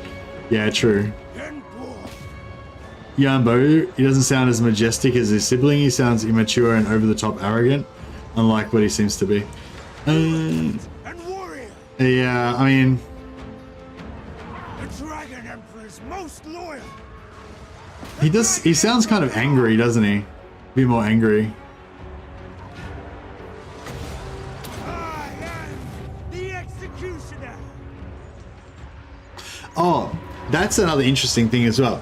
So, assuming the computer game industry like continues to exist after the AI singularity or whatever, right? Then, and like no one's got any motivation to make money anymore because everyone's rich or whatever. If that version of that utopia version happens, there'll be no other motivation to make computer games other than to make you know, amazing experiences for people, to communicate beautiful ideas, and to basically just make the best game that you can make, so that you can share it with people and they can see the wondrous thing that you've created, you know? So like, I feel like the quality of video games would go up a lot.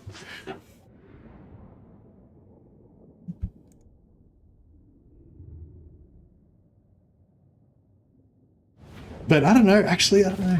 It's hard to say, because on the other hand, you'd have no motivation to ever release it. You know what I mean? Like if you're working, just say you're working on your ultimate fantasy computer game, probably most of us are probably like imagined at one stage or another some computer game that you'd love to make if you had resources and whatever.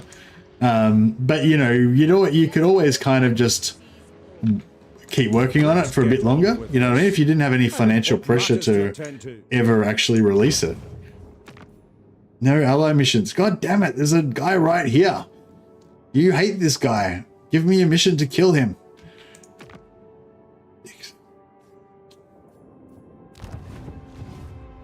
Actually, we need to try to get some more alliances. Armored in faith. Yeah, maybe we could get this guy.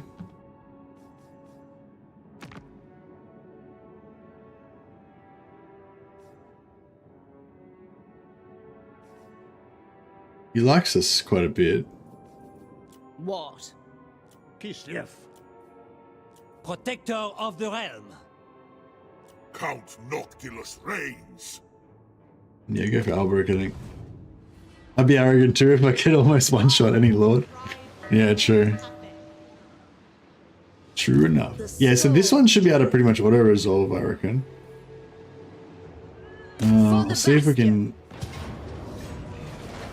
I decree death. Oh, this fuckwad's gonna take it out. He's gonna take my settlement. Alchemist of Shangyang. Perhaps an elixir. You just had to ruin it, didn't you? Ever vigilant. Alright. Yeah, nah. We won't be doing that. Stand against evil.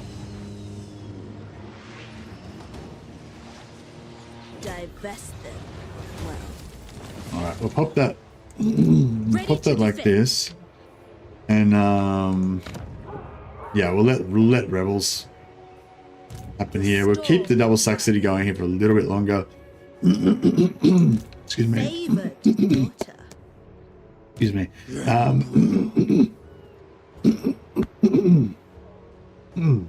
Excuse me. I will prove myself to the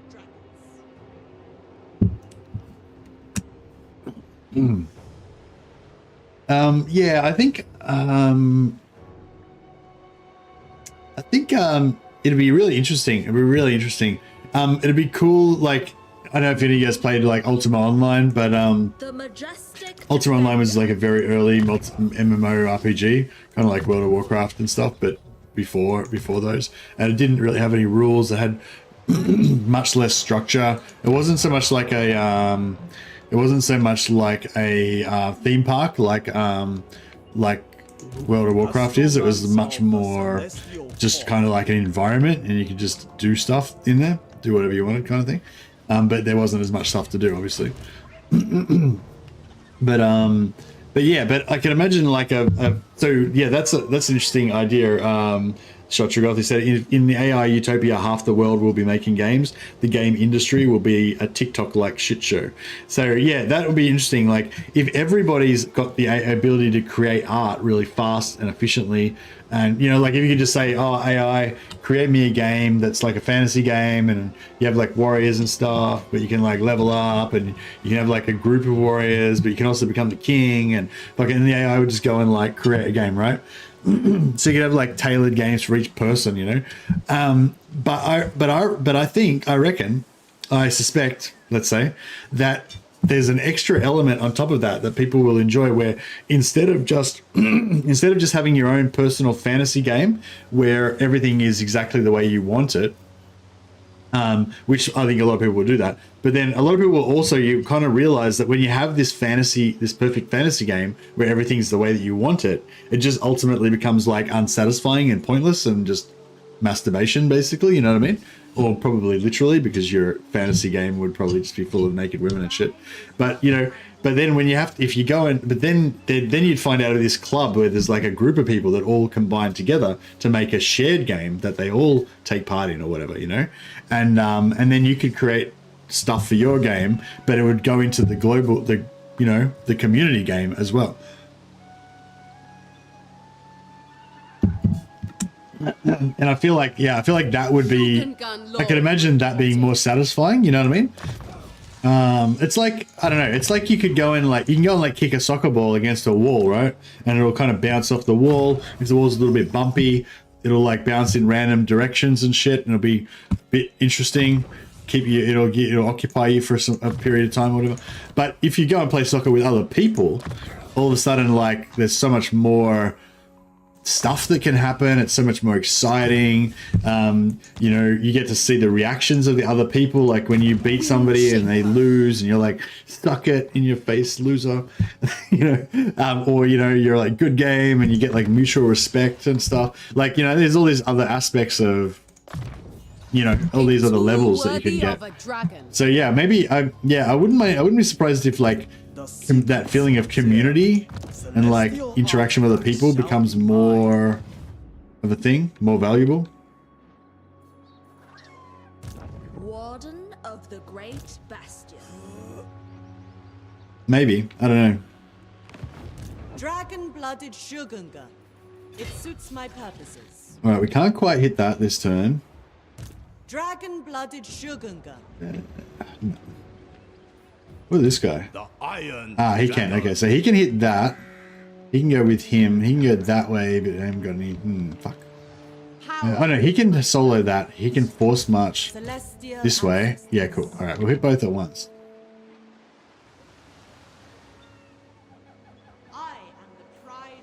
Yeah, it's just because we need more, war, essentially.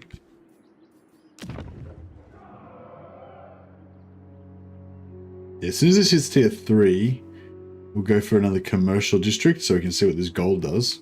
I'm excited about the gold. And then we'll probably make another commercial district here in this main one, and then make a military district, and then we're gonna be fighting these guys right quick pretty soon. Yeah, I might leave this farm here if I can, unless Wolfheart goes and threatens to take it, then I'll just take it. But if I could leave this farm here, that would be kind of ideal, because that way we could just leave a fairly strong force here as the defender. Whereas if we've got this settled, it sort of feels shit leaving a defender just here sitting here. But if they've got a double Saxony, then it feels like you're not wasting, you know what I mean? You're not wasting it. Very well.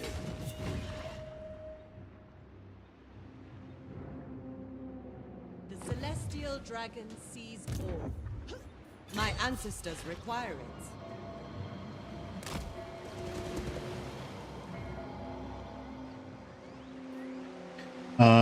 Okay, we need to... Yeah, we're going to waste this battle if we don't...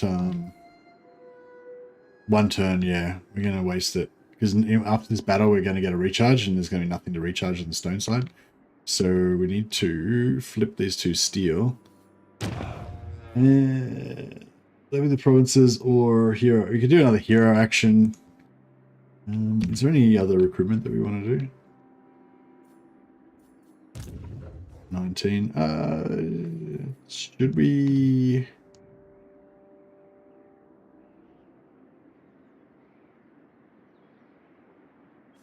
I'll put another... sloth.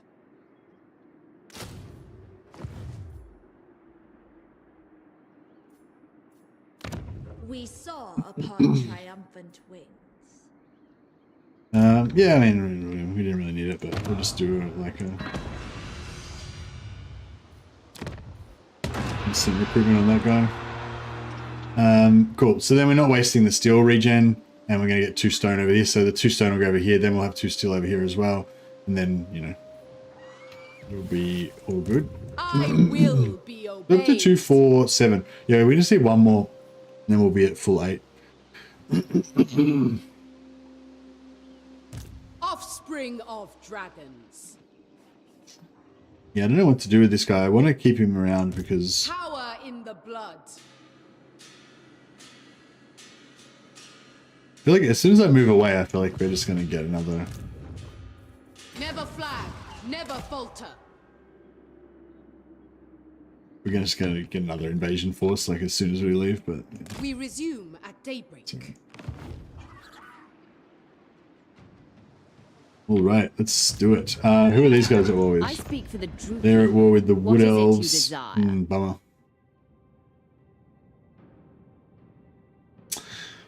I don't know. Fuck, maybe I shouldn't do this because the Marathi's a really good buffer against this Wood Elf invasion, and it's just... nah. It'll be easier if we didn't, if we didn't do it. But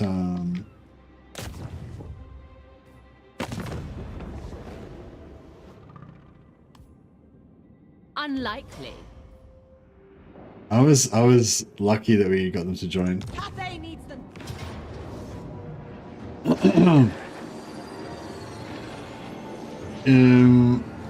If we had the possibility of rapidly evolving AI assisted technology, then see you in the next star system exploring stuff. Yeah, true. People can only think in concepts that they know. You can't imagine new stuff that you don't know. True. People look for meaning. I'd recommend Alan Watts. Many good thing on YouTube, on the tube. Okay, cool. Alan Watts. if you're on my Discord, Moritz, if you want to link any video, like a good video of his, I've got like a movie. There's like a movie and TV channel on the Discord where you can post links to stuff like that if you're interested in doing so. Look at that auto resolve, so time efficient.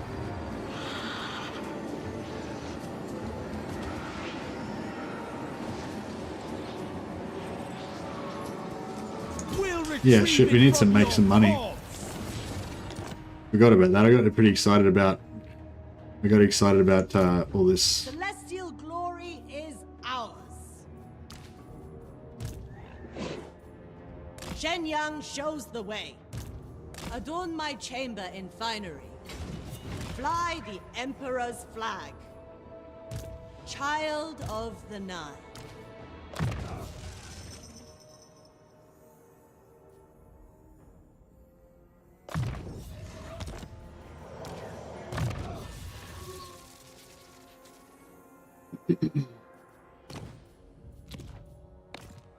These guys look pretty cool, the dragon-blooded dragon. The dragons will be proud. Good one, mate.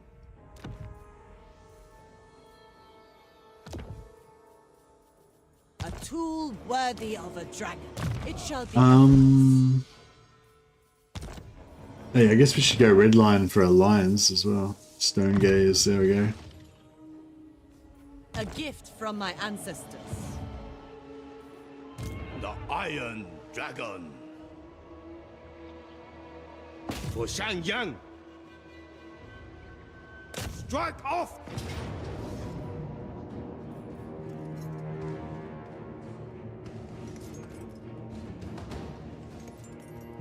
Do I need to get... I wonder if I... Is there a weird thing going on where you don't get any replenishment if you don't have any infantry? Yeah, I haven't really checked it, but it keeps telling me I'm going to get no replenishment. But then I get it, I take it anyway because I think I do. But I don't know, maybe I'm not actually getting any replenishment. I don't know, I'll try it on this. We probably still got... I'm not sure. I think it works a bit differently with Cathay than the normal slavery, normal enslaved style. But with the normal enslaved style, I think you have like 8% of the total army health cap for replenishment. But I think it could be different for the like single entity style healing that Cathay has, and that like some other factions have. Like eat captives style. I think greenskins have it as well.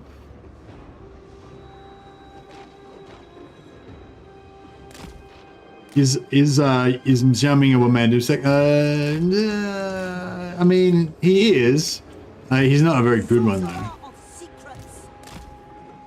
We'll see if these guys need to come and help him or not.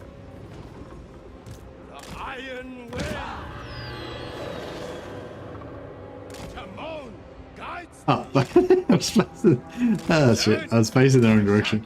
I was like, this map looks like doesn't look very familiar. I didn't even notice there was a white line there. I was like, so like not paying attention to what I was doing. Luckily, this is a very challenging battle. Yeah, thanks, Morris. That'd be cool. Check it out. Describe to me a color that you don't know. Yeah, that's hard.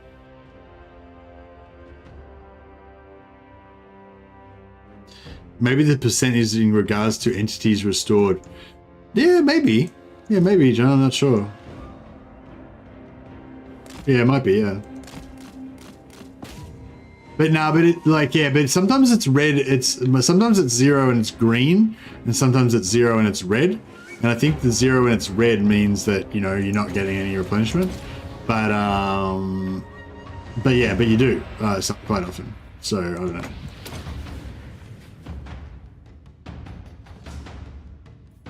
So yeah, he's about this good of a doom stack.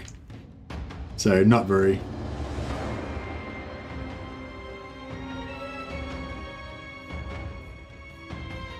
Yeah, once we kill these witch elves, that might make things a bit easier.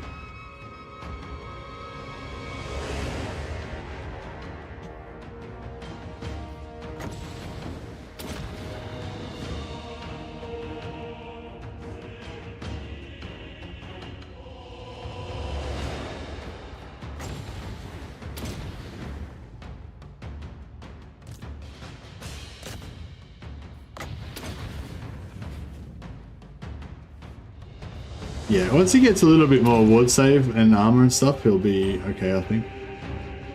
He's got 95 armor at the moment. I feel like he should have more armor than that.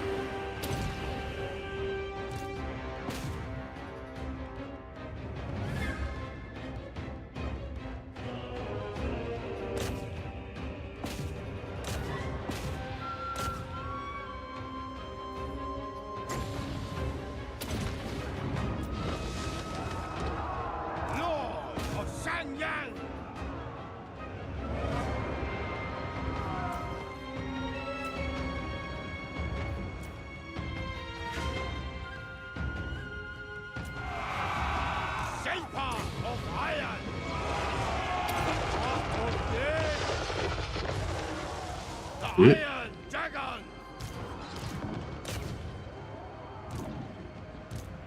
Setting out!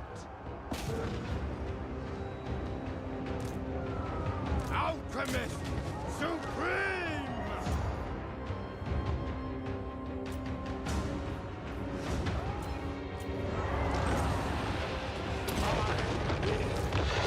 Fungstein!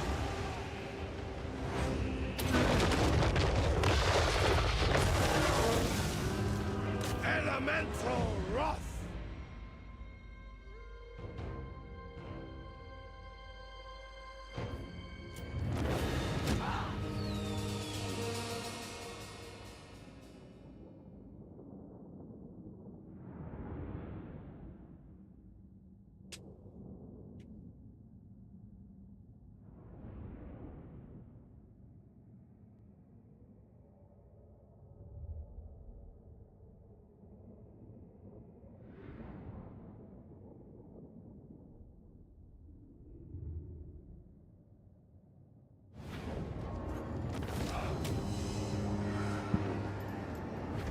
Every single day there's stuff I'd like to do, but I don't have the time and energy.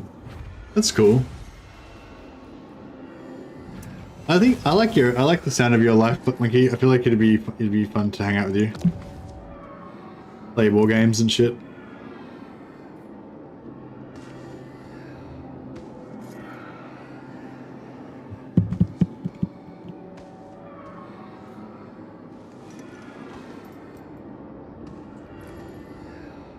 You wouldn't dare! Alright. Iron Dragon! Oh, it's red. Celestial Oh shit. Blacksmith! Oh shit. I didn't even think about that. This is like terrible territory for us. We don't want that. Right. What can we do here? Can I... Oh, wait, I got Wolfheart to go to war with them. Sigma. Yeah, Wolfheart's at war with them. Maybe I can get Wolfheart to come over and, like, you know, go to war with them, and then... Oh, can you just write Atmos the Mad next to it as well, Moritz? That way it'll ping me. Otherwise it might disappear, you know, if lots of people join the Discord or whatever. Sorry to be a pain in the butt. Actually, look, I'll find it now.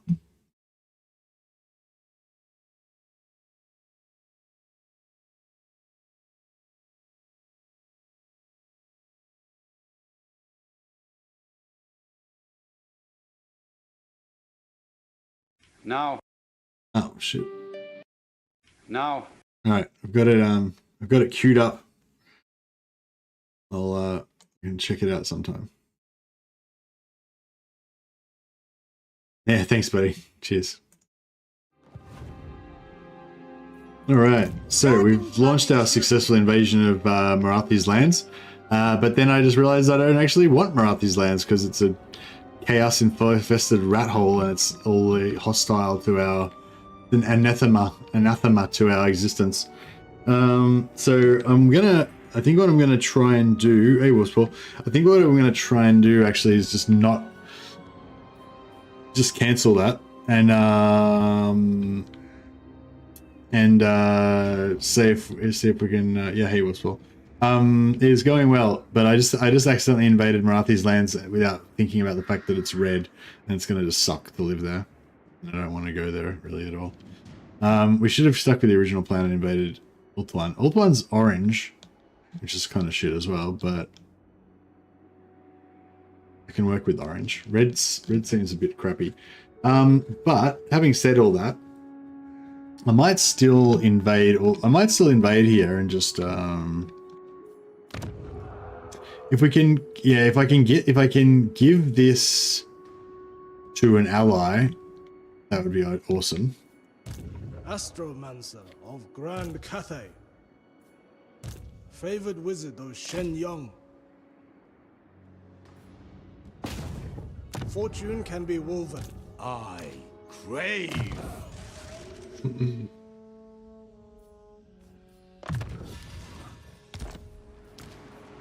The Iron Dragon. Alright, he's got the wind, he's got the firewall now. An extension So of my he's a lot celestial better. will. Well, we're getting close. We're getting close now. Oh, I haven't been getting students as well. We should smash the students up. Lion stacks? Oh yeah, we've got a few lion stacks. We've got a full lion stack there. We've got a couple of lions to give him to max out his spell intensity at 200%. We've got another, just enough lions to give a max spell intensity 200%. Another lion stack there. Yeah, so 2 like full lion stacks, and we got 2 lords that are just being buffed by their lions. Dragon's Acolyte.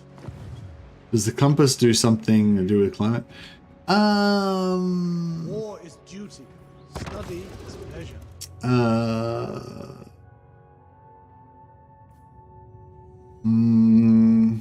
Not really. We can get replenishment, extra replenishment, which should be good, I guess.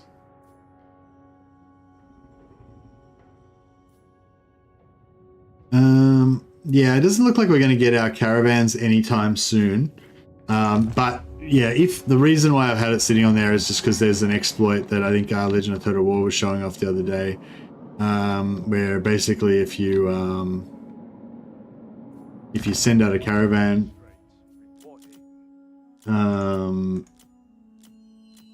then like if you leave the compass pointing in that direction, this just keeps going up and up and up. So it's up to 18,000. When I first like looked at it, it was about 11,800 or something like that.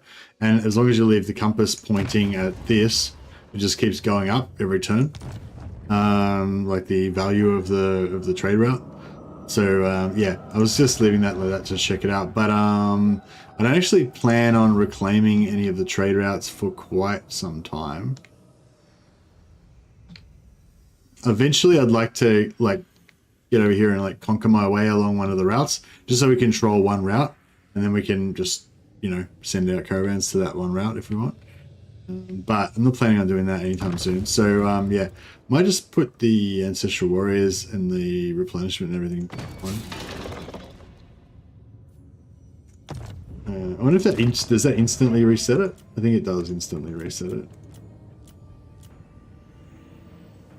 Oh, no, didn't instantly reset. Oh, maybe it just leaves it the same.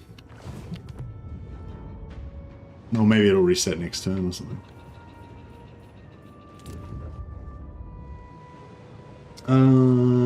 Yeah. Swamp Town. Go to level 3. Try to Sotek. Go to level 3 as well once we get that. You like the lions? I mean, I don't really like them. But like, I mean, yeah, sure, I like them. They're okay. I'm not like super excited about them or anything. Ensuring the Empire as well. But they're effective. They're efficient. They're cheap and they work. So that's good. I like that.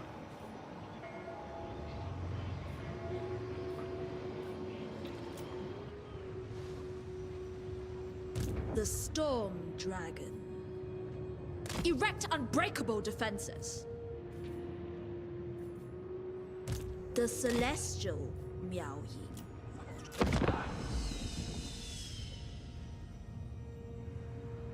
Yin. Yeah, well, I mean, so there's not really anything to like fix the climates per se, but I mean, replenishment helps offset some of the negatives of the climate.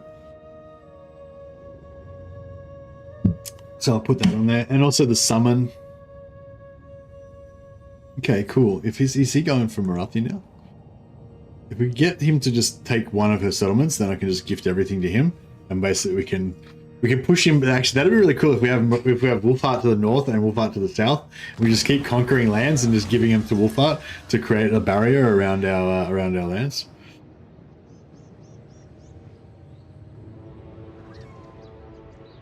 Yeah, I'll get a hero cost reduction. We're probably going to use it, but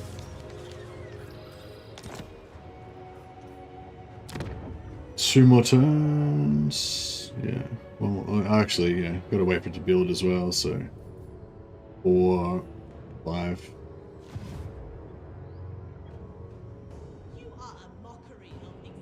Oh, can we get servant of the faith?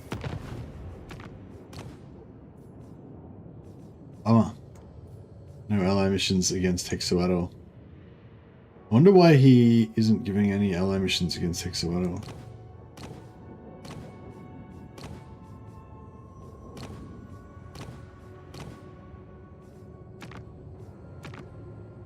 Oh, those took a little bit of damage. It's only 81 now. We're still a long way off though. Okay, so we might be in range to take out some of Marathi's. We've got Marathi for 12. No, she's too far away. Helenor for 15. Legends Gaze. Okay, Helenor. Helenor's in the settlement. Okay, we can hit that.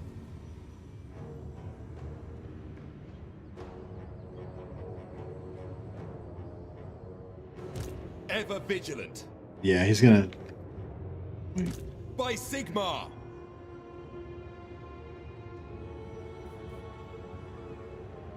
What do you guys think about, for those of you who are going to be playing on launch day, which is like in 2 days, 3 days, 2 to 3 days. What do you want me to do? Like, yeah, well, for those of you who care, yeah, do you want me to like start a new campaign as well, or just do whatever, just carry on with what I'm doing, or like, do you have a preference? Allows it. Fire and metal. Guess we'll occupy.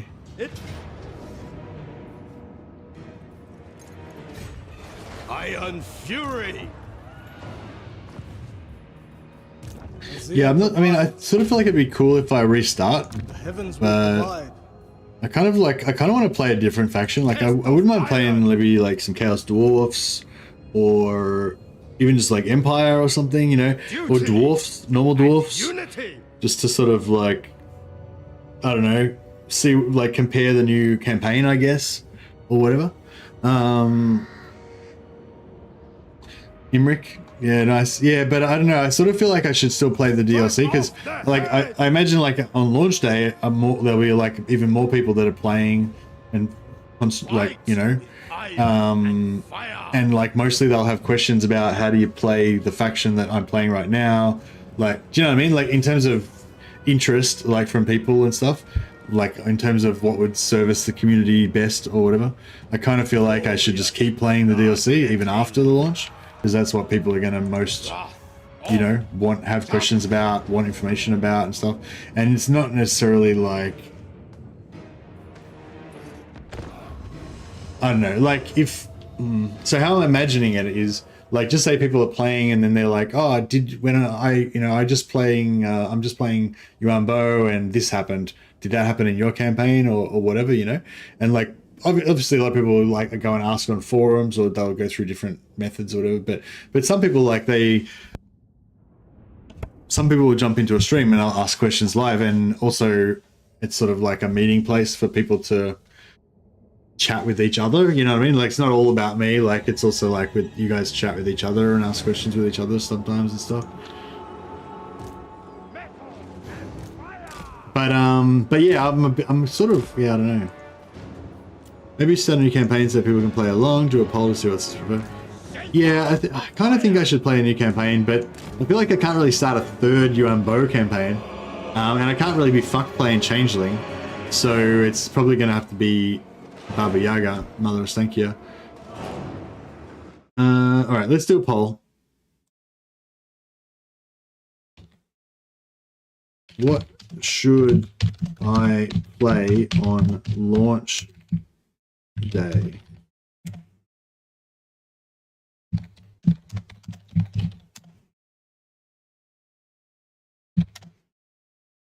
Okay, what should I play on Shadows of Change launch day?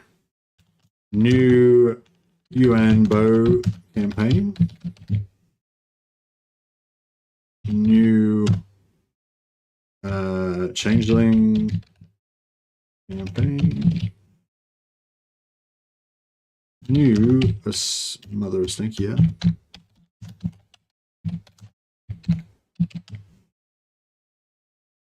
Or continue current campaign or other. So if you want me to continue this campaign or one of the other campaigns, or if you want me to play one of the other factions that's not in the DLC, then all of those would come under the last option, continue current campaign or other.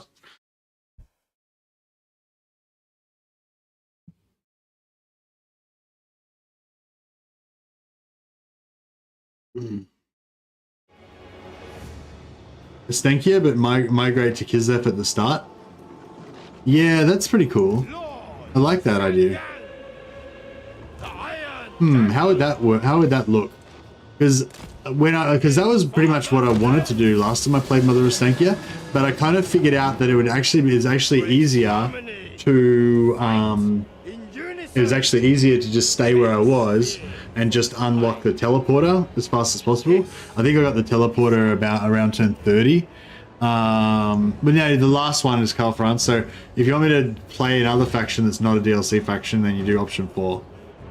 So option 4 is either option 4 is all of every other option.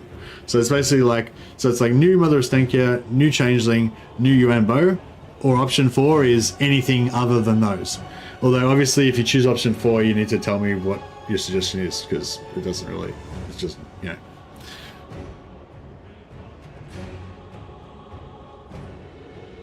Alchemist Supreme! The Iron Path!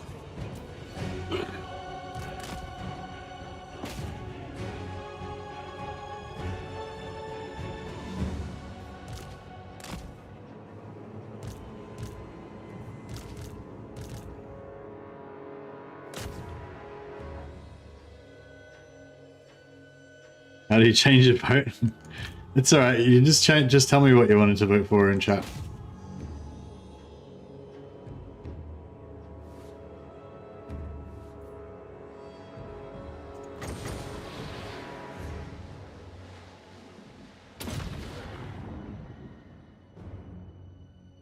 So much devastation. Oh man, low armor. Fire loves low armor, doesn't it? It's glorious. Yeah, so like, I think I pretty much already did that with my last campaign. I pretty much just migrated as fast as I could. But I don't know, maybe I could have done it faster. Like, is there anyone who understands the Mother of Stankia campaign well that has any suggestions about how I could do it quicker? I think I did it. I mean, I wasn't like fully optimized, but it was like just about as quick as I could do it, I would say.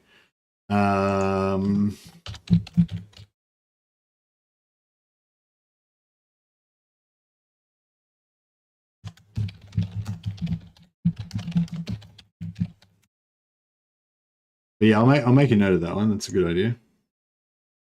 Just if I could figure out some way of doing it like faster or better or something. Can't wait for you to play Dowie in the next DLC. Yeah, I'm looking forward to playing some Dwarfs again.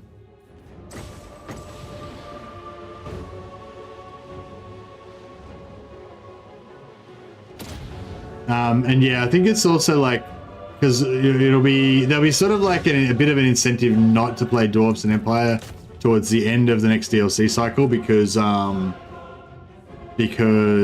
you know, we'll know that the new Empire and new Dwarves are coming. So yeah, so I think like immediately after this DLC, like that'll be like lots of Dwarves and Empire, and probably tone down the Dwarves and Empire towards the end, like as we get closer to the next DLC. Really hope the Dwarves will get something nice. I really hope that all the Dwarves will get something really nice. So that's kind of like my sort of worry at I don't know if it's my biggest worry, but a worry that I have with the next DLC at the moment is that if it's on the same model as this DLC, then I'm worried that what we're going to see is 3 new factions, one for each of Chaos, one for each of Nurgle, Empire, and Dwarfs, and each of those 3 factions is going to be heavily over-designed, you know, really interesting mechanics, totally revolutionized compared to the base game factions, and the base game factions are just going to be left essentially the same as they are now and not really get anything, because I feel like that's kind of what happened with this DLC. Like Cathay is like a bit better, but not much better really, you know, and yeah, and Islev's a bit better, but not much better. And what's the other one? Zeech is a bit better, maybe, but not really. Do you know what I mean? Like, I feel like the base, like the new factions are all super awesome, but the base game factions didn't really get as much as I might have hoped.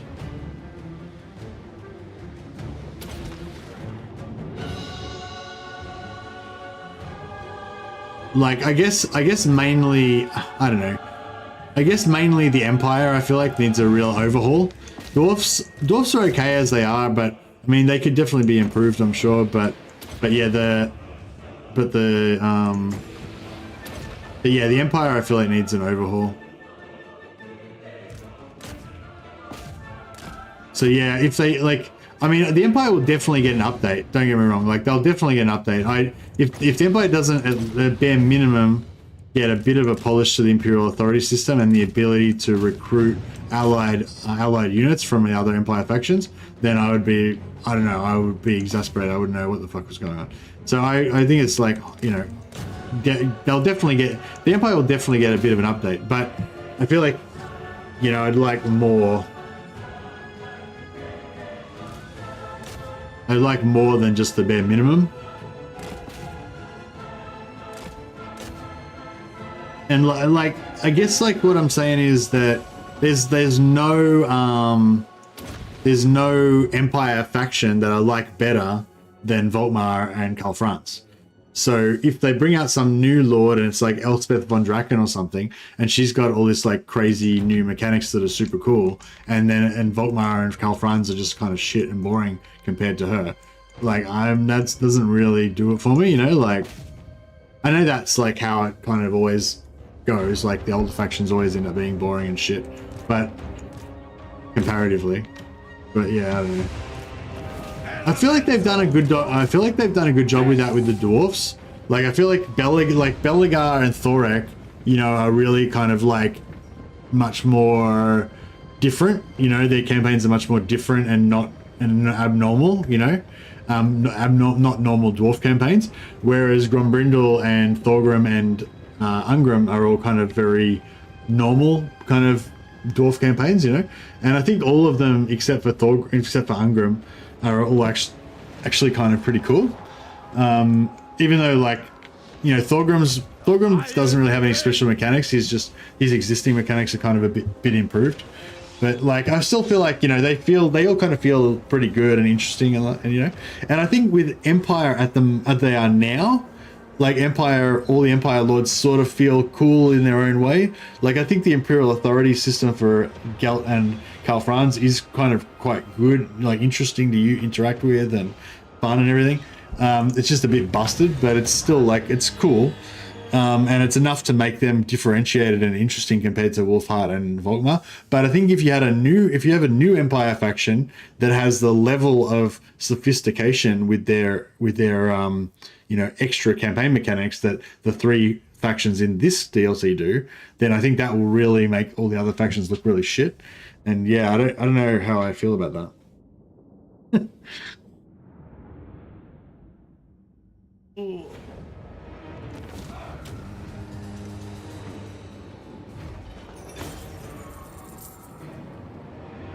Oh, that's okay. UK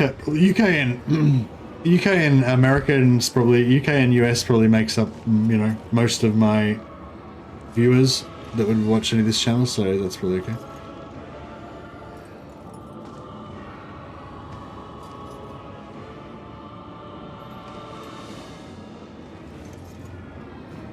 Strip it of all metals.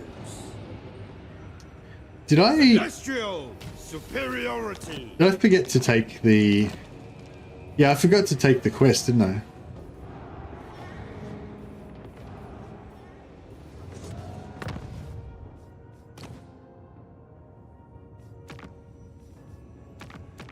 Yep. Yeah, I forgot to take the quest. After all that. Man.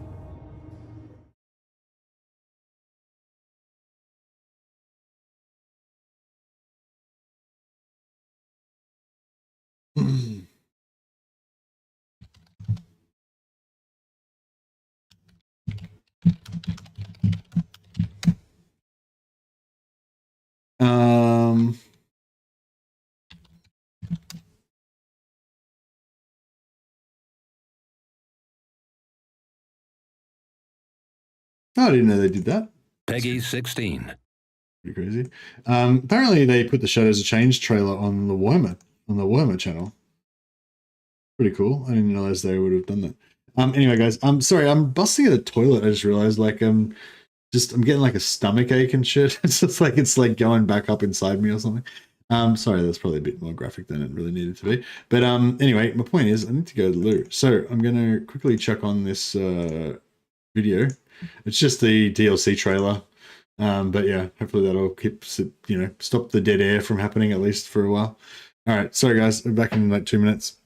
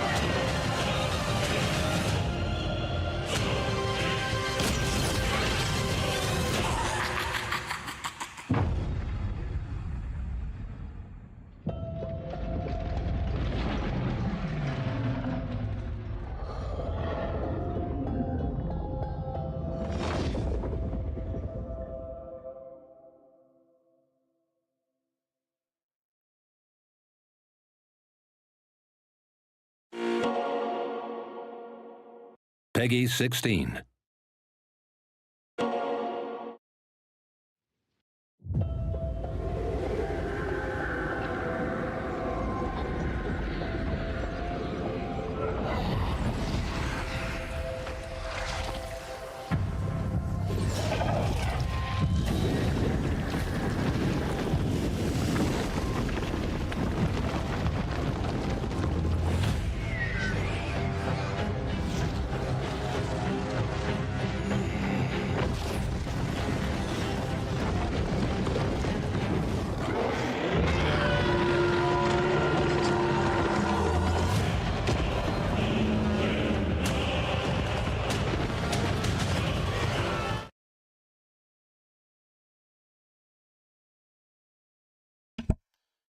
Sorry guys. Sorry guys. Back. I'm back.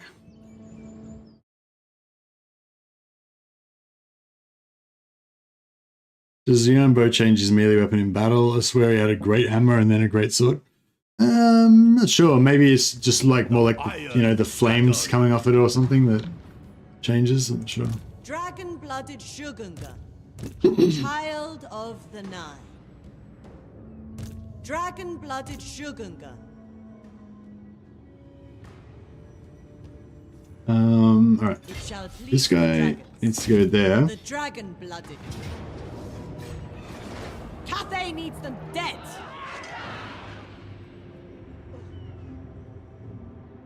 Death is your only destiny. Master of Feng Shi. It is my calling. Dismantle them. Make your ancestors proud. A bit of damage.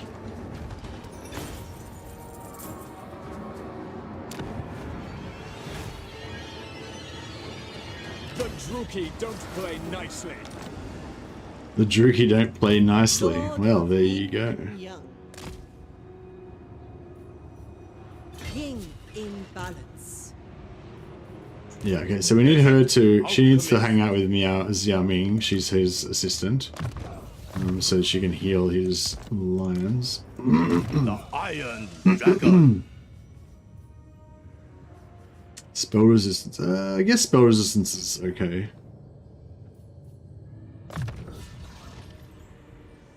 Middle shifting, yeah. Shining Lions think Siege Attacker? Yeah, I know. Right, we've still got our Ogre that we've been holding on to all this time.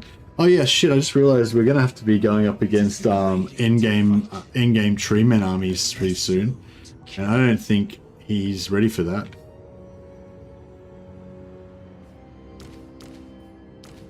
Or his non-immortal followers either.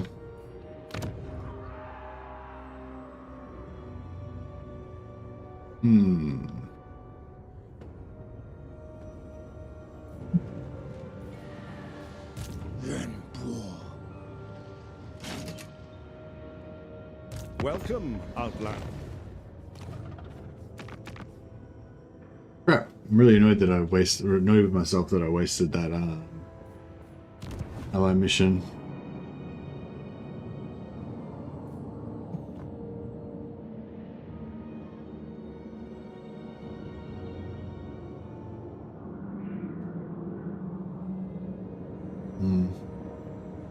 Yeah, no, it sounds good, Andrew, but yeah, I don't think I feel comfortable like making a video about that sort of stuff. Like if I don't know, you know what I mean? Like I don't really understand how it works. I don't really know whether it's legit or anything, and blah blah. Like, yeah, so it's just, yeah, and also it's just like, also I'm like promoting, like, I don't know, promoting a business that does stuff. I don't, yeah, I don't know. Maybe I'm not really into that.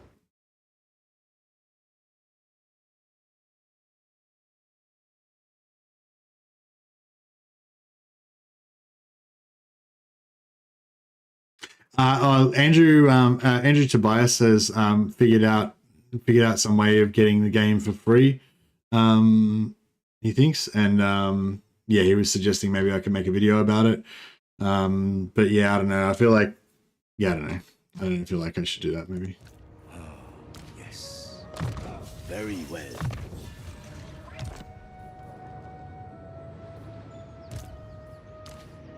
The dragons will be proud. All right, we got a heal. I was born to wield it. It suits my purposes.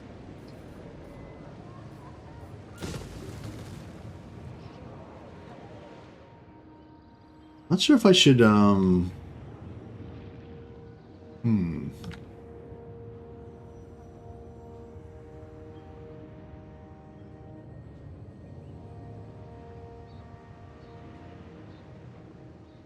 maybe,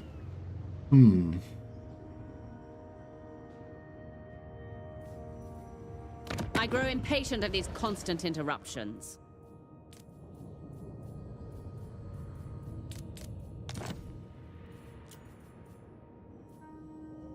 Forest, forest. I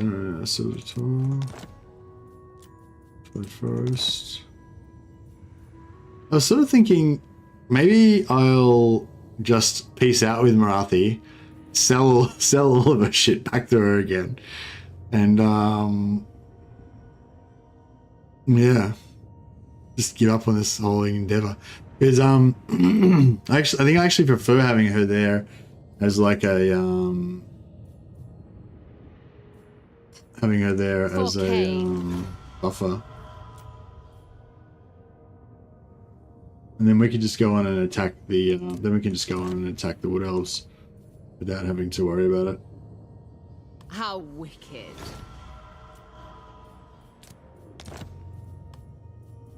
Such delights. Yeah, this is pretty cool.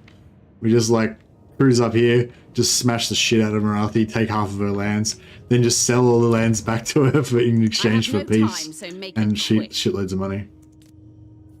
Now we're rich. Thanks, Marathi. You're awesome.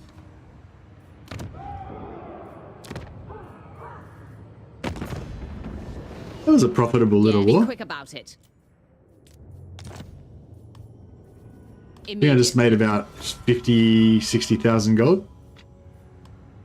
Good days, good 2 turns work.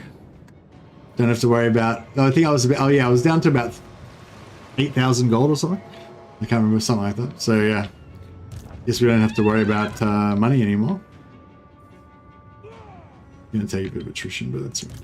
Natural authority, wind shaper.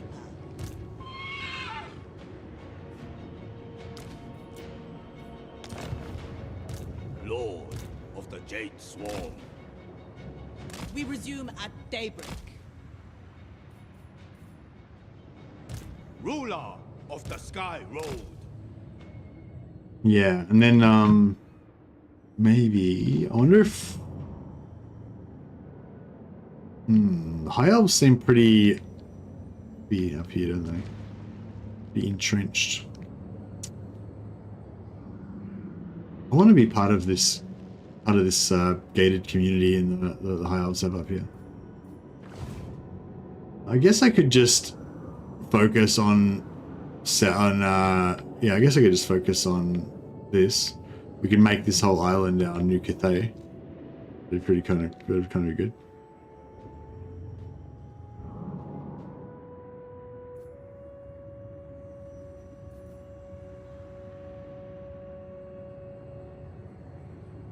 If it worked in Australia, I'd have to test it out beforehand, but yeah, it seems limited to US and UK. No worries.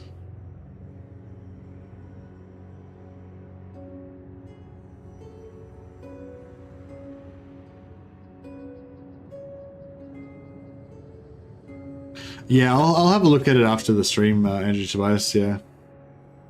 Check it out.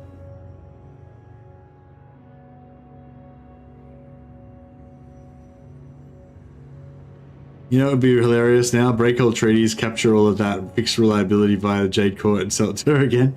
Yeah, for sure, for sure.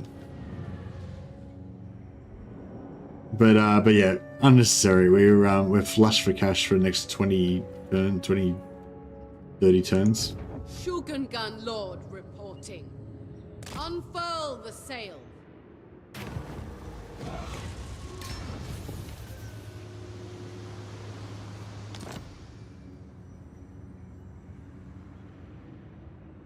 There's another one down there.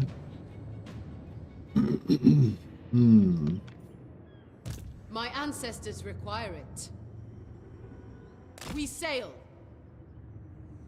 First, we thank our ancestors.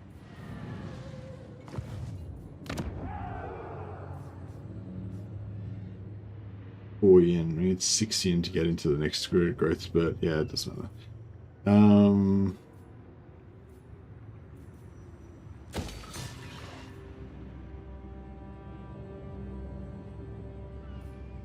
Sorcery through me. One turn. Yeah. Yeah, we need more tier 3 settlements here. The Storm Dragon. Ready to defend. Oh yeah, I already own that. Fuck, I forgot. Cool. Be blessed that I deign to kill you.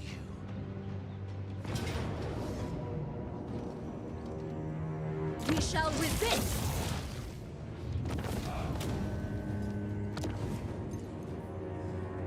Teach them fear. No worries, Dijon. For Chaos Dwarves, do you dedicate provinces to either outposts or factories, or do you do both within a province? Yeah, so I generally do both within a province, mythical. But yeah, I feel like there's like good night, Dijon. Have a good sleep, buddy. So my theory about Chaos Dwarves is basically that there's kind of different levels to the efficiency of it, and there's also different paths that you might want to go to get, so like maybe like eventually you want to get to the point where you have heaps of armaments income, and that you're using armaments to buff all of your units constantly because you've got so much armaments, and you're also using armaments to unlock more capacity for units, and you're using armaments to build more buildings to get more capacity for heroes, blah blah. But you can either do that by getting a little bit of materials and a little bit of armaments at the same time, or you can just go all materials and then build everything up first and then switch over sort of to armaments kind of vibe, but also, and then also in terms of efficiency for your provinces and stuff like that, there is like different people have done like versions where they figure out like the mathematical best possible combinations of factories and outposts and all that sort of shit for maximum output or whatever, and that's cool and everything, but that's more of a like maybe if you get to the point where you're trying to perfect everything, whereas you don't really play the game at that point, so long story short, I generally mix and match. I generally try to put at least one outpost in each region, in each province, so that you can have your labor productivity providing some materials from that, because your factories don't use any labor, right? They just use materials. So so if you have a province that only has factories, then if you have any labor in that province, then it's not doing anything. And you lose less labor if you spread it around more, so I usually put at least a little bit in each one, and the other thing is to like security, is another aspect, so if you've got provinces that are on your frontier, then you don't want to be investing a lot in them until you've secured them, you don't want to push something up to tier 3 and then it gets taken out 3 turns later or something, so I usually do a mix and match. And then I usually also have a buffer zone of stuff around the edges, which I don't really build up at all, don't invest in until it becomes backline, when as soon as you take over something, I don't immediately fucking start building that shit up until I take over something else, and then that becomes my second line or my backline, and then I would only think about trying to go for like hyper efficient maxed out provinces where everything's like the most efficient. If it was like fully in one of my heartland provinces that was never gonna get threatened or whatever. That's basically my theory on it. There is like a maximum efficiency models, but I don't think that they're really relevant to most people most of the time, for most of your playtime anyway.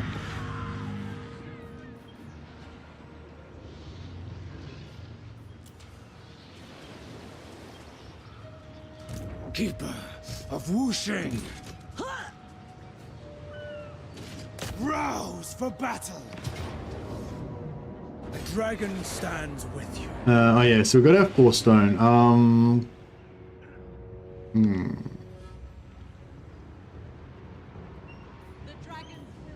It's still gonna be another 4, 5. So we're another 5 turns before we can get this up and running.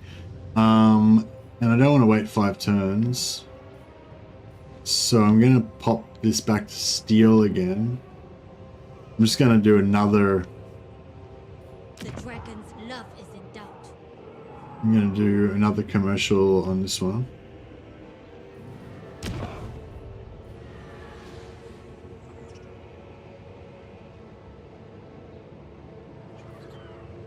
Actually, we could do commission the art. Oh no, actually no, we'll do commercial. Yeah, so we'll get all of our 8. We'll have all of our 8 things up unlocked.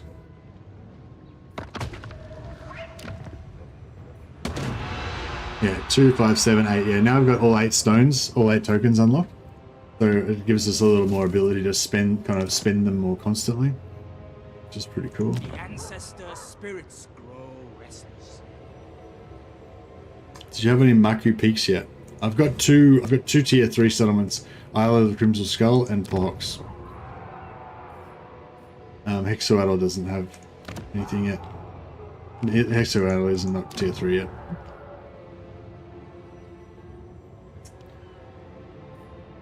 Maku Peaks is a minor settlement, yeah. Loyal executioner, eager for battle. I stand apart.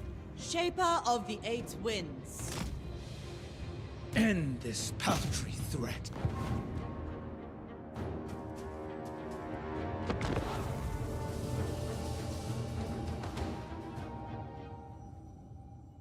Because Dwarf garrison units get the benefit of an armory upgrade like their army counterparts. I'm not sure. I thought traditionally garrisons did not get any upgrades, but yeah, I don't know if it's changed or what. Hey Andre, this update once every 6 months. At this rate, this game won't be patched for several years. Yeah, okay.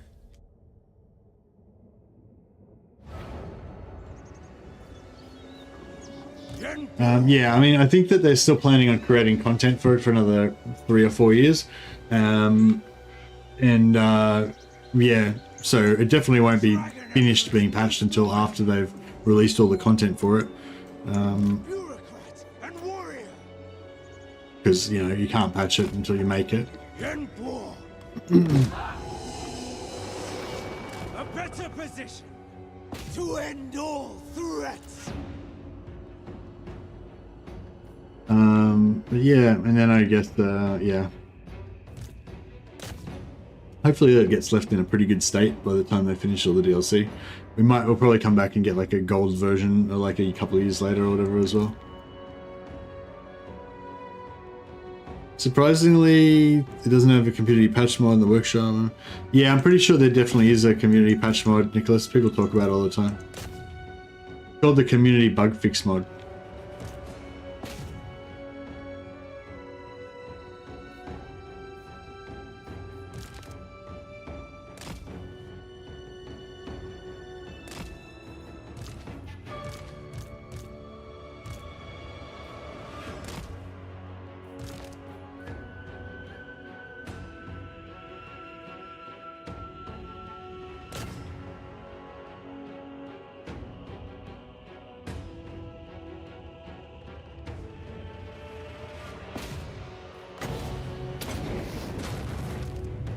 Yeah, let's see if we can chuck some, we all hidden here or what?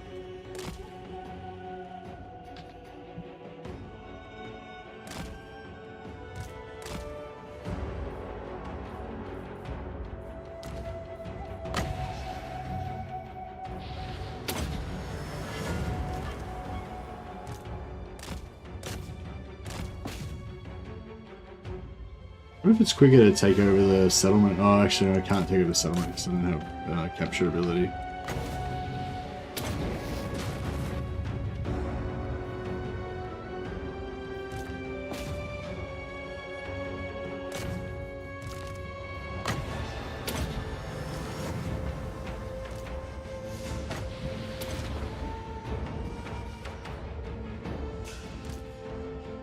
Did that Talons destroy the wall as well? Or was that me?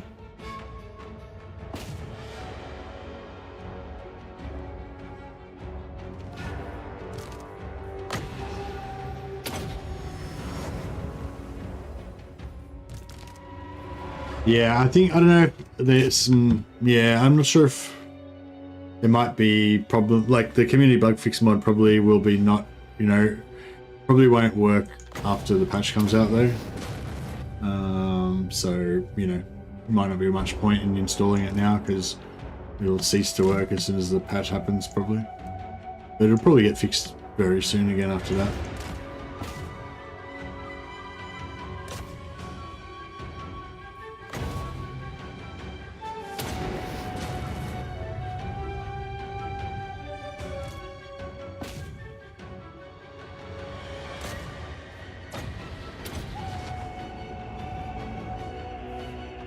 Yeah, it is. It's wrecking the barricade. That's cool. Talons is good for destroying barricades, apparently.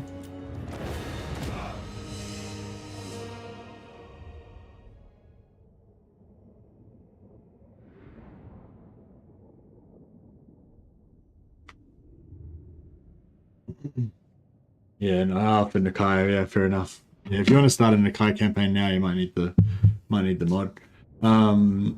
But yeah, you probably, if you're just starting in the Nakai campaign, you might want to just wait till after the patch, because apparently Nakai is going to be fixed in the patch. I haven't tested it though, but I think probably some other people have tested it. So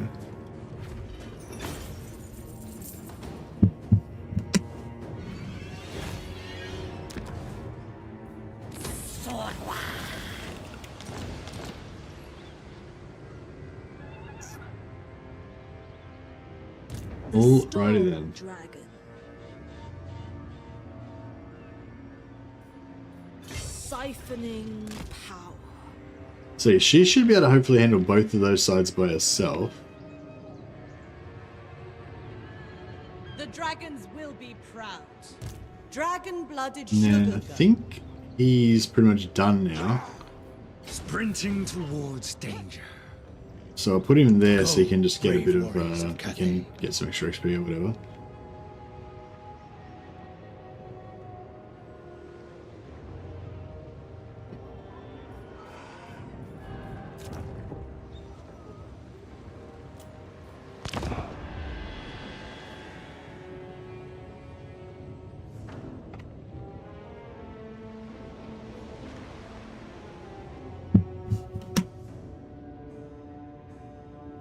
It is good to see you. Much has changed. Oh, he's at war with the rats as well.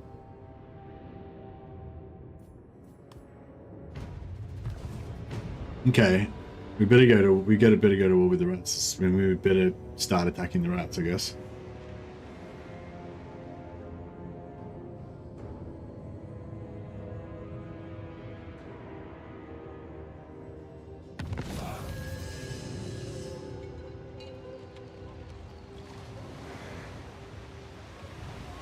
This is really cool. I'd never noticed this before. New regional power, Clan Pestilence. Following a string of impressive victories, Clan Pestilence has become a major power. It's imperative for us to make plans to deal with them, either with overwhelming military force or cunning diplomacy. New regional power, Ancestral Throng. Same thing. Clan Moors destroyed. Junction Metals Rebels destroyed.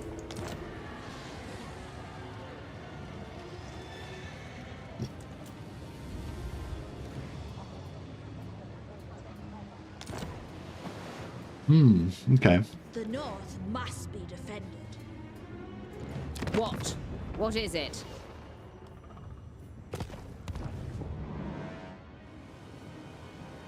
The Iron Dragon. Should I keep going north with him and try to beat back the Wood Elves a bit, or should we... Dragon-blooded sugar gun. Should we come back down south? I will make my father proud. Yang in harmony. I don't think maybe we should... I permit you to rest.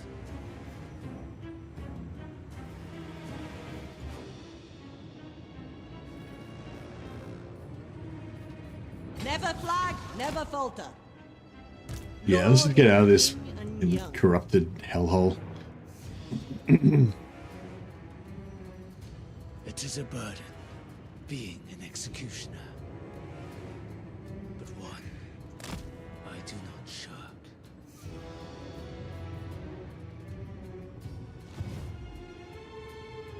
Dragon-blooded sugar gun. My mother would approve.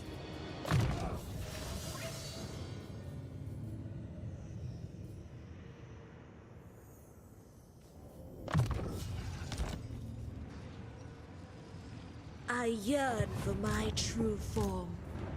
Set up my tent. I must.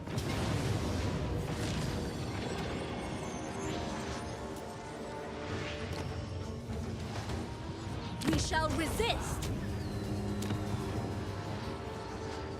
Leave them.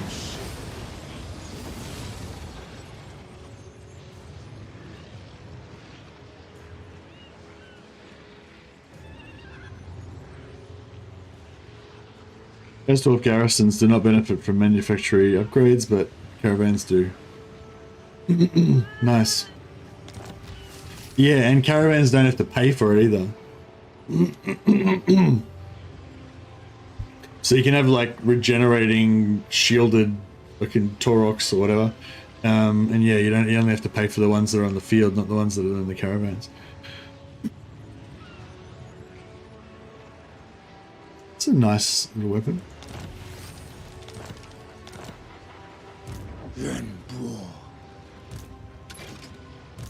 Wind shape.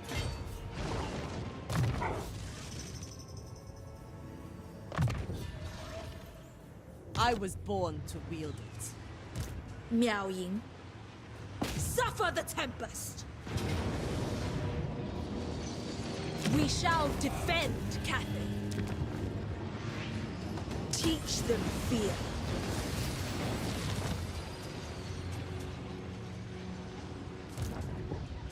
Pride is not undeserved.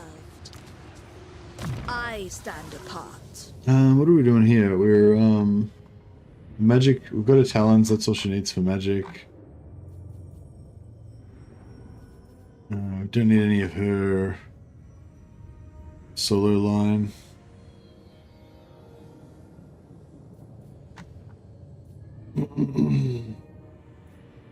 Yeah, probably just armor and health for her, and maybe lightning strike. A tool fit for the dragon's daughter. Acceptable. Natural authority. Keeper of Wuxing. Alright, we'll send him down south to start dealing with Scrog. It's unwise to stray.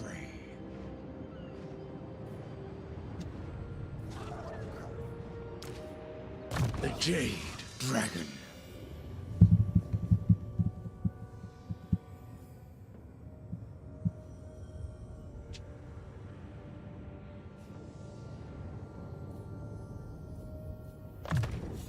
A change from my scrolls.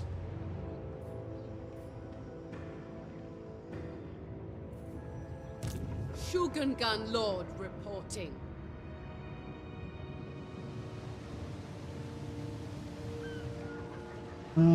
Screw it. Unfurl the sail.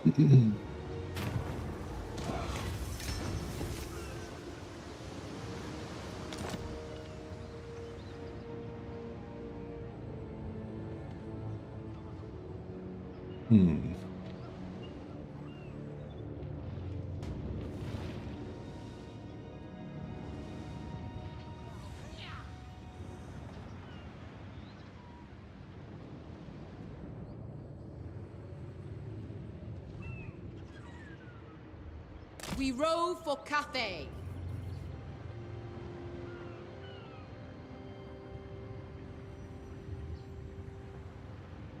Pacifist corn. That sounds a bit whack. The dragon-blooded. As my siblings would do.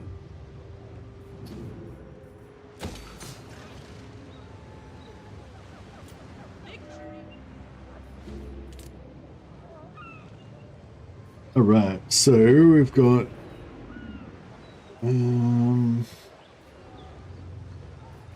so yeah, infrastructure and resources. So we want money, I guess. We've already got money.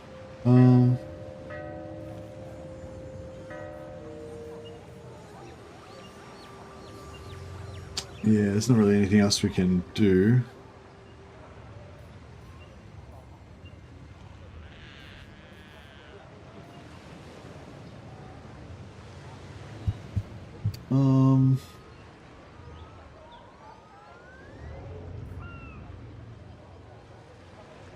Yeah, I guess we just build more hero capacity.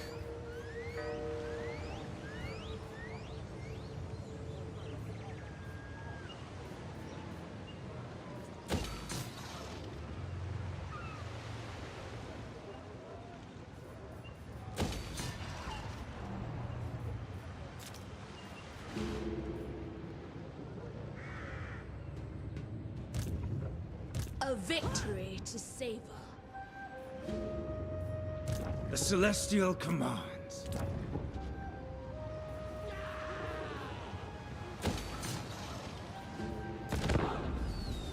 Right.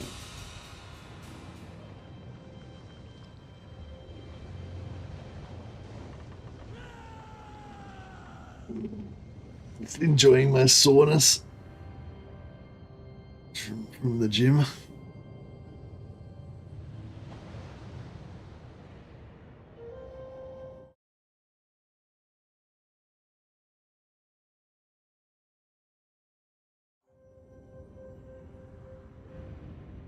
Defensive allies.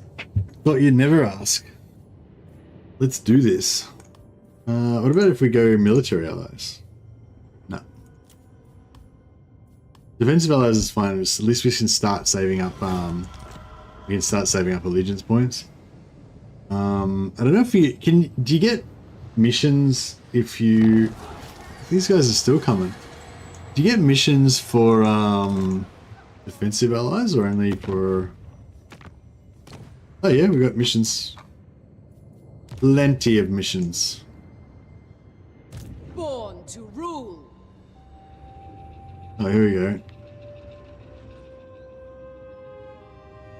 Sea winds guide us.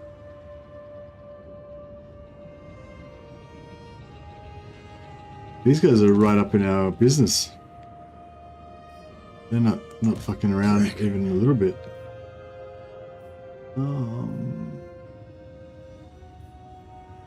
It is always wise for a prince to have a stolid, unexciting demeanor, when his siblings are so numerous. Alright, put him there.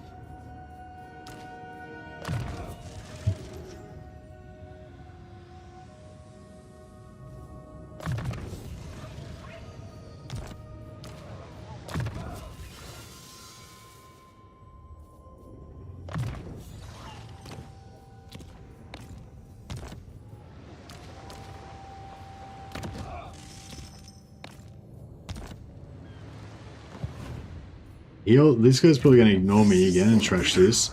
But that's okay. If he does that, we'll just kill him next turn.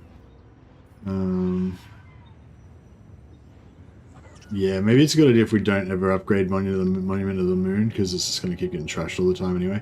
It doesn't have any resources in it, so it's not as key as some other places. Descended from celestial glory. Child of the Nine. The celestial Miaohi.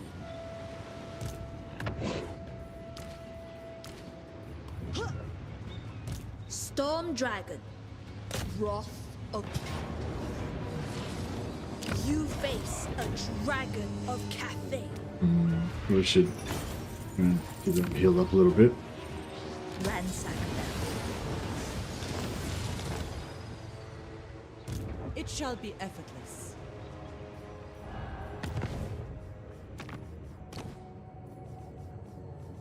No, it doesn't seem to want to. Doesn't seem to want to give us. Oh, wait up. Did Marathi declare war on me again? Speak. Oh no, it's the other guys. Sorry. No. Defend army. What the fuck? Isn't he at war with? Isn't he at war with her?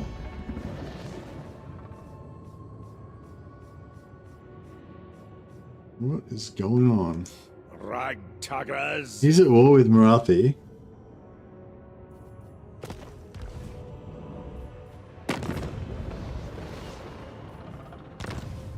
Okay, so Hans Marshal, ally mission, defend Marathi.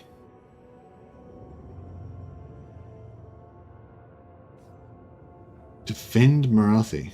Why the fuck would he want me to defend Marathi? Something weird's going on there. Hmm.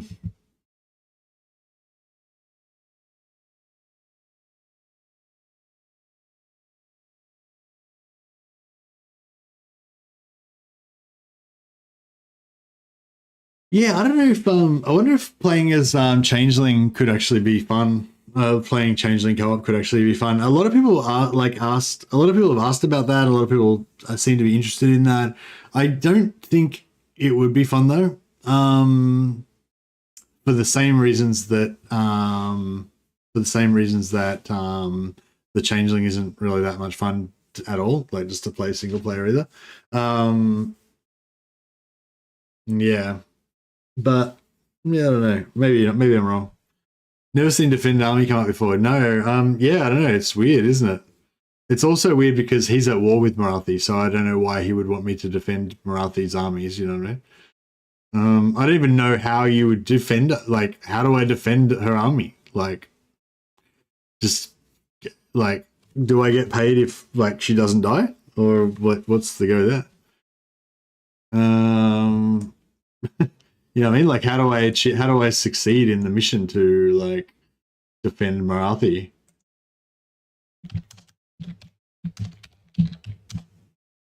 Turn is it? You're a long way from home. 1044.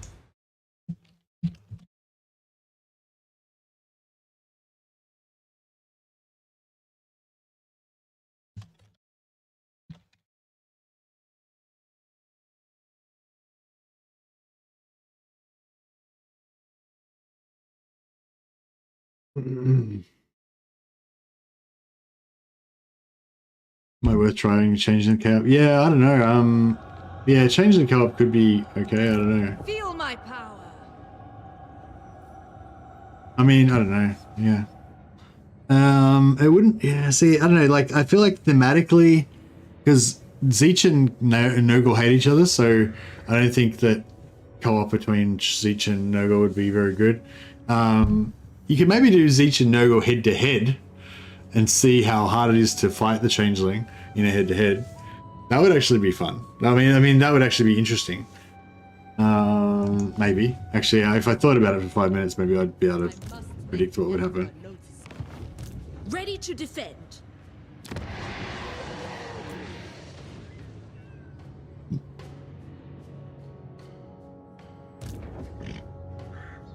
Sent by our ancestors.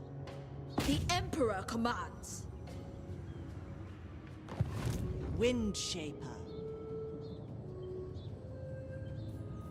It shall please the dragons. Allocate shifts as required. Witness. Might just have to fight this one so we can heal our dudes. Imagine if Changeling could use Bellicore portals. Well, I guess you could just use your own, so. Be like trying to fight air. Yeah, sort of. Like, basically what you do is, if you want to fight the Changeling, all you want to do is, you need a lot of heroes. So, you just, yeah, you just need you have like 4 lords. Each lord gives you plus 15% discovery chance, I think. And I think if the heroes are in the army, I'm not sure if heroes can be in your army or not in your army, but yeah, I think the heroes also give you actually a bonus chance. So you want like 4 armies, like 6 heroes. So you've got like 100 and whatever, 130% discovery. And then you basically just occupy the settlement. And then because you've got so many heroes and lords, you'll discover if there's you should discover if there's a cult or not. And then you have to blow up the cult. Costs you another like 2,500, you know. So yeah, you can kind of like, yeah, you can destroy them pretty easily, but I'm not sure if, I'm not sure if that would be easy enough compared to the Changeling. Changeling can stack discovery as well. Yeah, but it's hard for them to stack discovery and still, like if they want to spread their cults, then they have to stack, they have to use some discovery on that. Oh, actually no, they can use money, can't they?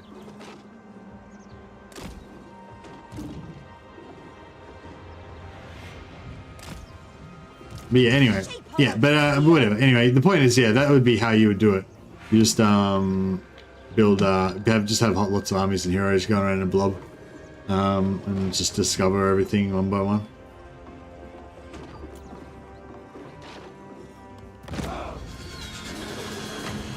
Might of Caravan. The storm gathers. Is Festus good luck? What do you mean by is Festus good luck? I mean, what do you... I don't know what you're talking about, sorry, obviously. Like, why is Festus not good for that? Because you don't get as many heroes, you mean, or... Oh yeah, just because of the hero capacity. Fair enough.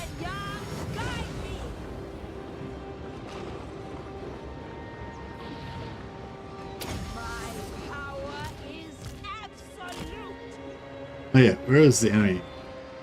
It's like hiding somewhere around here.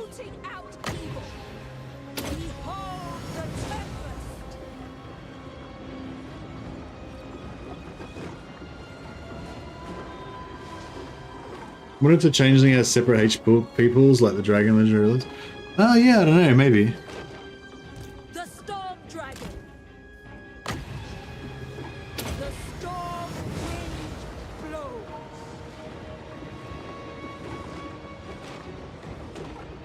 For the Emperor.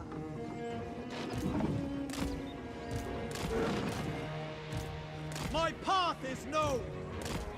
A clear course.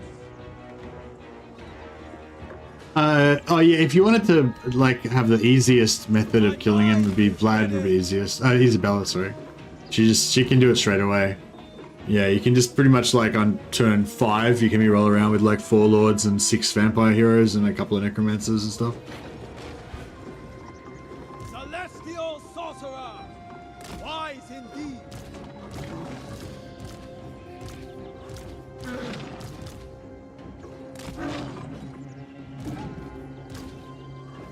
Warpstone and steel. Setting forth.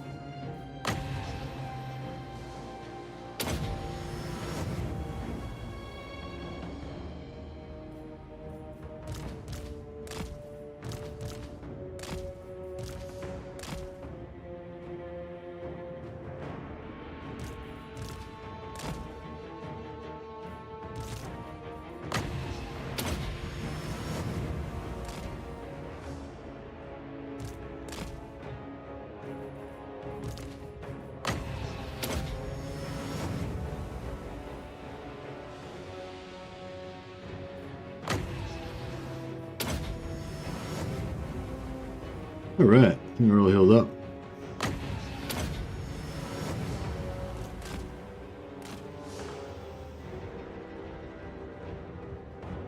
Yeah, it'd be pretty hard for it'd be pretty hard to kill the changeling.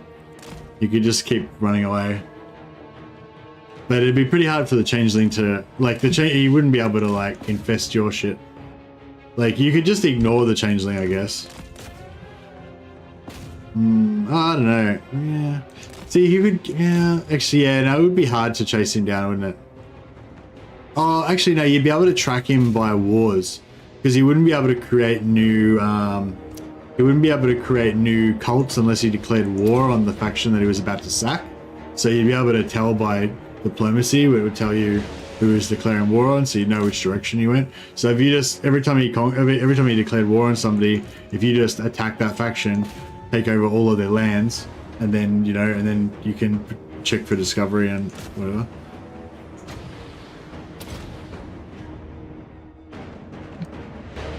I don't know, it might be, maybe it'll be harder than I imagine, but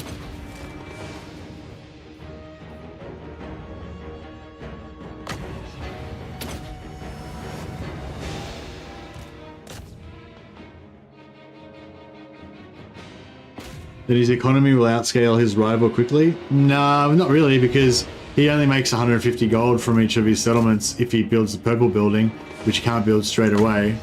And if he builds the blue buildings, then you just fucking sack everything. Also, if you raise his buildings, we're getting a bit of control here.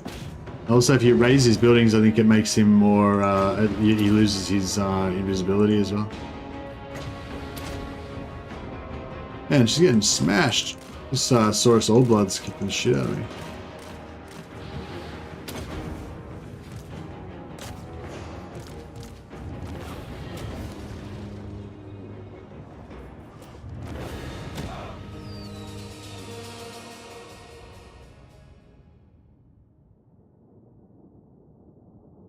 By the same logic, he can lead you on a wild goose chase by declaring war in the opposite direction that he's going. Oh, that's true, yeah.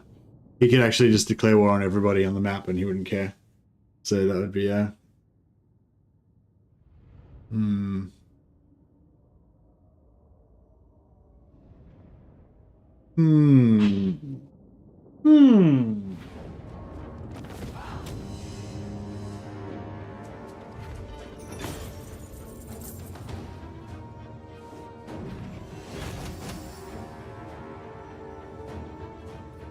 Hey, real one, how you going, buddy?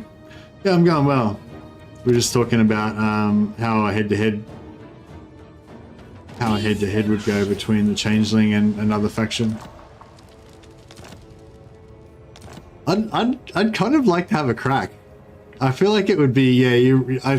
Now that you're like posing this stuff, it does seem pretty bad. But I'd kind of like to have a crack, maybe. Isabella versus Changeling. Corruption breakdown will give it away instantly. I'm not sure if every building of the Changelings actually gives corruption. A lot of the corruption buildings don't do much corruption, and most factions have -5 to all of the corruption. So you would just see 0 corruption in most of their settlements. Oh, the breakdown though, yeah, for sure. Yeah, you'd be able to see the Zeech corruption. Yeah, he does have a hero that can spread cult, but it's like the Warlock Engineers, like you only get one. It's not like the Warlock Engineers, it's like the other one, the one that you get from the right.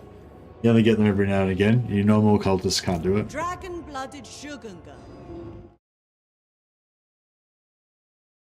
Yeah, special cultists that are limited in number, yeah. And you can summon one for each theater, each different theater of war. I think you can summon one of the special cultists.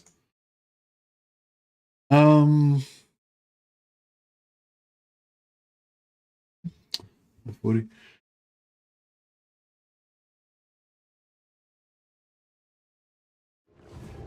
So we've sacked those 2 things. We need 3 more battles. This guy needs to come back. And well, actually, we'll hit this. Yeah, we'll get that battle next turn.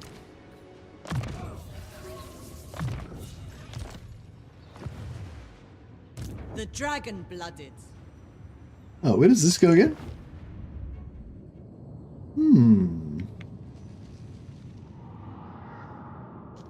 Changing of ways? Yeah, true. That's the thing, in co-op you can't really do all the shit that you would otherwise do. But yeah, if I was playing Isabella, if I was allowed to do vassal cheese, then yeah, I don't know. Like, I feel like if they get to play Changeling, then I should get to do vassal cheese. See, like, if I was playing, yeah, that's the thing. If I was playing Isabella, like, yeah, he wouldn't be able to. He probably. That's be interesting. I reckon it might be a stalemate with Isabella and Changeling. Like, you might end up that neither of you could kill each other. Because you could go Isabella, go like vassal cheese, or even without the vassal cheese, you probably wouldn't need to do it. And then once you got a few vampires leveled up, you could just make it a vampire doom stack, and then the Changeling probably wouldn't be able to kill you.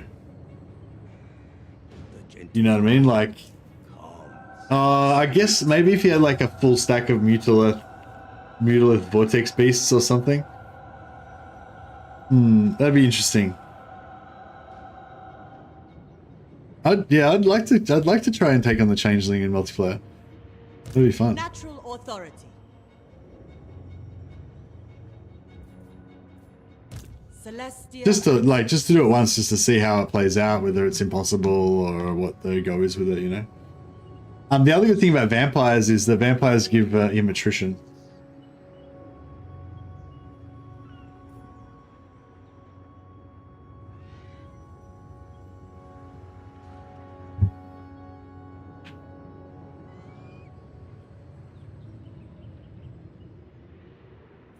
Where is the promised unity? Yeah, I know. The changeling is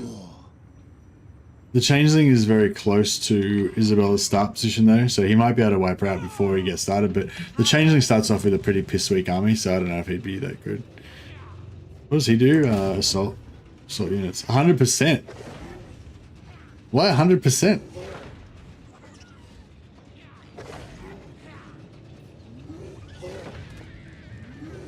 And it costs 161 gold. That seems cheap. Oh, it's because I've got this. Nice. And it's only cheap because I'm poor. Not because he's low level. True Knight of Britonia. What happened then? They got plus 25.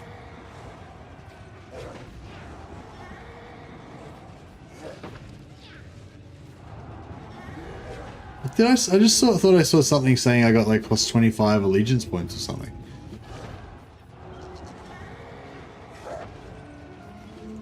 Did I actually get any allegiance? No, I don't think I actually got any allegiance points. No, I thought I saw something pop up saying I got 25 allegiance points or something. My deeds are legend. No, it's not that. It's because of the stone and steel thing.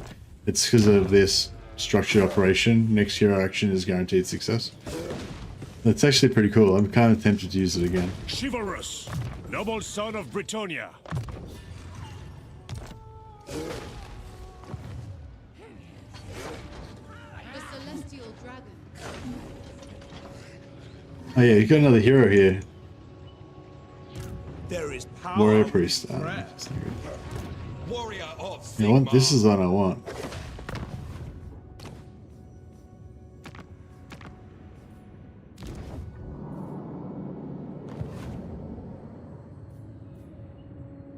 Next hero action is guaranteed to succeed. Now the cheapness is because he's low level. He was like level 1. Knightly valor. Gets more expensive the higher level you get.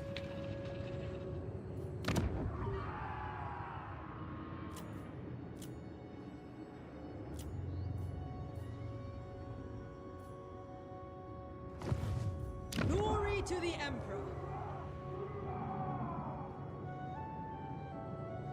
Oh, the plus 25% allegiance points is an ancillary. Nice. Because I leveled up in allied territory. Yep. Yeah, that's cool. I wonder if we could stack that. I don't know if anyone's really tested it before. But yeah, I think it's a global thing, isn't it, that ancillary? Defender of the weak. Faction wide, yeah. Nice. Roderick's cool. Shogungan Lord reporting. Okay, we need this guy to come back and defend as well. This close to the sea, we must watch for corsairs. Oh yeah, if we recruit dudes from here.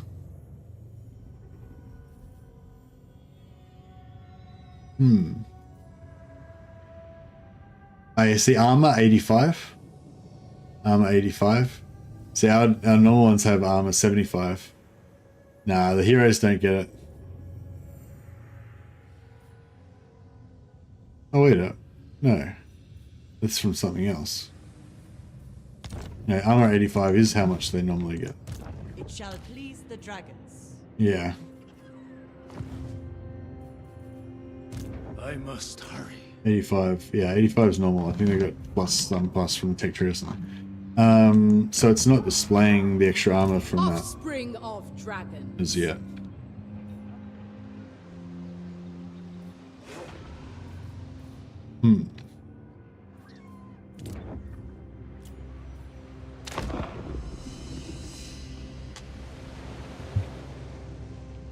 Yeah, I want to get down south, and start beating the crap out of some of these scroll armies and see how that works out.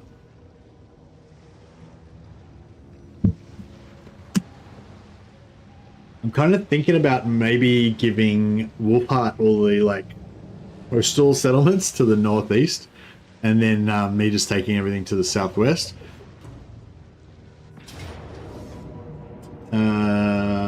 Okay.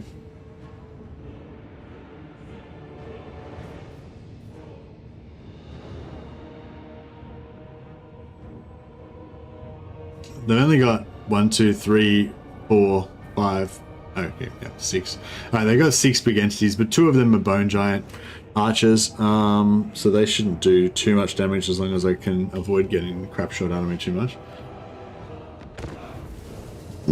Excuse me. Thanks, Monkey Man, for your cheers. I found it.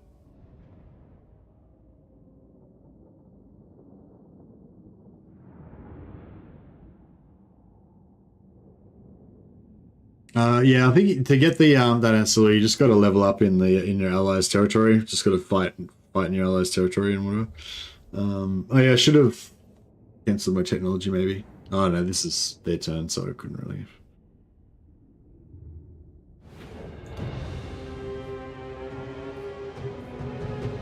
Emperor's executioner. Acolyte of secrets. All right, let's get to our. Actually, it'd be good if they would come over here. It is not merely by my birthright that I rule, but my diligence, capability, and force of arms. I trust none other than you, the chosen of Cathay, to stand by my side against these foes. Try and get into this forest here. Some will be, and then our large units will have a bit of a disadvantage.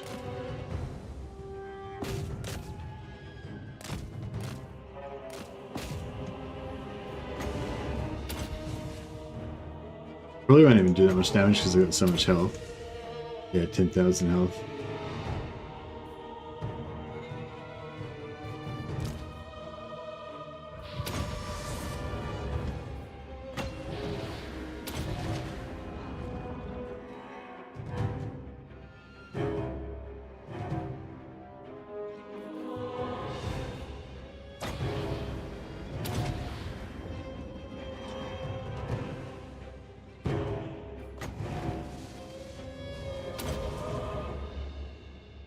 Cool, let's chunk him down a bit more.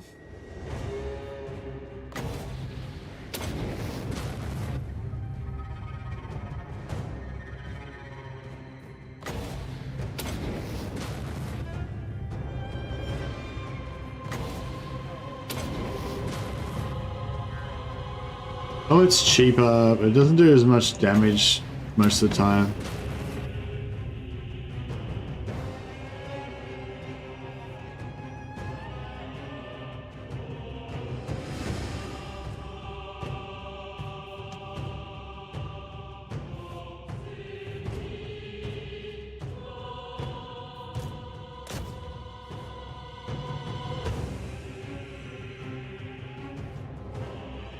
They'll nerf this, they'll nerf what?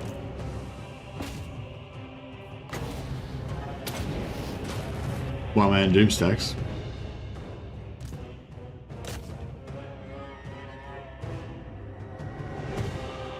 Oh, you mean Yuan Bow? I think, yeah, I imagine Yuan Bow will probably get toned down slightly in some ways. Probably not with his campaign mechanics. They'll probably keep his campaign mechanics all overpowered and shit. They'll probably reduce his they'll probably reduce his multiplayer, like his battle prowess a little bit, I would imagine.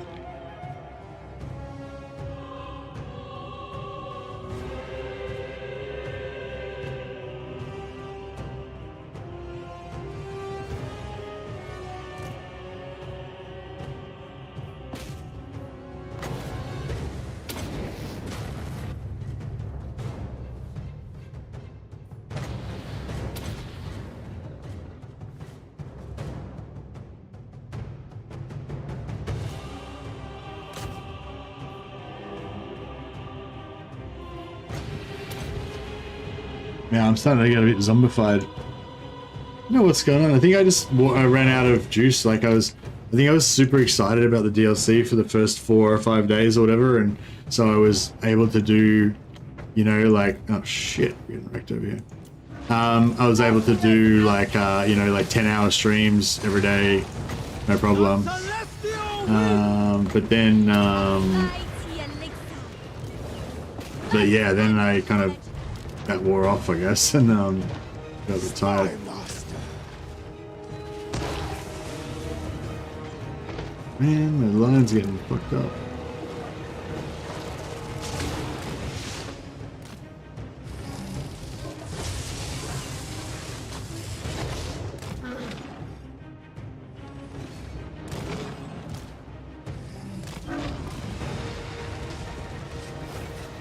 Warpstone and steel.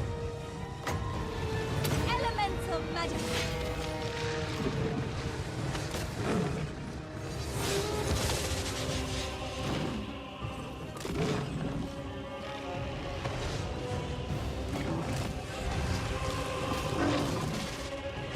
Master metallurgist. Decimate them. Ready as always.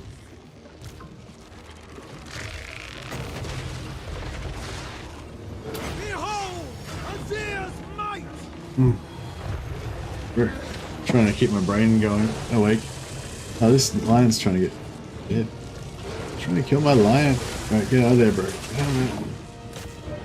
I need to, Heavens await! The art of Singapore!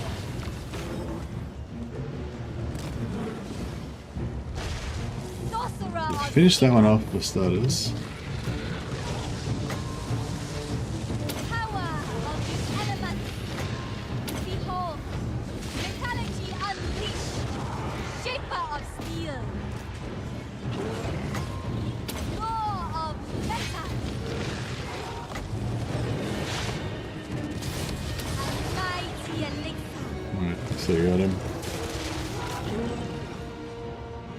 It's like, you know, when there's the boss fight and like the hero is fighting like the main boss, and then the sidekicks fighting like the tough offsider that's like overwhelming them or whatever. That's what's going on over here. These guys are fighting the tough, like, second in command guys. This is...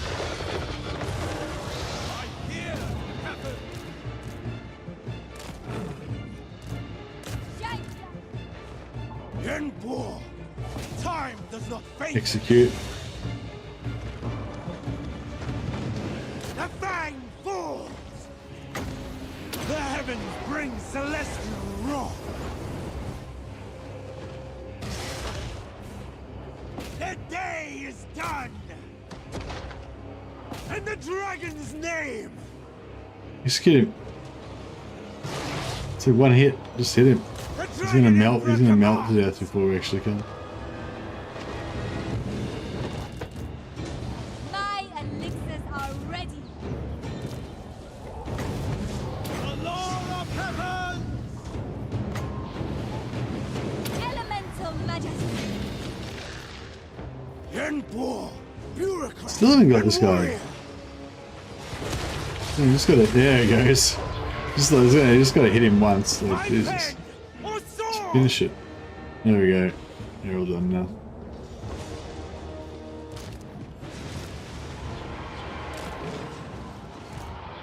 Setting out. For science.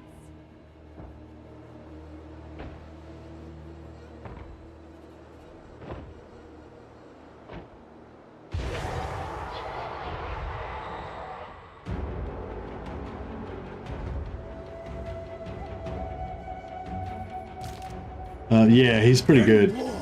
He just smashes everything.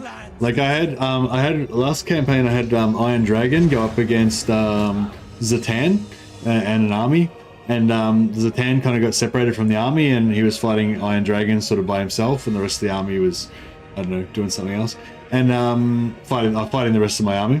And yeah, Zatan on the Lamassu was kicking the shit out of the Iron Dragon, But then I fought against then I fought Zatan again later on with Yambo, and it was like Yambo versus like solo versus Zatan on Lamassu plus a Bale Taurus plus a unit of Bull Centaurs, or two units of Bull Centaurs, and a blob of infantry as well. And yeah, he killed them all.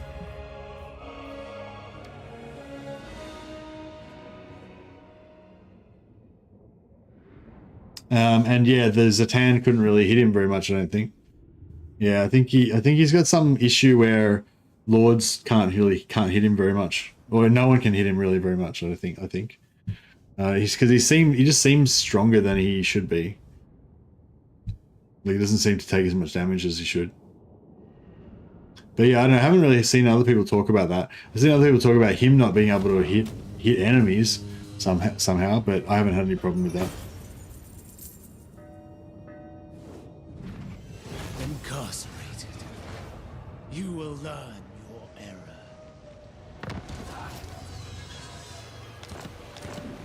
All right. Yeah, our little empires cruising along here. But yeah, I think Marathi's going to be our barrier shield to the north. Oh, the Dwarf took out the Wood Elves. Okay, cool. So we don't have to worry about the Wood Elves. The Grombrindal's taken him out. He's ranked strength 4. So this is now, yeah, we had to wait for the end game sort of develop a bit. Yeah, Grimgor's ranked 20. He's ranked number 1 though. He's probably just got a war going at the moment. So Clan Eshin's probably the real number 1 with 37 settlements. Clan Pestilence just below us with 30. So we're going to take on Clan Pestilence as our next major enemy. They're going to be a worthy opponent by the looks of it. And then just above Marathi is Grombrindal as well. So it's basically going to be Clan Pestilence, then we fight Grombrindal. Wargrover Warriors really far away. They're really far away. Barrow Legion we might have to contend with if we take Ulthuan. Clan Scryer as well. Yeah, sisters are dead. But yeah, it's a pretty. It seems like a pretty interesting world filled with lots of battles to recharge our stone and steel meter with. So that's pretty cool. I'll just see if there's anyone we can chuck a host to.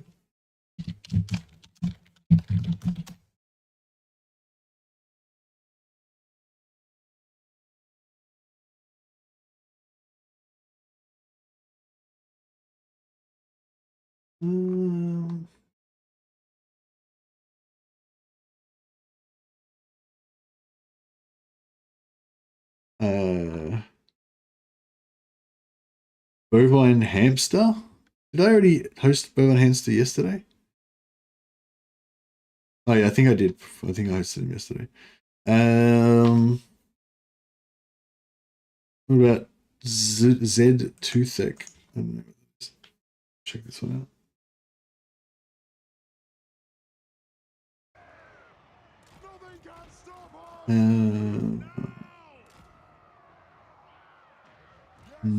Don't know if he speaks English. What else we got going on? Roscoe Growler. This is a weird army. The price of failure is high. Yeah, he seems to be speaking English. I don't know. Yeah, I don't know. It's just there's no one really that I know on. There's a few like little streamers with just like only a couple of people watching and stuff. So yeah, if you want to check out a new streamer, a relatively new streamer, or very new streamer, he's got like 4 subscribers. I don't know. Well, yeah, I'll just check that. I'll just check the link there anyway. If you guys want to check him out. Otherwise, yeah, I don't know who to host really. I'll see you guys next time, and yeah, have a good one, buddy. Love you too, real one. Have a good one. Catch you guys.